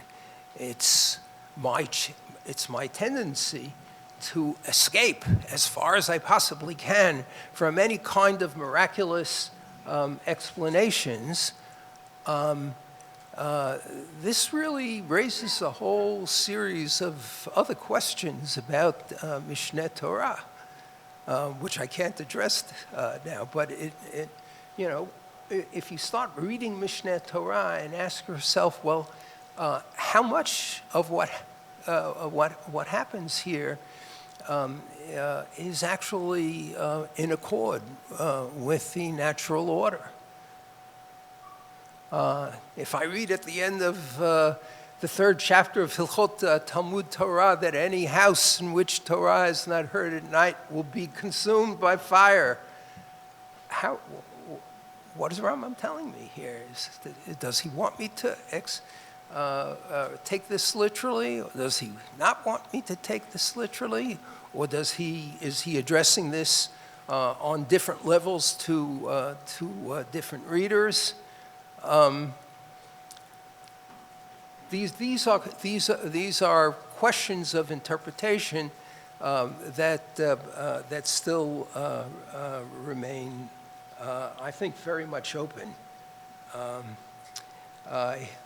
Here I've tried to give one small example of how Professor Twersky's scholarship can stimulate new research, and how, in this sense, he continues to be a Mayan HaMitgaber. Thank you. Thank you very much, Professor Septimus. It's now my pleasure to introduce my friend of 55 years or so, Professor Michael Schmidman. Professor Schmidman is the Dean and Victor J. Salmanowitz Professor of Jewish History at the Touro Graduate School of Jewish Studies, and chair, right? Chair? No, not anymore? Okay. And editor of Touro University Press. He received his PhD from Harvard, of course, under Professor Twersky, and he has published and lectured extensively. I once made a mistake of saying someone had published expensively, which is also true of scholars. That too. He lectured extensively and expensively in the areas of medieval Jewish history and Maimonidean studies. Let me mention he was basically a co-author with Professor Twersky of the book Hogut v'Halakhah, Kaveh Yesod b'Mishnato Shel Rambam. And he recently co-authored this book, hot off the press. In fact, it's so hot that it's in a wrapper. He recently co-authored A History of the Jewish Intellectual Tradition, which I'm sure will be a great book. And he was rabbi of the congregation Keter Torah in Teaneck, and editor of Tradition, which was quite an honor. So here is Professor Schmidman. Okay, thank you, David, Professor Schatz, for your gracious introduction and for that cherished friendship of 55, probably plus years. The Mishneh Torah famously commences with the following words: Yesod HaYesodot v'Amud HaChachmot Leida sheyesh sham Matzui Rishon. The most fundamental of basic principles and the pillar of all wisdom is to know that there is a first being. And if I might paraphrase the Rambam, Yesod HaYesodot, the most fundamental principle of the teachings of Professor Yitzhak Twersky's Zecher Tzadik Livracha concerning Maimonides, Leida is to know, Sheyesh Sham Mishnah Achida, to know that the Rambam's teachings reflect an essentially unified whole, a single, remarkably consistent oeuvre, marked by both brilliant insights and striking tensions. All of Maimonides' works, as viewed by Professor Twersky, from the commentary on the Mishnah and the Sefer Mitzvot to the Mishneh Torah and the Guide of the Perplexed to major treatises and letters, all promote the integration, the blending, the fusion of law and philosophy, Halakhah philosophia. We should not bifurcate Maimonides into Rambam the halachist and Maimonides the philosopher. That would be what Professor Septimus referred to as Rambam 1 and Rambam 2, I believe. But rather view his work as one united entity, thereby opening our eyes to the integral, though often overlooked or ignored, nexus between law and philosophy in the Maimonidean corpus. Professor Twersky's classic studies of the novel dimensions of the Mishnah Torah, its codificatory form, scope, classification, language, literary style, and of course its fusion of law and philosophy, are properly recognized and appreciated, and indispensable for rigorous scholarly examination of the Rambam's magnum opus. His unique contribution to the study of the Guide of the Perplexed, the Moreh Nevuchim, is, I think, less appreciated, and it is that contribution that constitutes the focus of my remarks this afternoon. Building upon what he identified as the Maimonidean fusion of law and philosophy, Professor Twersky approached Maimonides' teachings in the Guide by focusing sharply upon the question of the relationship between the philosophic tradition and the Torah Shebaal Peh, the oral law. In so doing, he transformed the Guide's position on this question into what I would describe as an edifice consisting of 5 levels, an edifice housing bold and novel Halakhic and theological positions, an edifice that was to weather many storms, yet continue to stand tall, providing a brilliantly clear window into the intellectual and spiritual mindset and concerns of the Rambam. In constructing this edifice, I rely upon Professor Twersky's oral teachings, written works, especially his monumental Introduction to the Mishnah Torah, and my own experience, as mentioned, in writing a book with him on the Rambam for the Open University of Israel, Halakhah v'Agud Kavei Yesod b'Mishnato shel HaRambam. The first building block of this edifice would be Part 1, Chapter 71 of the Guide, in which Maimonides discusses the history of the philosophic tradition. The chapter commences with the following sentence, quote, "Know that the many sciences devoted to establishing the truth regarding these matters that have existed in our religious community have perished because of the length of the time that has passed, because of our being dominated by the pagan nations, and because it is not permitted to divulge these matters to all people." This sentence already advances us to the first level of the edifice, but it may appear unintelligible without some prefatory remarks.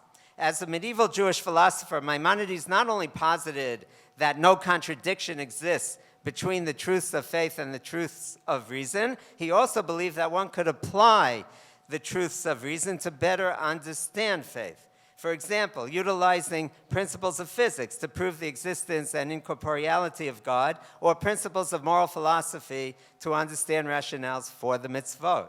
Maimonides masterfully engaged in the latter enterprise, both prior and subsequent to Part 1, Chapter 71 of the Guide, including several chapters in Part 1 describing the pedagogically proper order of study of the philosophic sciences that may be used to demonstrate fundamentals of faith.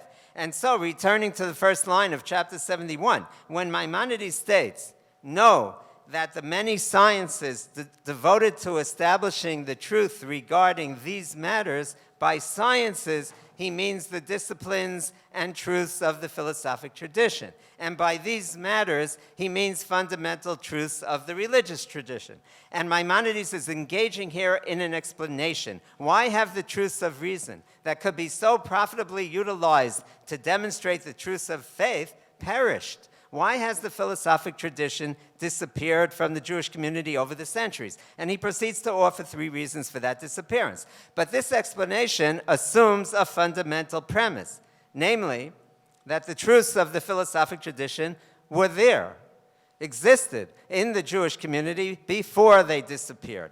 This constitutes what I would refer to as the first level of the Rambam's position as developed by Professor Twersky, i.e., that there was a philosophic tradition among Jews in antiquity, which for several reasons was lost by the 12th century.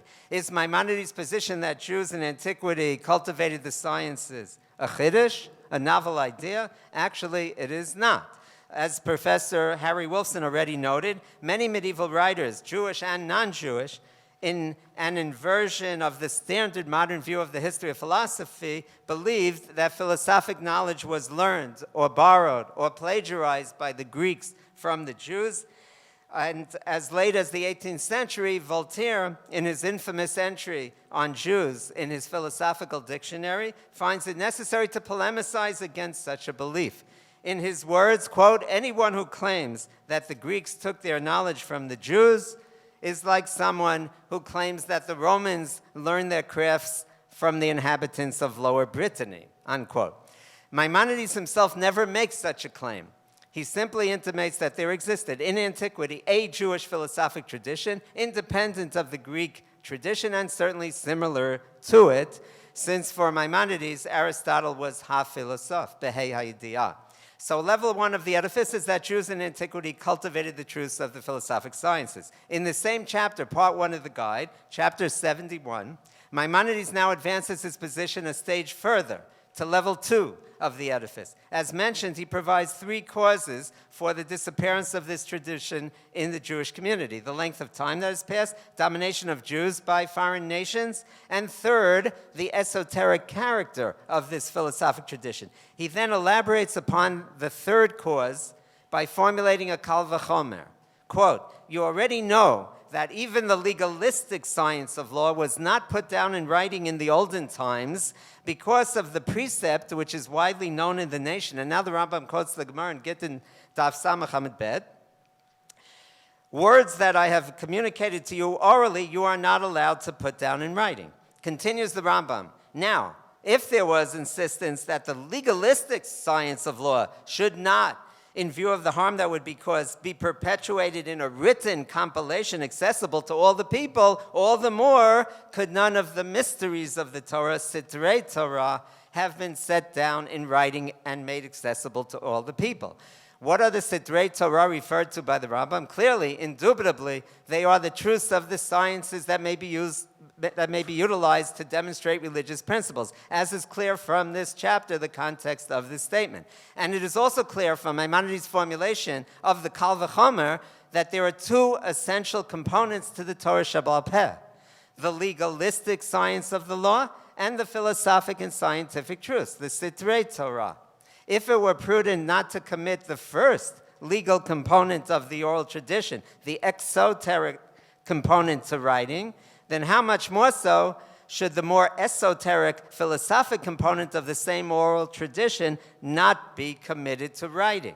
According to Maimonides, therefore, and this is the second level of the edifice, the oral tradition in its broader, original, pristine form included philosophic truths as an essential component. Indeed, Maimonides, in the introduction to the guide, speaks of the science of the law, I mean the legalistic study of the law, and the science of law in its true sense, that is, the truth of the philosophic tradition, as together comprising the two elements of the oral Torah. As Professor Twersky further underscored the nexus between law and philosophy in Maimonides' works by perceptively noting how the Mishnah Torah both confirms the premise of what I referred to as level two, that is, the premise that the Torah Sheba'al Peh's original broader scope included philosophic truth as a major component, and also takes that premise one stage further to level three of the edifice. Specifically, if philosophic and scientific knowledge that could be profitably applied to the understanding of religious doctrine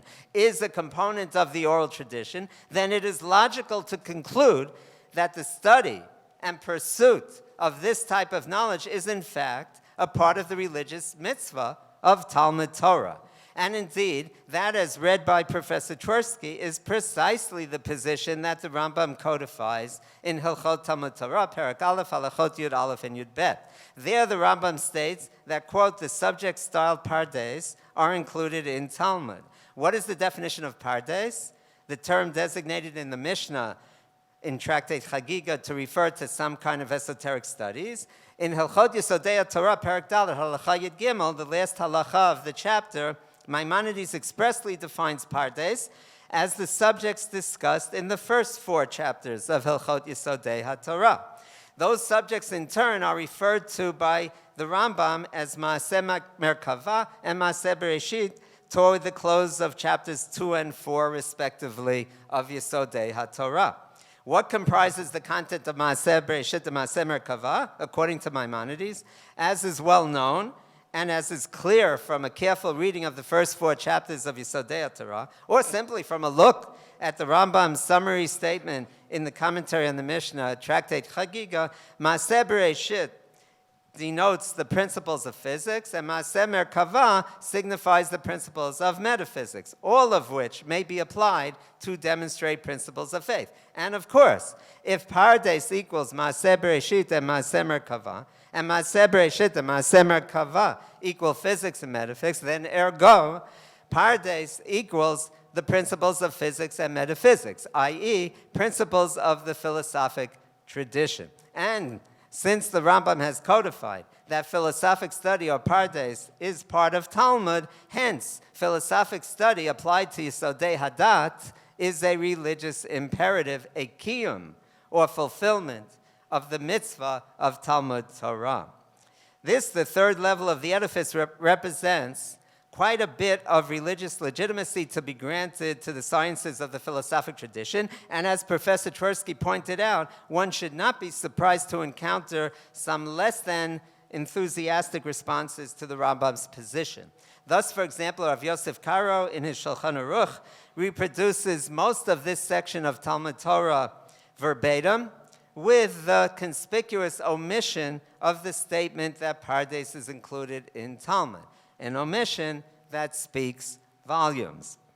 The upshot of all this thus far is that originally the Torah Sheba'al Peh included the truths of the philosophic tradition. At some point, those sciences fell by the wayside for the reasons mentioned by Maimonides, and Maimonides hopes to restore those truths, whose study comprises an integral component of the mitzvah of Talmud Torah. But how can Maimonides legitimately aspire to the restoration of truths that have disappeared from the Jewish tradition over the centuries? The answer, suggests Professor Twersky, is that these truths represent the universalistic dimension of the tradition, amenable to logical demonstration and rational apprehension, and therefore subject to extraction and recovery from the scientific treatises of the Greek philosophic tradition. Maimonides significantly formulates this notion both in the Mishnah Torah toward the end of Hilchot Kiddush HaChodesh and in the Moreh, Part 2, Chapter 11, toward the end, stating clearly that demonstrably true scientific principles are part of the pristine Masorah of the Torah Sheba'al Peh. In advancing to level 4 of the edifice of the Maimonidean position, as we continue to construct it from Professor Twersky's teachings, we advance to Part 3, Chapter 51 of the guide, specifically to the celebrated palace metaphor, Mashal HaArmon, in which Maimonides sets up the image of a king in his palace, the king representing God, with various groups of subjects endeavoring to enter the king's chamber, but only able to advance up to certain points along the way. Only, insists Maimonides, only the person who has progressed beyond the mastery of the law, a mastery that is indispensable and prior, but only the person who has advanced beyond that mastery to become a religious philosopher, only the person who now engages in metaphysical speculation and rational demonstration of religious principles, only that individual can enter the king's chamber and be with the king in his innermost habitation. Again, not everyone would agree with this position, with this hierarchy, with its insistence upon the primacy of rational investigation and demonstration of the principles of faith, with its demand that philosophic inquiry and knowledge are essential to a spiritually vibrant, genuinely religious life and indispensable to the attainment of religious perfection. Nor would everyone agree with the implication that Talmud study and observance of mitzvot alone, though vital, are not sufficient to reach the highest levels of religious attainment. Thus, the 15th century commentator on the Moreh Nevuchim, Rav Shem Tov ben Yosef ibn Shem Tov, that's the grandson of the Shem Tov ben Shem Tov mentioned by Professor Septimus, notes in his parish on the guide, and he's a Maimonidean in his approach, but he notes that many contemporary rabbis go so far as to question the Rambam's authorship of this chapter of the guide and say that if he did write it, it should be hidden away, or better yet, burned.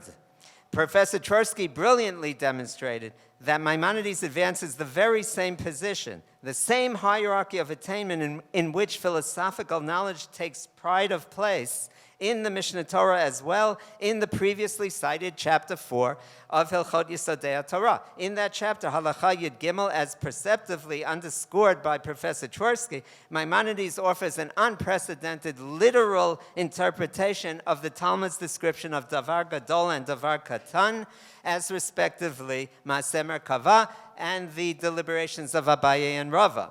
In lieu of the standard explanation of this Talmudic statement in Tractate Sukkah, as referring to the fact that the future deliberations of Abaye and Rava were perfectly clear, and therefore a davar katan to Rabban Yochanan ben Zakkai and the other Tanaim. Here too, the critical reactions to Maimonides' position are forcefully formulated, with Rav Yosef Karo in his Kesef Mishnah lamenting, "V'harambam katav ma sheratzah, v'halvai shelo nechtav." The Kesef Mishnah also cites the Ritva, who reiterated the traditional interpretation of the Ma'amar in Sukkah, while asserting concerning those who interpret differently, "V'halokim yechaper ba'ad."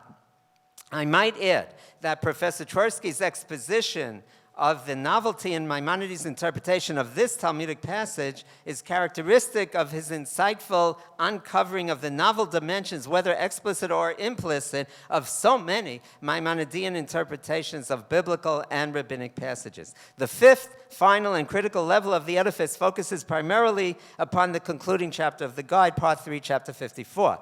Here, Maimonides classifies in ascending order 4 categories of perfections: perfection of material possessions, physical perfection, moral perfection, and intellectual perfection, the latter contemplative level of knowledge constituting the highest and only true perfection. He then correlates them with the 4 areas in which human beings glory, as famously crafted by the prophet Yirmiyahu in Perek Tet, Psukim Kaf Bet and Kaf Gimel of his eponymous work, ostensibly concluding with the highest level of Haskel V'Yadoa Oti, that he understands and knows me. At the close of the chapter, also the close of the entire guide, Maimonides then adds the observation that the verses from Yirmiyahu do not actually conclude with the words Haskel v'Yadoa Oti, but rather continue as follows: Ki ani Hashem oseh chesed mishpat tzedakah ba'aretz, ki ve'ele chafatzti no'um Hashem. The interpretation of the conclusion of chapter 54 has, of course, been the subject of much debate. Gutman had identified a Kantian redirection here, with the Rambam concluding by underscoring the moral dimension to the knowledge that has been so intensely sought. Apparently, the cognitive achievement is not the ultimate goal. Rather, emulation of divine chesed mishpat tzedakah ba'aretz is the eventual goal of knowledge. The goal of knowledge is self-transcending. As Wolfson formulated it, quote, logically, Maimonides could have repeated with Avram ibn Daud that the end of all philosophy is right conduct. Ki tachlita philosophia hama'aseh. Others, Professor Shlomo Pines, for example, rejected. As he writes in his introduction to his translation of the guide, he rejected the notion that for Maimonides, quote, ordinary moral virtues and moral actions are of greater importance and value than the intellectual virtues and theoretical way of life, unquote. In a later essay, Professor Pines does not deny the moral implications of the end of chapter 54, but he tries to restrict them to the prophetic leader. This matter, I recall Professor Twersky once remarking, is Gufei Torah of the Rambam. If you could be sure of this, he said, then the rest of the Rambam falls into place. Often the issue is phrased as the contest between the philosophic contemplative life and the rabbinic active life. For Professor Twersky, it was evident that Maimonides, for all his insistence upon the essential, indispensable role of intellectual inquiry and knowledge in reaching the most elevated religious level, once that level is reached, the individual does not remain in contemplative isolation, but returns to society. The fusion of contemplation with action is the ultimate goal. However, for the Rambam, that meant a life not of ordinary actions, but of action rooted in and informed by intellectual apprehension. In discussions with Professor Twersky on this point, he liked the idea of concretizing Maimonides' position in the form of a circle. The individual begins to ascend via proper performance of God's will to moral perfection, the penultimate perfection described by Maimonides in chapter 54. And from there to the ostensibly ultimate goal of intellectual perfection, Haskel v'Adooti, which could also be visualized as the top of the circle. Upon attaining the peak of knowledge of religious metaphysics, the individual in pursuit of perfection now comes back around the circle, directing his efforts toward actions that serve to morally elevate the individual and society. The second time around the circle, however, the actions take on a strikingly new dimension. They now are rooted in and reflect intellectual apprehension. The circle is complete. Acts directed toward moral perfection of the individual and society lead to intellectual perfection. That intellectual attainment in turn facilitates action on an elevated spiritual plane, and that's action that emulates God's traits of kindness, justice, and righteousness. Professor Twersky found support for this interpretation of Maimonides' conception of the ultimate purpose of human striving in other Maimonidean statements. For example, in the Guide, Part 1, Chapter 15, Maimonides analyzes the biblical description of Jacob's dream in Bereshit Kavchet, in which Jacob saw a ladder set on the ground, Sulam Mitzav Arza, with its top reaching the heavens, and behold, angels of God were ascending and descending it, Olim V'Yordimbo, and behold, God was standing on it, V'nei Hashem Nitzav Olav.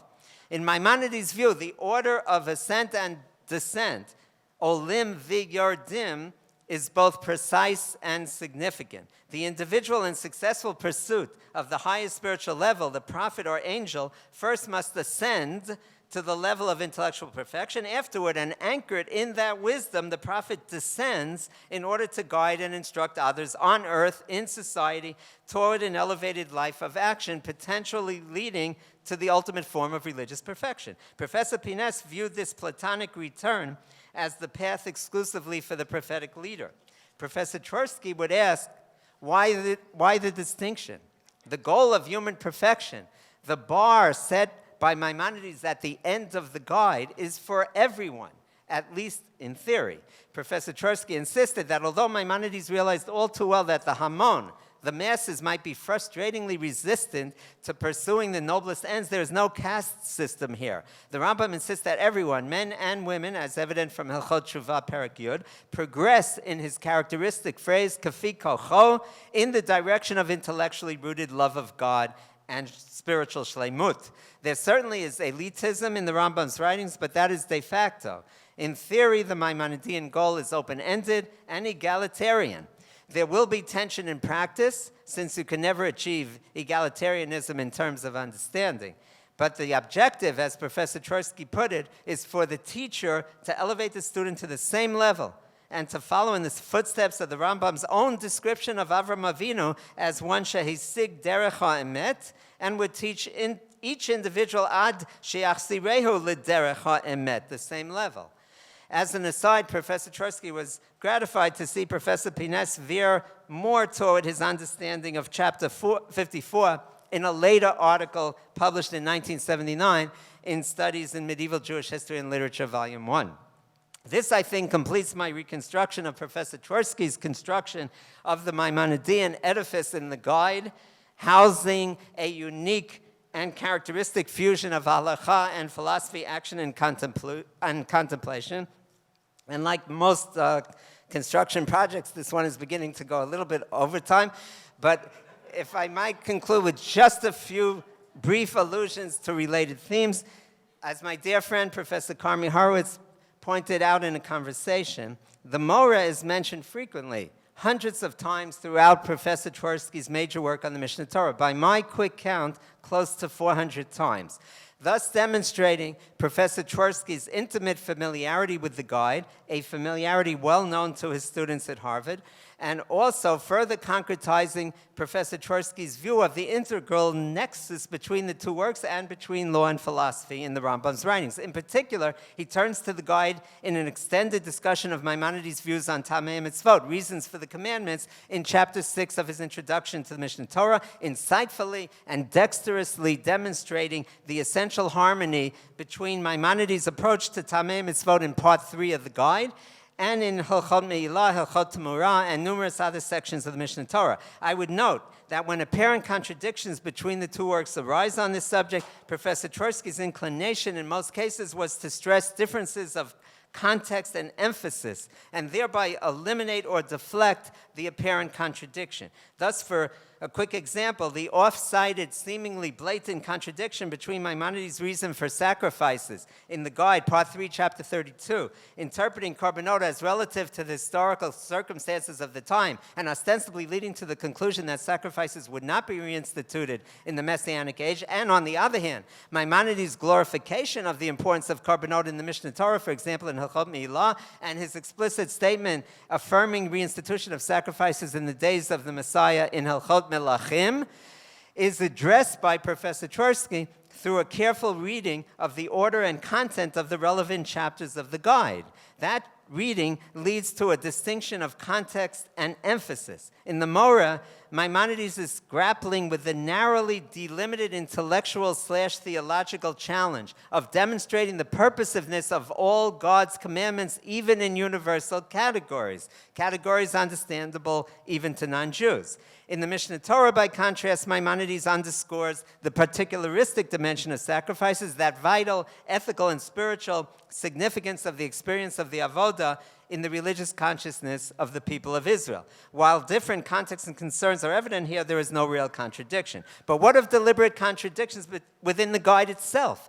Maimonides himself expressly states in the introduction to the work that contradictory statements will appear for the two reasons that he specifies, and in accordance with the inevitable difficulties complicating the attempt to formulate in writing interpretations of doctrines involving Maaseh Bereshit and Maaseh Merkavah that Chazal prohibited to teach publicly. I recall Professor Twersky pointing to the aforementioned Part 3, Chapter 51 of the Guide as a clear example of deliberate contradiction, with the chapter commencing with the seemingly superfluous declaration that there is nothing new in this chapter, followed much later on in the lengthy chapter with the exclamation that, quote, "a most extraordinary speculation has occurred to me," a red flag, said Professor Twersky, alerting the astute reader to carefully read and compare Maimonides' statements concerning divine providence in this chapter and earlier in Part 3. As Professor Twersky writes in a footnote in the introduction to the Mishnah Torah, quote, "in studying the Maimonidean corpus, there is no need, as we have noted, to attenuate real contradictions or ambiguities,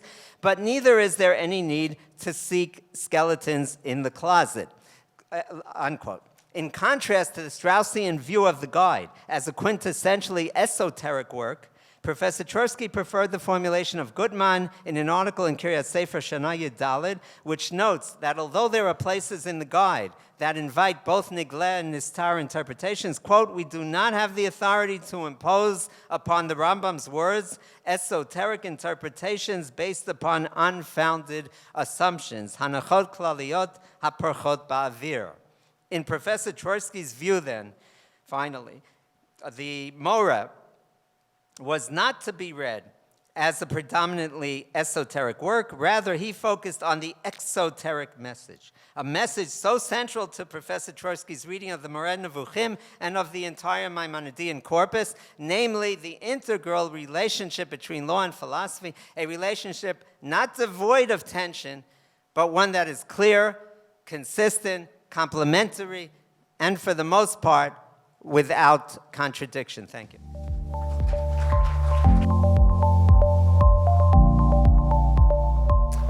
This morning, we presented in basically capsule form, it was still long, but in capsule form, Professor Twersky's academic profile as a scholar,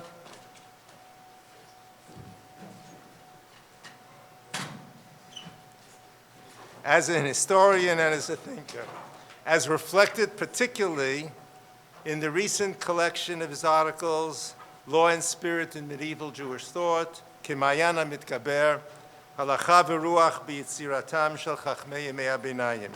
The conference today, marking his 25th Yahrzeit, has been dedicated to academic lectures that dealt with or were connected to Professor Twersky's academic intellectual legacy. We are now going off the academic beaten track, although we took a sideways in one of the sessions already, and that now coalesces and joins this session. to glimpses of the person behind these academic works. Rabbi, Professor Yitzhak Twersky, the Nathan Littauer Professor of Hebrew Literature and Philosophy at Harvard University, who was also the Tolner Rebbe of Boston and also son-in-law of Rav Yosef Dov Soloveitchik. Let me supply some additional biographical information beyond what we said this morning. Rabbi Twersky was the son of the Tolner Rebbe, Rabbi Meshulam Zusha Twersky, who immigrated to the United States in 1925 and was one of the first Hasidic Rebbeim to settle in America. He settled in Boston and established the Beit Midrash Beit David. His son, Rabbi Yitzhak Twersky, born in 1930, the youngest of three brothers, attended elementary school in Boston and simultaneously studied with private Melamdim in early morning and evening. He attended the prestigious Boston Latin High School, then Harvard University, with a break for a year at the Hebrew University. He earned his PhD under the guidance of Professor Harry Wolfson, the preeminent historian of Jewish philosophy and of religious philosophy generally. And while studying, he met and married Atara Soloveitchik, the Rav's daughter, and became a lifelong, keen, astute Talmid of the Rav. Eventually, Rabbi Twersky succeeded Harry Wolfson at Harvard as the Nathan Littauer Professor of Hebrew Literature and Philosophy, established Harvard University as a leading academic center for medieval Jewish intellectual history. Rabbi Twersky was a loyal son of his father, Rabbi Meshulam Zusha, and after his father's passing, filled his position as leader of the Beit Midrash Beit David, which had moved to Brighton, and he assumed the role as the Tolner Rebbe. A fuller biographical portrait is available in English in my chapter in Meir Soloveitchik's Torah and Western Thought, and the expanded version, more than 25% additional material, is in the Hebrew version in Kemayan HaMitgaber. Needless to say, this combination produced a unique personality.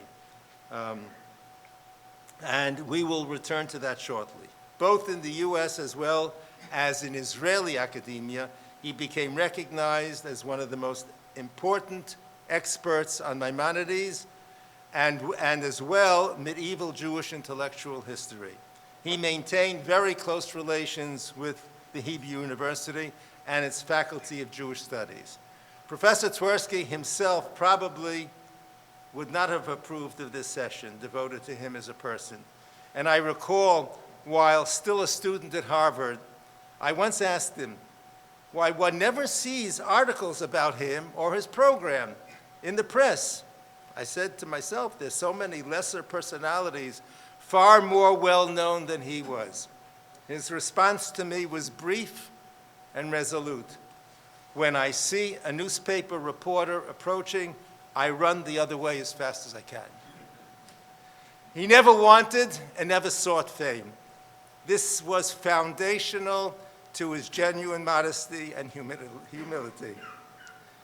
I suspect that he felt that fame could corrupt values, could misrepresent, and as a man of truth, all of this repelled him. So you ask, why are we doing it? I believe there is much to be learned from this unique and multifaceted person, not only from his Torah and from his scholarship, but from his persona and from his comportment and from his bearing. We may never fully know all of the various aspects of his persona that he carried, how they coalesced in harmony, in creative tension, with internal tension, contradiction. He most certainly was an inspiring model, a path breaker in many ways, and therefore sharing with you conversations, insights gained from him and his derech hachayim, his path of life, can serve as inspiration for many who seek chachma and dat as well as yirat shamayim. My support I derive from a Gemara in Eruvin. And the Gemara says, I'm a Rabbi, Haid mechadadna mechavrai, the chazite le Rabbi Meir me'achorei. V'ilu chazite mikamei, hava mechadadna tvei. Rebbe said, why am I sharper, more astute than my colleagues? It was because I saw Rabbi Meir from the back. However, had I seen him face to face, I would have been all the more astute.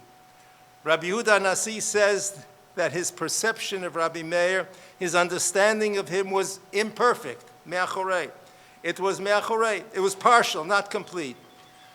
And given that inherent limitation in our case, there is still much to be learned. You will hear from people who knew him in different contexts. You've heard before, and we'll continue to hear now. And there may very well be overlap in our characterizations. And sitting with us is Professor Schneur Lyman, who I need not introduce to this audience, who knew Professor Twersky in many academic contexts. Dr. Kalman Stein was formerly the principal of Maimonidean School in Boston and davened in the Tolna Shul in Boston. He will recollect his interactions and his family's connections with Rabbi Twersky. And then I will follow with some of my own comments and observations. Professor Lyman. Poschin, Bichvod Achsanya. We are deeply indebted to Yeshiva University, Bernard Revel Graduate School, for hosting these sessions, for commemorating the 25th Yahrzeit of Professor Yitzhak Twersky, and we are especially grateful to Professor Carmi Horowitz for editing the Hebrew version of Professor Twersky's essays in Kima'ayan HaMitgaber, a true labor of love, and one that provides eternity for Professor Twersky's teachings. Professor Yitzhak Twersky, Zecher Tzadik Livracha, in his eloquent essay entitled The Rav, set the agenda, L'Sha'a U'Ledorot, for how one records the profile of a Gadol B'Yisrael.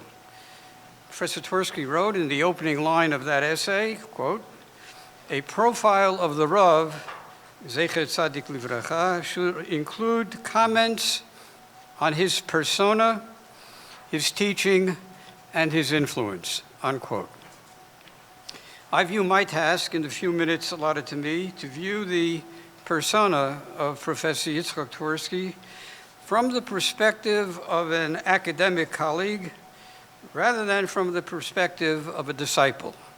I did not merit to be a student of Professor Twersky, nor do I imagine for a moment that I was anything more than an extra in the movie of his life. But I was an academic colleague. And even when I make such a claim, it is somewhat ludicrous. I'm reminded of a beautiful Hasidic story about Revel of Zabaraj in Ukraine. He died in 1822, and he was a son of Rabbi Yechiel Michal of Zlotchev. I'm an enikel of Rabbi Yechiel Michal of Zlotchev, so I can tell the story. Revel was famous for being an Ohev Yisrael, so much so that he addressed every Jew by the title Tzaddik. When asked how he could justify such a whimsical practice, he cited scripture, Isaiah 60:21, which reads, and we all know it by heart, V'amech kulam tzaddikim. God openly states that the Jewish nation, about the Jewish nation, your people, all of them are tzaddikim. Who am I, said Revel, to disagree with God? Once Revel went on a long journey, and he hired a balagola, a coach, and a driver. And throughout the trip, there were conversations between Revel and the driver. And whenever he referred to the driver, he would call him tzaddik. So as they were traveling and After several hours of traveling, it came time to daven mincha. Reb Wolf would say to the Balagola, Tzaddik, maybe we could stop here and perhaps we'll find a minyan in this little town and I'll be able to daven mincha with a minyan. They would travel for several more hours and so on, and again Reb Wolf would say, Tzaddik, maybe there's a kretschmer in this area, we could stop here, we'll spend a night in an inn in this particular place. This went on for about 5 days, that was the length of the trip. And finally, Reb Wolf reached his destination at the end of the 5 days, and as he was about to depart from the coach, the Balagola turned to him and he said to Reb Wolf as follows. He said, you know, Rebbe, you're a tzaddik and I'm a tzaddik. And in our conversations, it became clear that you have a son who's of marriageable age, and I have a daughter who's of marriageable age. It's a tzaddik and a tzaddik. Invei hagefen v'invei hagefen. Why don't we make a shidduch? And Reb Wolf smiled and looked at him and explained, it is certainly true that we both are tzaddikim. But what you need to know is that there are different categories of tzaddikim. And you have to make a shidduch with a tzaddik like yourself, and I have to make a shidduch with a tzaddik like myself. And they parted. So I just want to say that Professor Twersky was an academic, and I am an academic, but there are different categories of academics.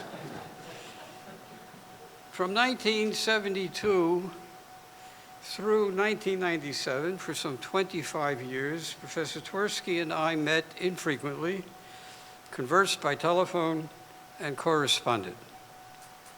So I wish to testify to some of the activities that I witnessed and that perhaps others may not know about, and these shed light on Professor Twersky. In terms of letters, every year, just before Rosh Hashanah, I would receive a beautiful handwritten note written in Lashon HaKodesh, wishing me and my family health, happiness, and continued spiritual, intellectual growth. These notes were always signed in Hebrew with no titles appended, either Yitzhak Twersky or Yitzhak Asher Twersky, as the case may be.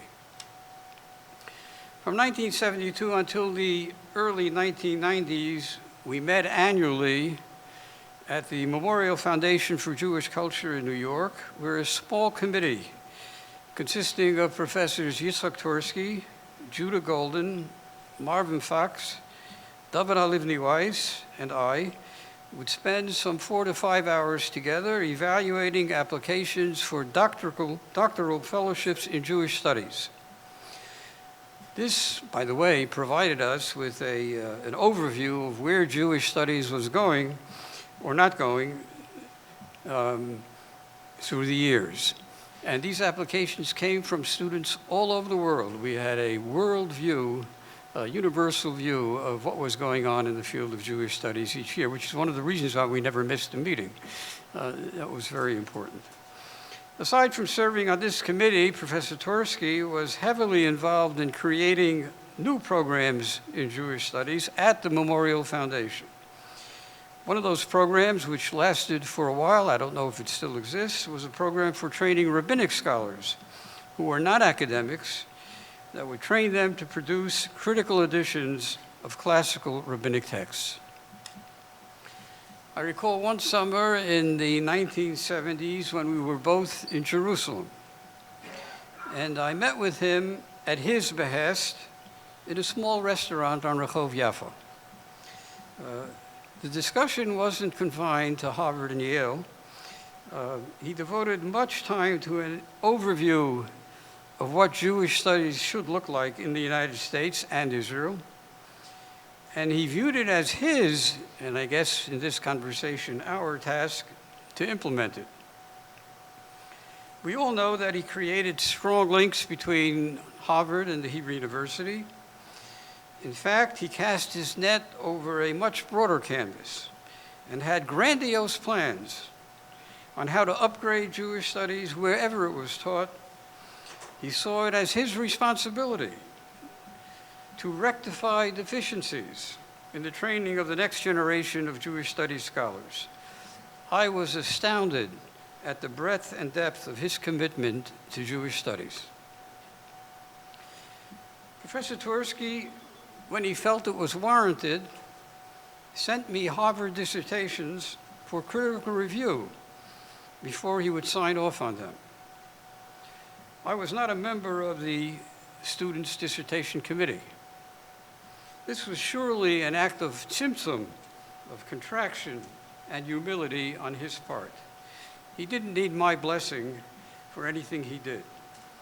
Perhaps he was troubled, I don't know, by comments of a member of the committee, the dissertation committee, and he wanted to be reassured. In any event, scholarship was scholarship, and he settled for nothing less than perfection.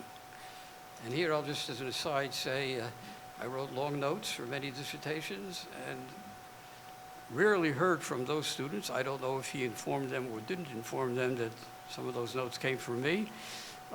But in one case, he did inform the student because I got a thank you letter from the student, long letter saying that he thanked me for all the suggestions and corrections, and he accepts everyone except one suggestion that I made, and that suggestion was, there's no place for invective in a dissertation.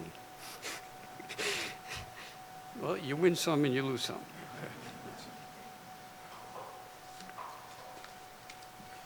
Professor Twersky was fiercely loyal to and supportive of his colleagues. And I often received notes of thanks for off-prints I sent him, and sometimes for off-prints I didn't send him.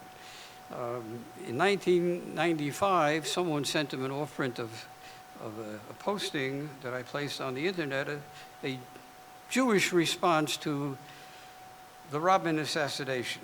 He sent me a beautiful handwritten note, and I have many notes from him, but this is the only one that I will read, so simply to prove to you that I'm telling you the truth.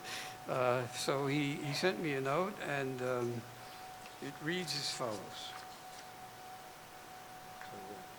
Professor Horowitz, you will testify that's the handwriting of...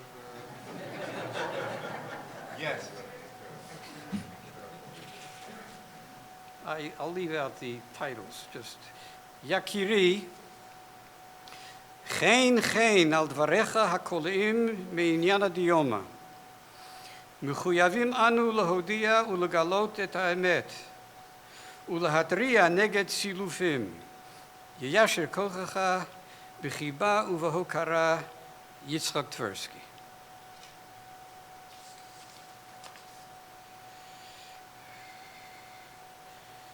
Torah and Mada, Torah and Chokhmah, Halakhah and spirituality were binary themes writ large in Professor Twersky's life. In 1979, I was serving then as Dean of Bernard Revel Graduate School. President Norman Lamb felt that the YU community was not sufficiently informed about Torah and Mada, then a motto of Yeshiva University. He asked me to convene a presidential lecture series of 4 lectures, each by a different scholar, devoted to the theme. And I had enough experience as an administrator that I knew what to say. I said I would be happy to do so under 4 conditions. 1, I would be free to select the speakers in consultation with the president. 2, a budget would be approved that included a respectable honorarium for the speakers. 3, the checks for the honoraria would be cut and in my hands a week before the lecture. And 4, that I wanted to be assured that I would have the full support of the president so that all the offices of the university would be at my disposal, publicity, security, and the like. President Lamb agreed, and he immediately asked me who were the 4 speakers I have in mind. And I answered without batting an eyelash, the Rav, Professor Yitzhak Twersky, Rav Aaron Lichtenstein, and Norman Lamb. He agreed.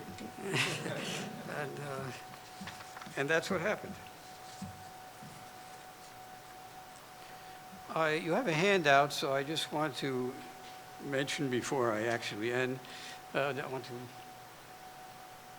I had a treasure in my library. I collect books, and I had a very special treasure, which did not really belong in my library. And it more properly belonged in Professor Twersky's library. And I had great hakaras hatov to Professor Twersky, and I presented him with that copy, with that sefer. I hope the family still has it. It was a Hasidic commentary on the Torah. It's a 2-page handout. I hope you have it. You can look at it. It's not necessary to see it, but at least you'll have a sense of what I'm talking about. It's a Sefer Birkat David. It's a Hasidic commentary on the Torah by Reb David Twersky, the founder of the Talmud dynasty, born in 1802 and died in 1882.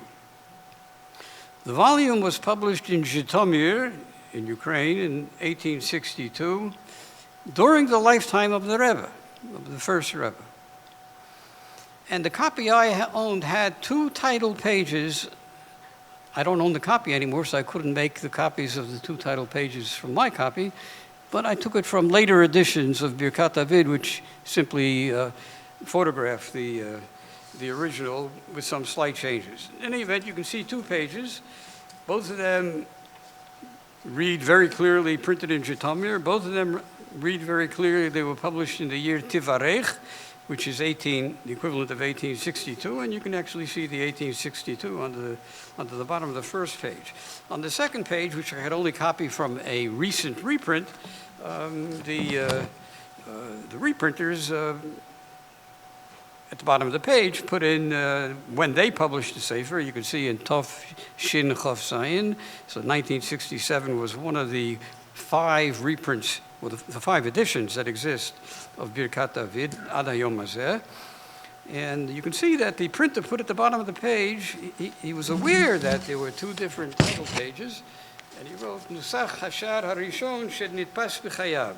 That page 2, if you look at the bottom of page 2, was identified in 1967 as the first title page as it appears in the first edition of 1862, which means that the reprinters in 1967 found a copy, an early copy, a first edition of this book, Birkat David, and it had this title page. Notice that the artistic work is different on the 2 pages. And he thought, since he found an old copy, the first edition, he was certain that was the original title page. It was not the original title page. The original title page is page 1. Since I owned a copy with all the title pages, I could see exactly what happened, and I will explain what happened. All I can say is I've now seen 4 out of the 5 editions. A new edition was published in the year 2017 in New Square. Don't tell anybody, Yeshiva University doesn't own a copy, and I don't have access to a copy. So I've never seen the 2017 edition. Perhaps that will say what I'm telling you now. If you get access to that 2017 edition, test it by what I'm going to tell you now. So page 1 was the first title page of this Sefer, and I'm speculating, but I suspect this is what happened. It was then brought the freshly printed copy with the title page was brought to Reb David Talmud, to the first Talmud Rebbe, for his approval or to look at it. And he looked at it and he was shocked, because what he saw on the title page is, take a look at the first page 1 title page, compare it to what you see in page 2 as soon as you get a chance.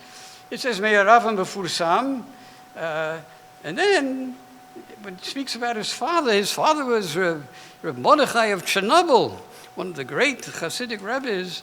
It says also, Ben Adoni Mori Rabbi Harav Ham Befursam V'chulei, exactly like it says about Reb David V'chulei. And just like Reb David is listed as Magid Meisharim Dekila Kedosha Tolna, Reb Mordechai is listed as Magid Meisharim Dekila Chavna. There's no difference. Reb Mordechai of Chernobyl was not alive in 1862. He's not even referred to here with the proper blessings. Zichrono livracha, zecher tzadik livracha, something about the fact that he's not alive. He's given the exact same titles as Reb David, and they're both rather short. If you go to page 2 now, you'll see what happened. So The Talmud Rebbe was not happy how his father was treated. And now read it, under Birkat David. Meharav Mefursan V'chulei, Reb David remains without all the titles. It just says V'chulei. Reb David, Shlita, Magid Meisharim, Dekila Kadosha Talna. Ben Admor, that's like the first page, but now it says, Ben Admor, Harav, HaMefursam, Ish Elokim, Rabban Shel Kol B'nei HaGolah, Gadol Mi Rabban Shmo, etc., Reb Mordechai of Chernobyl. And just to make sure that no one would confuse the two title pages, I'm sure he required the first page to be torn out, and they made a new artistic design around the second page so everyone will know which is the page that should be the title page of this particular sefer. So in case you're a collector and you should come across a copy of the first edition of Birkat David, take a close look at the title page and see whether or not you have two title pages. In any event, the reason why there were two is that one was rejected. That was the first one, actually, and the second one was retained and is found in many copies to this very day.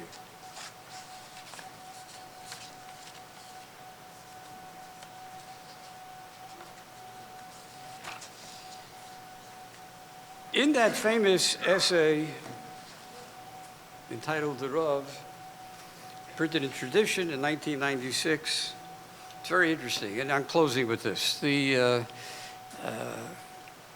Professor Twersky describes the Rav in great detail.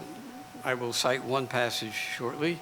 But he wisely turns to see how the Rav described his ancestors, the Beit Tarav. How did the Rav describe his uncle, Revel, the Brisker Rav? How did the Rav describe his father? How did the Rav describe his grandfather, Reb Chaim Brisker, and so on? And he quotes exactly how the Rav in his writings in various places refers to his own ancestors. And usually, you'll take a look at the article, after he quotes whatever the Rav had to say about Reb Chaim, for example, or whatever he had to say about the Brisker Rav, and he had a lot to say, he would then write in his own language, I don't recall the words by heart, but something to the extent that, and we can more or less say the same about the Rav himself. The Rav said about his uncle that he was Yachid B'daro. We can more or less say that about the Rav also. That's what he said each time after he presented what the Rav had to say about his own ancestors. In one paragraph, an amazing paragraph, and I resonated to it. He describes the Rav in one single paragraph in a way that I've never seen anybody else do, and no one else I've ever seen has captured the Rav as well as Professor Twersky captured the Rav in that one paragraph. And that's in the essay, The Rav, page 16. And I say this because from 1960 approximately till maybe 1983, I had access to the Rav. From the 1960s on, I used to attend the Yahrzeit shiurim. I never studied at Yeshiva University. I never studied at Yeshiva. I was not a student at Yeshiva. I came from the Mir Yeshiva, and I was so happy to come to hear the Yahrzeit Roshas. It was an incredible experience, and I'm sure anybody who ever experienced that feels exactly the way I do. It's something we will never experience again. In any event, and I was always looking for somebody who could capture, but that's how I began to see the Rav. When I came to Yeshiva University, and I've been teaching at Yeshiva University for 40 years and more, I suddenly had access to the Rav, especially because of President Lamb when he told me that he wanted 4 lectures. So I had to get the title of a lecture from the Rav. I had 6 separate occasions of yechidus with the Rav, just trying to get the title of the lecture, and we knew each other. So in fact, it almost took me as long to get a title as it took Rabbi Schachter to finish his dissertation at Harvard. This is what the Rav wrote about. Professor Twersky wrote about the Rav. What needs to be emphasized repeatedly and unequivocally is his uniqueness. His extraordinary Torah erudition, together with his wide-ranging general knowledge, his dazzling brilliance, lucid, compelling analysis, phenomenal originality, which did not tolerate the shallow or the commonplace, astonishing intuition, almost legendary preoccupation with Torah, uncompromising honesty, unfailing eloquence, deep-seated sensitivity and lyricism, carefully crafted philosophy or hashkafa, and overpowering charisma, all combined to shape a remarkable Torah personality, unlike others whom I knew. That's one paragraph, an incredible paragraph, and that's what I remember about the Rav. Every word that every exchange I had with the Rav, whether it was in Boston or in New York,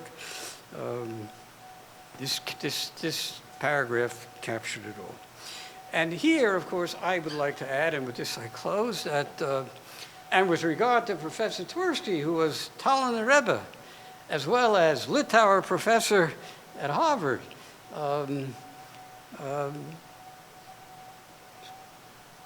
some of this also applies to Professor Twersky. Thank you very much.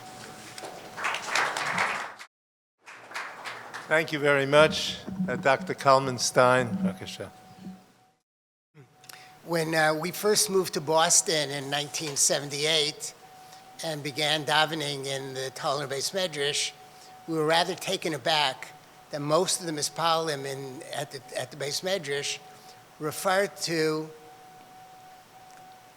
Rabbi Twersky as Professor Twersky. So we were new to Boston. We didn't realize that in Boston, the only higher appellation than professor would have been Rosh Bahag. So it just didn't compute for us that we would call the rabbi of our shul Professor Twersky. So my children were instructed, and we began calling him Rabbi Twersky.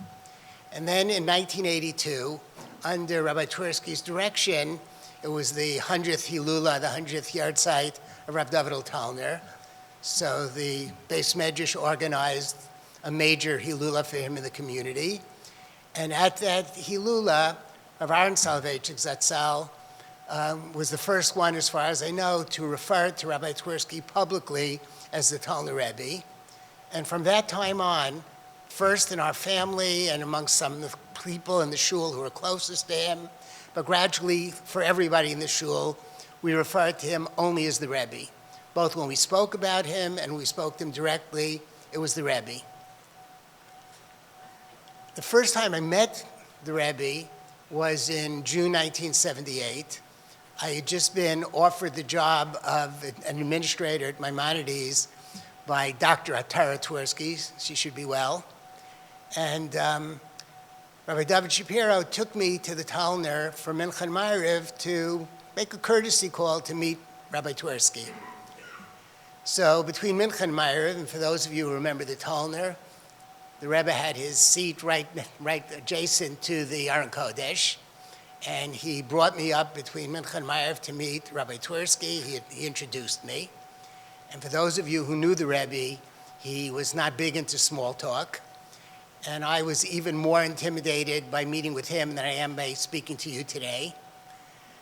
So we sort of stood there and looked at each other. And after a few minutes, when both of us sort of figured it was respectable to part, we both made some sort of parting mumbling, and I went back to my seat and we davened Ma'ariv. I don't think I could have predicted on that day that for the next 20 years, from shortly before my 30th birthday to shortly before my 50th birthday, the Rebbe would be the person who shaped my religious life and my life as a person, and who was going to be the foundation of the religious lives of my three sons. And even more so, that someday we would be made part of his family. So for me, speaking about the Rebbe is like speaking about a very close relative, about my children's grandfather. So I'm going to go ahead 15 years later. I was on a program called Amitei Yerushalayim, the Jerusalem Fellows, funded by the Mandel Foundation. And the Mandel Foundation decided to do a project called HaYehudi HaMechunach, and asked several people to write position papers on what an educated Jew is. And one of those papers was written by the Rebbe. And he was coming to our program to present to the fellows. And the fellows knew that the Rebbe had a reputation as being somewhat intimidating.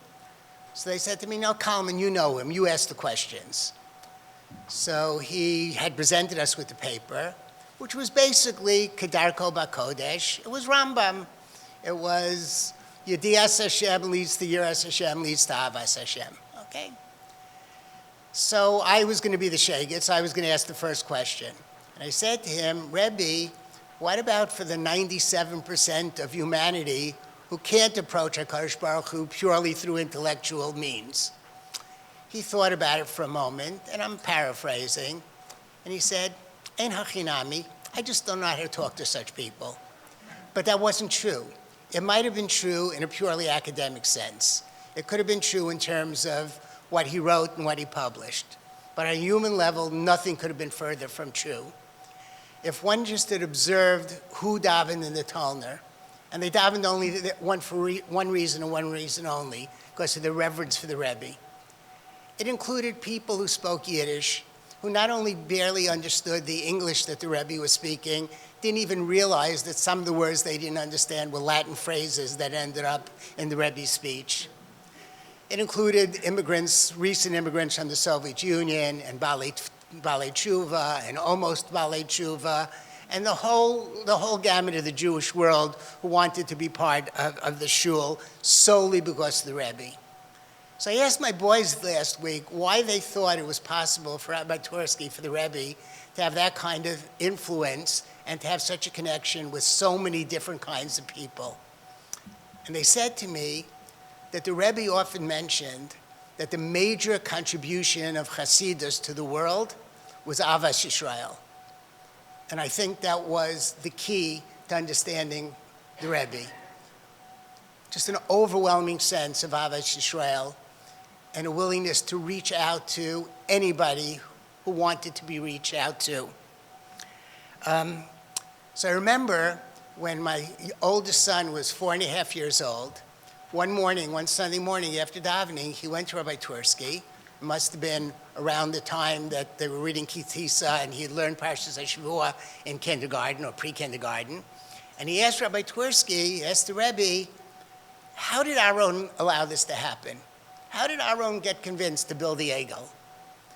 And Rabbi Twersky, the Rebbe, basically gave him the same kind of answer that he would have given some of his academic colleagues sitting in this room. And my son was 4.5 years old, so there were a lot of things that adults said to him in those days that he didn't understand, so no. And we went home. About 10 minutes after we got home, the phone rings. And I answered the phone, and for the one and only time in all the years I knew him, he introduced himself as such. He said, Kalman, it's Yitzhak Twersky. When you come back from Mincha, bring Dani with you. So Dani and I went to Mincha that afternoon. And between Mincha and Ma'ariv, the Rebbe had clearly spent some time that day thinking what you can say to a 4.5-year-old boy who has this profound question about the Torah that will help him deal with it at his age. And that was the beginning of a love affair. And the Rebbe had a special relationship with children. I still remember there was a fellow sitting next to me, next to us in shul, who had a son of 7 or 8 years old, and he had a question about the parsha that his father either couldn't answer or didn't want to be bothered with. And I was sitting right there, and I was an administrator at Maimonidean. So he said to this 7 or 8-year-old boy, go ask Dr. Stein. And the kid said, no, I'm afraid of Dr. Stein. I'm going to ask Rabbi Twersky. And that was the relationship he had with many, many children in the shul. I have here, and I'll conflate them, letters that he wrote to my boys when they were all well under bar mitzvah, when we were off in bungalow colonies or they were in camp for the summer. Dear Danny and Noam, I was happy to get your letter and read about your trip to Niagara Falls. What great fun. I'd never been there. And he asked them about softball, and he asked them about the size of the pool. and he asked them whether my second son would be ready to start saying Anim Zmiros in shul when he got back into the summer, because his older brother did. And he asked them all kinds of questions, and he signed 2 of the letters, Love, Rabbi Twersky, and one of the letters he signed, which he wrote only to my older son at the time that I think he was the only one in camp that summer, Your friend, Rabbi Twersky. And for my kids to write to him was like writing to their grandparents. It was just a natural thing for them to do. And they weren't surprised when their grandfather in Boston sent them a letter in return. They also related to him, and we all related to him, increasingly as a Hasidic Rebbe. So my son told me a story this week that I didn't know. When my mother-in-law was ill in 1995, Rav Meir Twersky is here, who is very, very kind to my mother-in-law. I used to drive her from Brooklyn up to Boston very often. When my mother-in-law was ill in Mass General, one Monday morning, I didn't daven there on weekday mornings. I used to daven in school, but my boys always made it a point of going to the Talner in the morning before they went to school to daven Shachris. And my mother-in-law was ill, and Jonathan Dubitsky, the regular Gabbai, was at the point where he was about to make the Mishberach V'cholim, and the Rebbe walked over to him and put his hand on his shoulder, and that morning, that Monday morning and that Thursday morning, the Rebbe made the Mishberach V'cholim for my mother-in-law. And my mother-in-law recovered.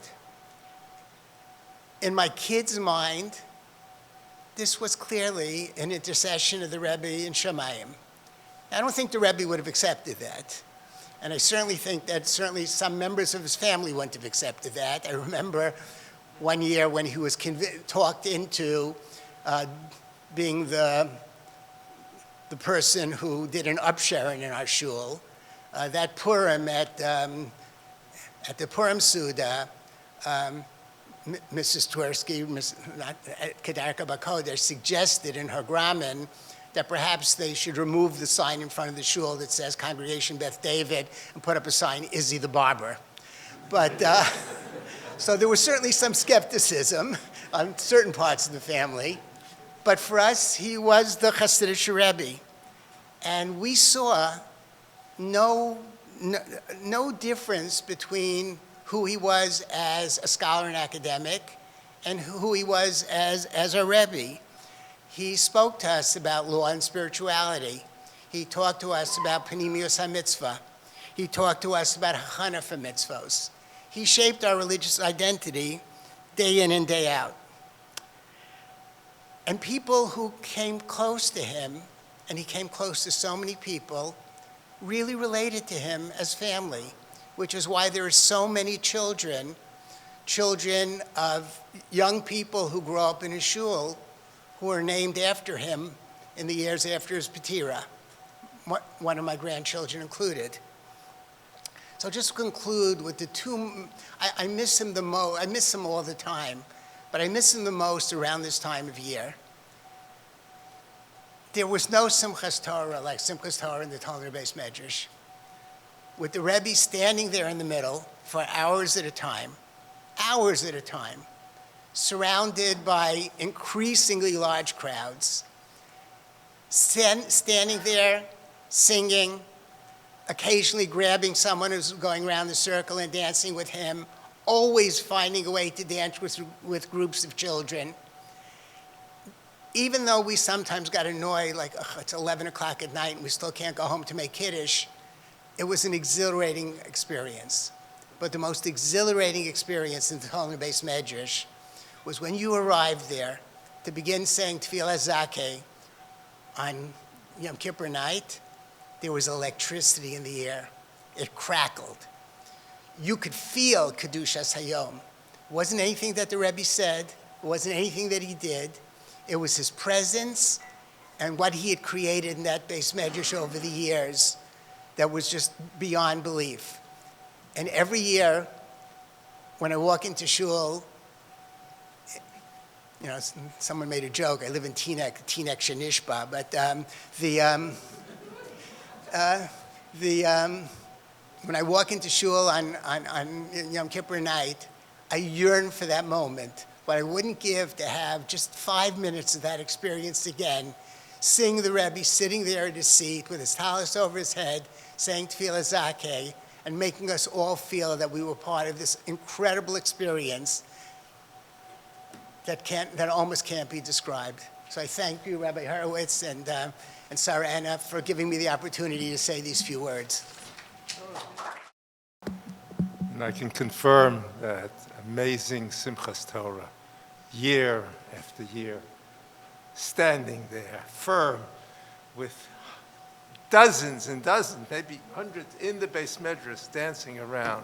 And he did not leave the spot for hours and hours. It was an amazing thing. When I began to think about this session, I sat down and compiled a long list of qualities of Rabbi Twersky, personal, religious, academic, intellectual, that need to be cataloged and elaborated upon. That, of course, will require at least an hour and a half discussion, and at best we can have some Rashi Prakim, and we'll have to do. We have earlier discussed Professor Twersky's academic scholarship. The two other features require extensive and detailed exposition, but even that, time limitations will permit but a glimpse. As mentioned above, Professor Twersky was the son-in-law and Talmud Muvak of the Rav. His indebtedness to the Rav is expressed in the introductions to his books, where he writes about his father-in-law as following: I repeatedly benefited from his immense and genuinely effervescent learning and was warmed by his unfailing devotion. He has, in short, given me so much over the years that it would be folly to assume that a formal acknowledgement would be fully expressive. His impact on my work and life is incalculable. In other words, not only in the area of learning, of intellectual things, but living, impact on my life is incalculable. Take note, both his intellectual universe and his entire existential being. Professor Twersky's mastery of Talmudic literature was an obvious precondition for his magisterial works on the Rabbi and the Rambam. His notion of the centrality of Halakhah, which is mentioned in Jewish history, dovetailed with the Rav's own understanding of Halakhah, but beyond that, a close study of Professor Twersky's academic works, particularly those that deal with law and spirituality, reflect the profound influence of the Rav's ideas and conceptions on the student son-in-law.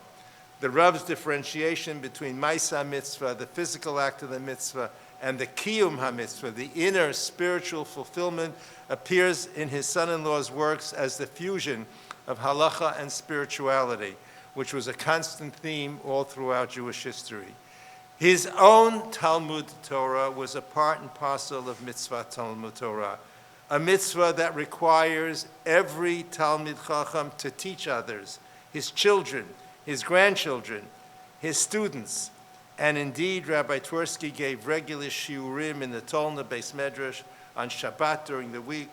His view that halacha was central to all of Jewish history was so because Talmud Torah was central to Jewish life. And indeed, he devoted much time and effort to issues of Jewish education, both as a guide to Maimonidean school in the years after the Rav was no longer able to guide the school personally, and as a participant in organizations such as the Mandel Foundation, which was mentioned, whose mandate was to guide and intensify Jewish education throughout the Jewish community. As the Tolner Rebbe, he was proud of and committed to Hasidic tradition and strictly observed all Hasidic minhagim. In his Divrei Torah, he would often bring to bear earlier sources of Rishonim, drawing consistently on the Rambam that reflected the Hasidic ethos as evident in his Divrei Torah at Shalashudas at the Tolner. His Hasidut expressed itself as well in his own personal acts of chesed. There was a genuine concern for people, as we just heard. And I know stories of chesed only because someone who was on the receiving end of this chesed told me. He himself was careful to cover his footsteps from the public eye. This chesed extended to many young scholars of Jewish studies, enabling them to study at Harvard and advancing their careers. One of the important tenets of the Hasidic movement was his emphasis on tefillah, on kavanah and tefillah. Rabbi Twersky's tefillah, as we just heard, was with silent intensity, an intensity whose fervor and passion was palpable. There was a clear continuity between the deep spirituality evident in his tefillah and the Rav's emphasis and practice of kavanah in tefillah, and with his close analysis of kavanah in the Rambam that Professor Twersky wrote in detail in his scholarly articles. It was all one. He made many personal sacrifices in order never to miss tefillah b'tzibur, and would forego an academic conference totally if there was no minyan that he can go to daven. One of the striking characteristics of the Tolner Rebbe, of Professor Twersky, was his silence. He was a man who chose his words with exquisite care. And if there was nothing to be said, he said nothing. There were times that you expected from him a response, a comment, an answer, and you heard nothing. Or at best, a brief enigmatic comment. At times there was communication through silence. It was a very conscious silence. In the preface to Professor Twersky's introduction to the Code of Maimonides, he concludes with the following. Dedication of the book to my wife Atara is a pale indication of my profound, all-consuming indebtedness to her. Any attempt to articulate it, to comment on her wisdom and probity, strength and sensitivity, would inevitably ring hollow. But inasmuch as she is attuned to my silences, she will understand every nuance and hear every resonance. Such a beautiful dedication needs no commentary. It is clear that there's a self-awareness of silence, and there are nuances and resonances of that silence that communicate. In the introduction to the Code of Maimonides, Professor Twersky writes, one must be attuned to the silences as well as to the sounds of Maimonides' writings. And the key to an understanding of silence in his life may be found in one of the Yahrzeit shiurim that he delivered in memory of the Rav during the years after the Rav was niftar. In it, he discusses the Rambam in Hilchot Deot, chapter 2, who writes, Le'olam yarbe adam bishtika. And I'm reading from the very elegant and precise translation of Professor Bernard Septimus, which was mentioned, which will soon appear in the Yale Judaica translation. And in his English translation, one should be consistently generous with silence, or maximize his silence, speaking only of wisdom and what needs to be said to sustain the body. It was said of Rav, the student of our saintly master, that he never in all his days engaged in idle conversation, which is what most people's conversations are. The sages counseled the saying, whoever talks too much brings sin, and said regarding the business of the body, I have found nothing but silence to be good. Rabbi Twersky summarized this halacha in his words, even in the areas where you're commanded to talk, to engage in divrei Torah v'chachma, your talk should be measured. Yehiyu dvar divrei adam ma'atim v'inyaneihem merubim. The ideas should be abundant. The words as sparse as possible. And then he cited the continuation of the Rambam. One should always teach one's students with a verbal economy. Then immediately afterwards, the Rambam in the next halacha says, Siag lechochma shtika. So, he already said in the halacha above, Le'olam yar be'adam b'shtika. So what's happening here? And in the English translation, silence is a hedge around wisdom. So a scholar should not respond hastily to questions, nor be prolix in his expositions. He should teach his students softly and with finesse. No vociferation, no verbiage. And Rabbi Twersky in his shir added, Shtika, silence, defines chokhmah. It is not something extraneous at all. Here you cannot use the image of a fence or hedge. Here the shtika refers to the way you talk, to the mode of speech, to the structure of speech, to the effectiveness and the impact of speech. Shtika here helps define chokhmah. It regulates its expression, maximizes its effectiveness.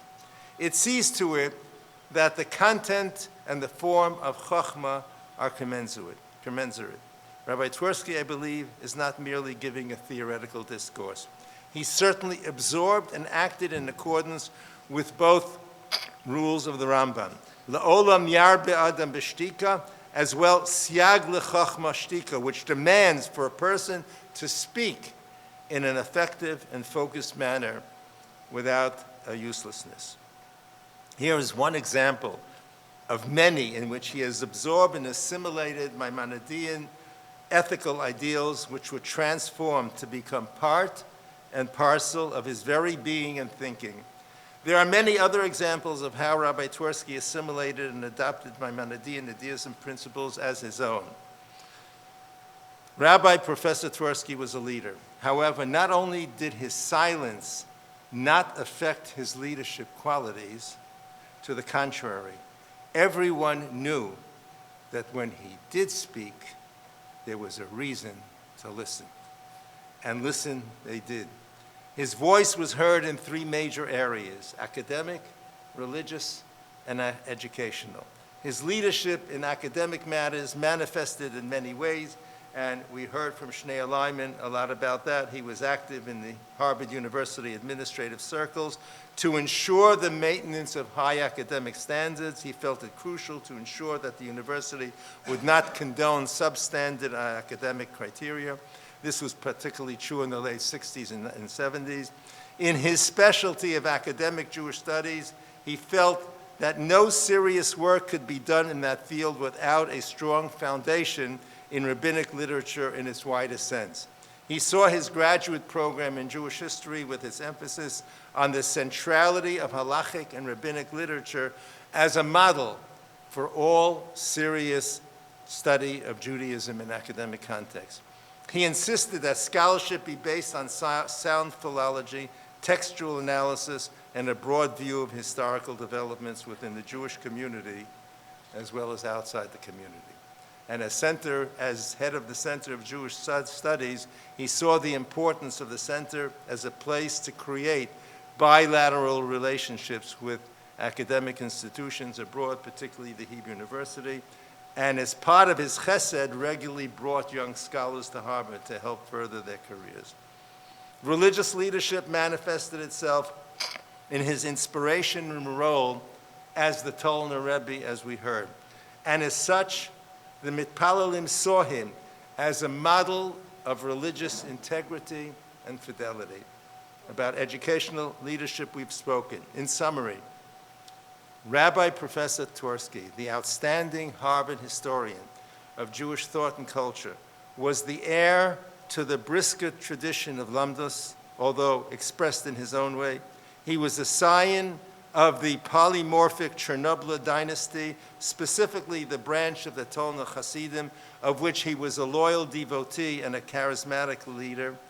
These three components melded into a kind of optical fiber which carried this incredible combination of academic acuity, halachic profundity, and religious spiritual sensitivity.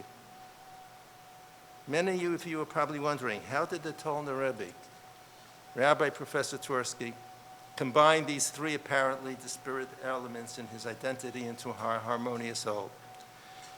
I have suggested in an introductory essay to the new volume, which is an extended version of an English version of it that appeared in Torah and Western Thought, that Rabbi Twersky identified with the Rambam's use in two contexts of the verse in that Hanan that was mentioned earlier, Ushmartem vasitem ki hi chochmatchem uvinatchem leinei hamim, asher yishme'un et kol hachukim ha'ela v'yamru rak acham v'benavon hagoy hagadol hazeh. Take care to keep them, for this will be your wisdom and understanding in the eyes of people. When they hear all these decrees, they will say, surely this is a great nation. This great nation is a wise and understanding people. And one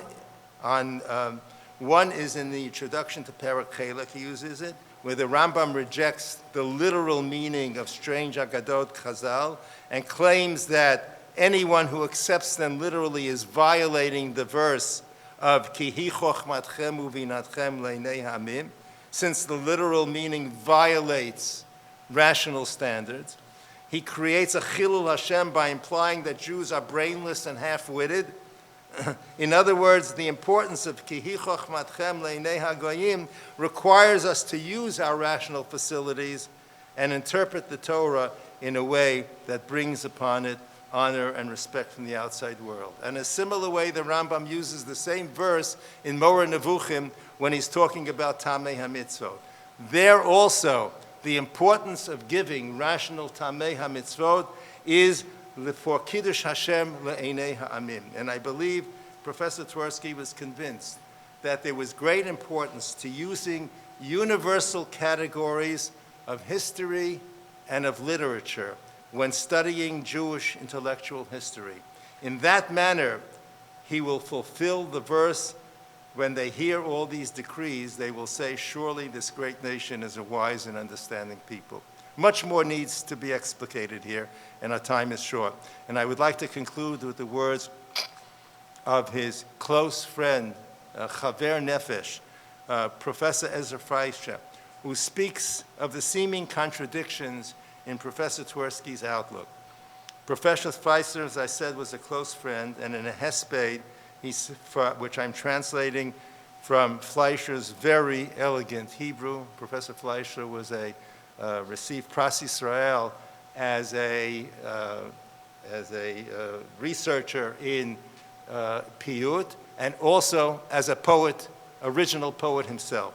And here is my attempt at an English translation.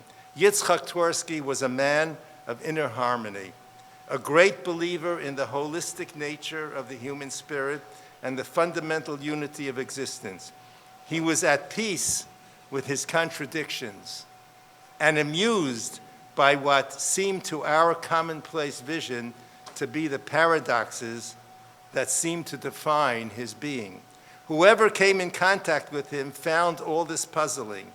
He himself never ceased to be puzzled by their puzzlement. Indeed, at lofty heights, apparent opposites reveal their true nature as varied manifestations of a single wondrous unity, while only the small-minded and myopic are still pained by their dissonance.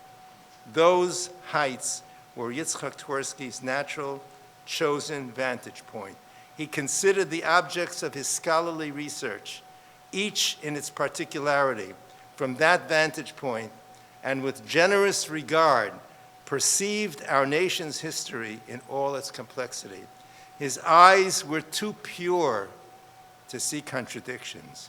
The harmonious wholeness of his own refined spirit enabled him to discern the same in our history and to understand the mystery of its hidden unity. In conclusion, I would like to thank all the participants in this day of study dedicated to Rabbi Professor Twersky's memory, to Adoni Mori Rabbi Harav Yitzhak Twersky Zatzal, to his memory and marking the publication of Kemayan HaMitkabel. There's still a few copies left if somebody wants to purchase. Again, I thank Dean Daniel Reinhold for all his help and cooperation, as well as predecessor, Professor David Berger, who was instrumental in the original planning of this conference, Professor Ephraim Karnafogel and Michael Schmidman, and Sarah Anna Twersky, and thank all who came to listen and to learn. To you, Bruchim.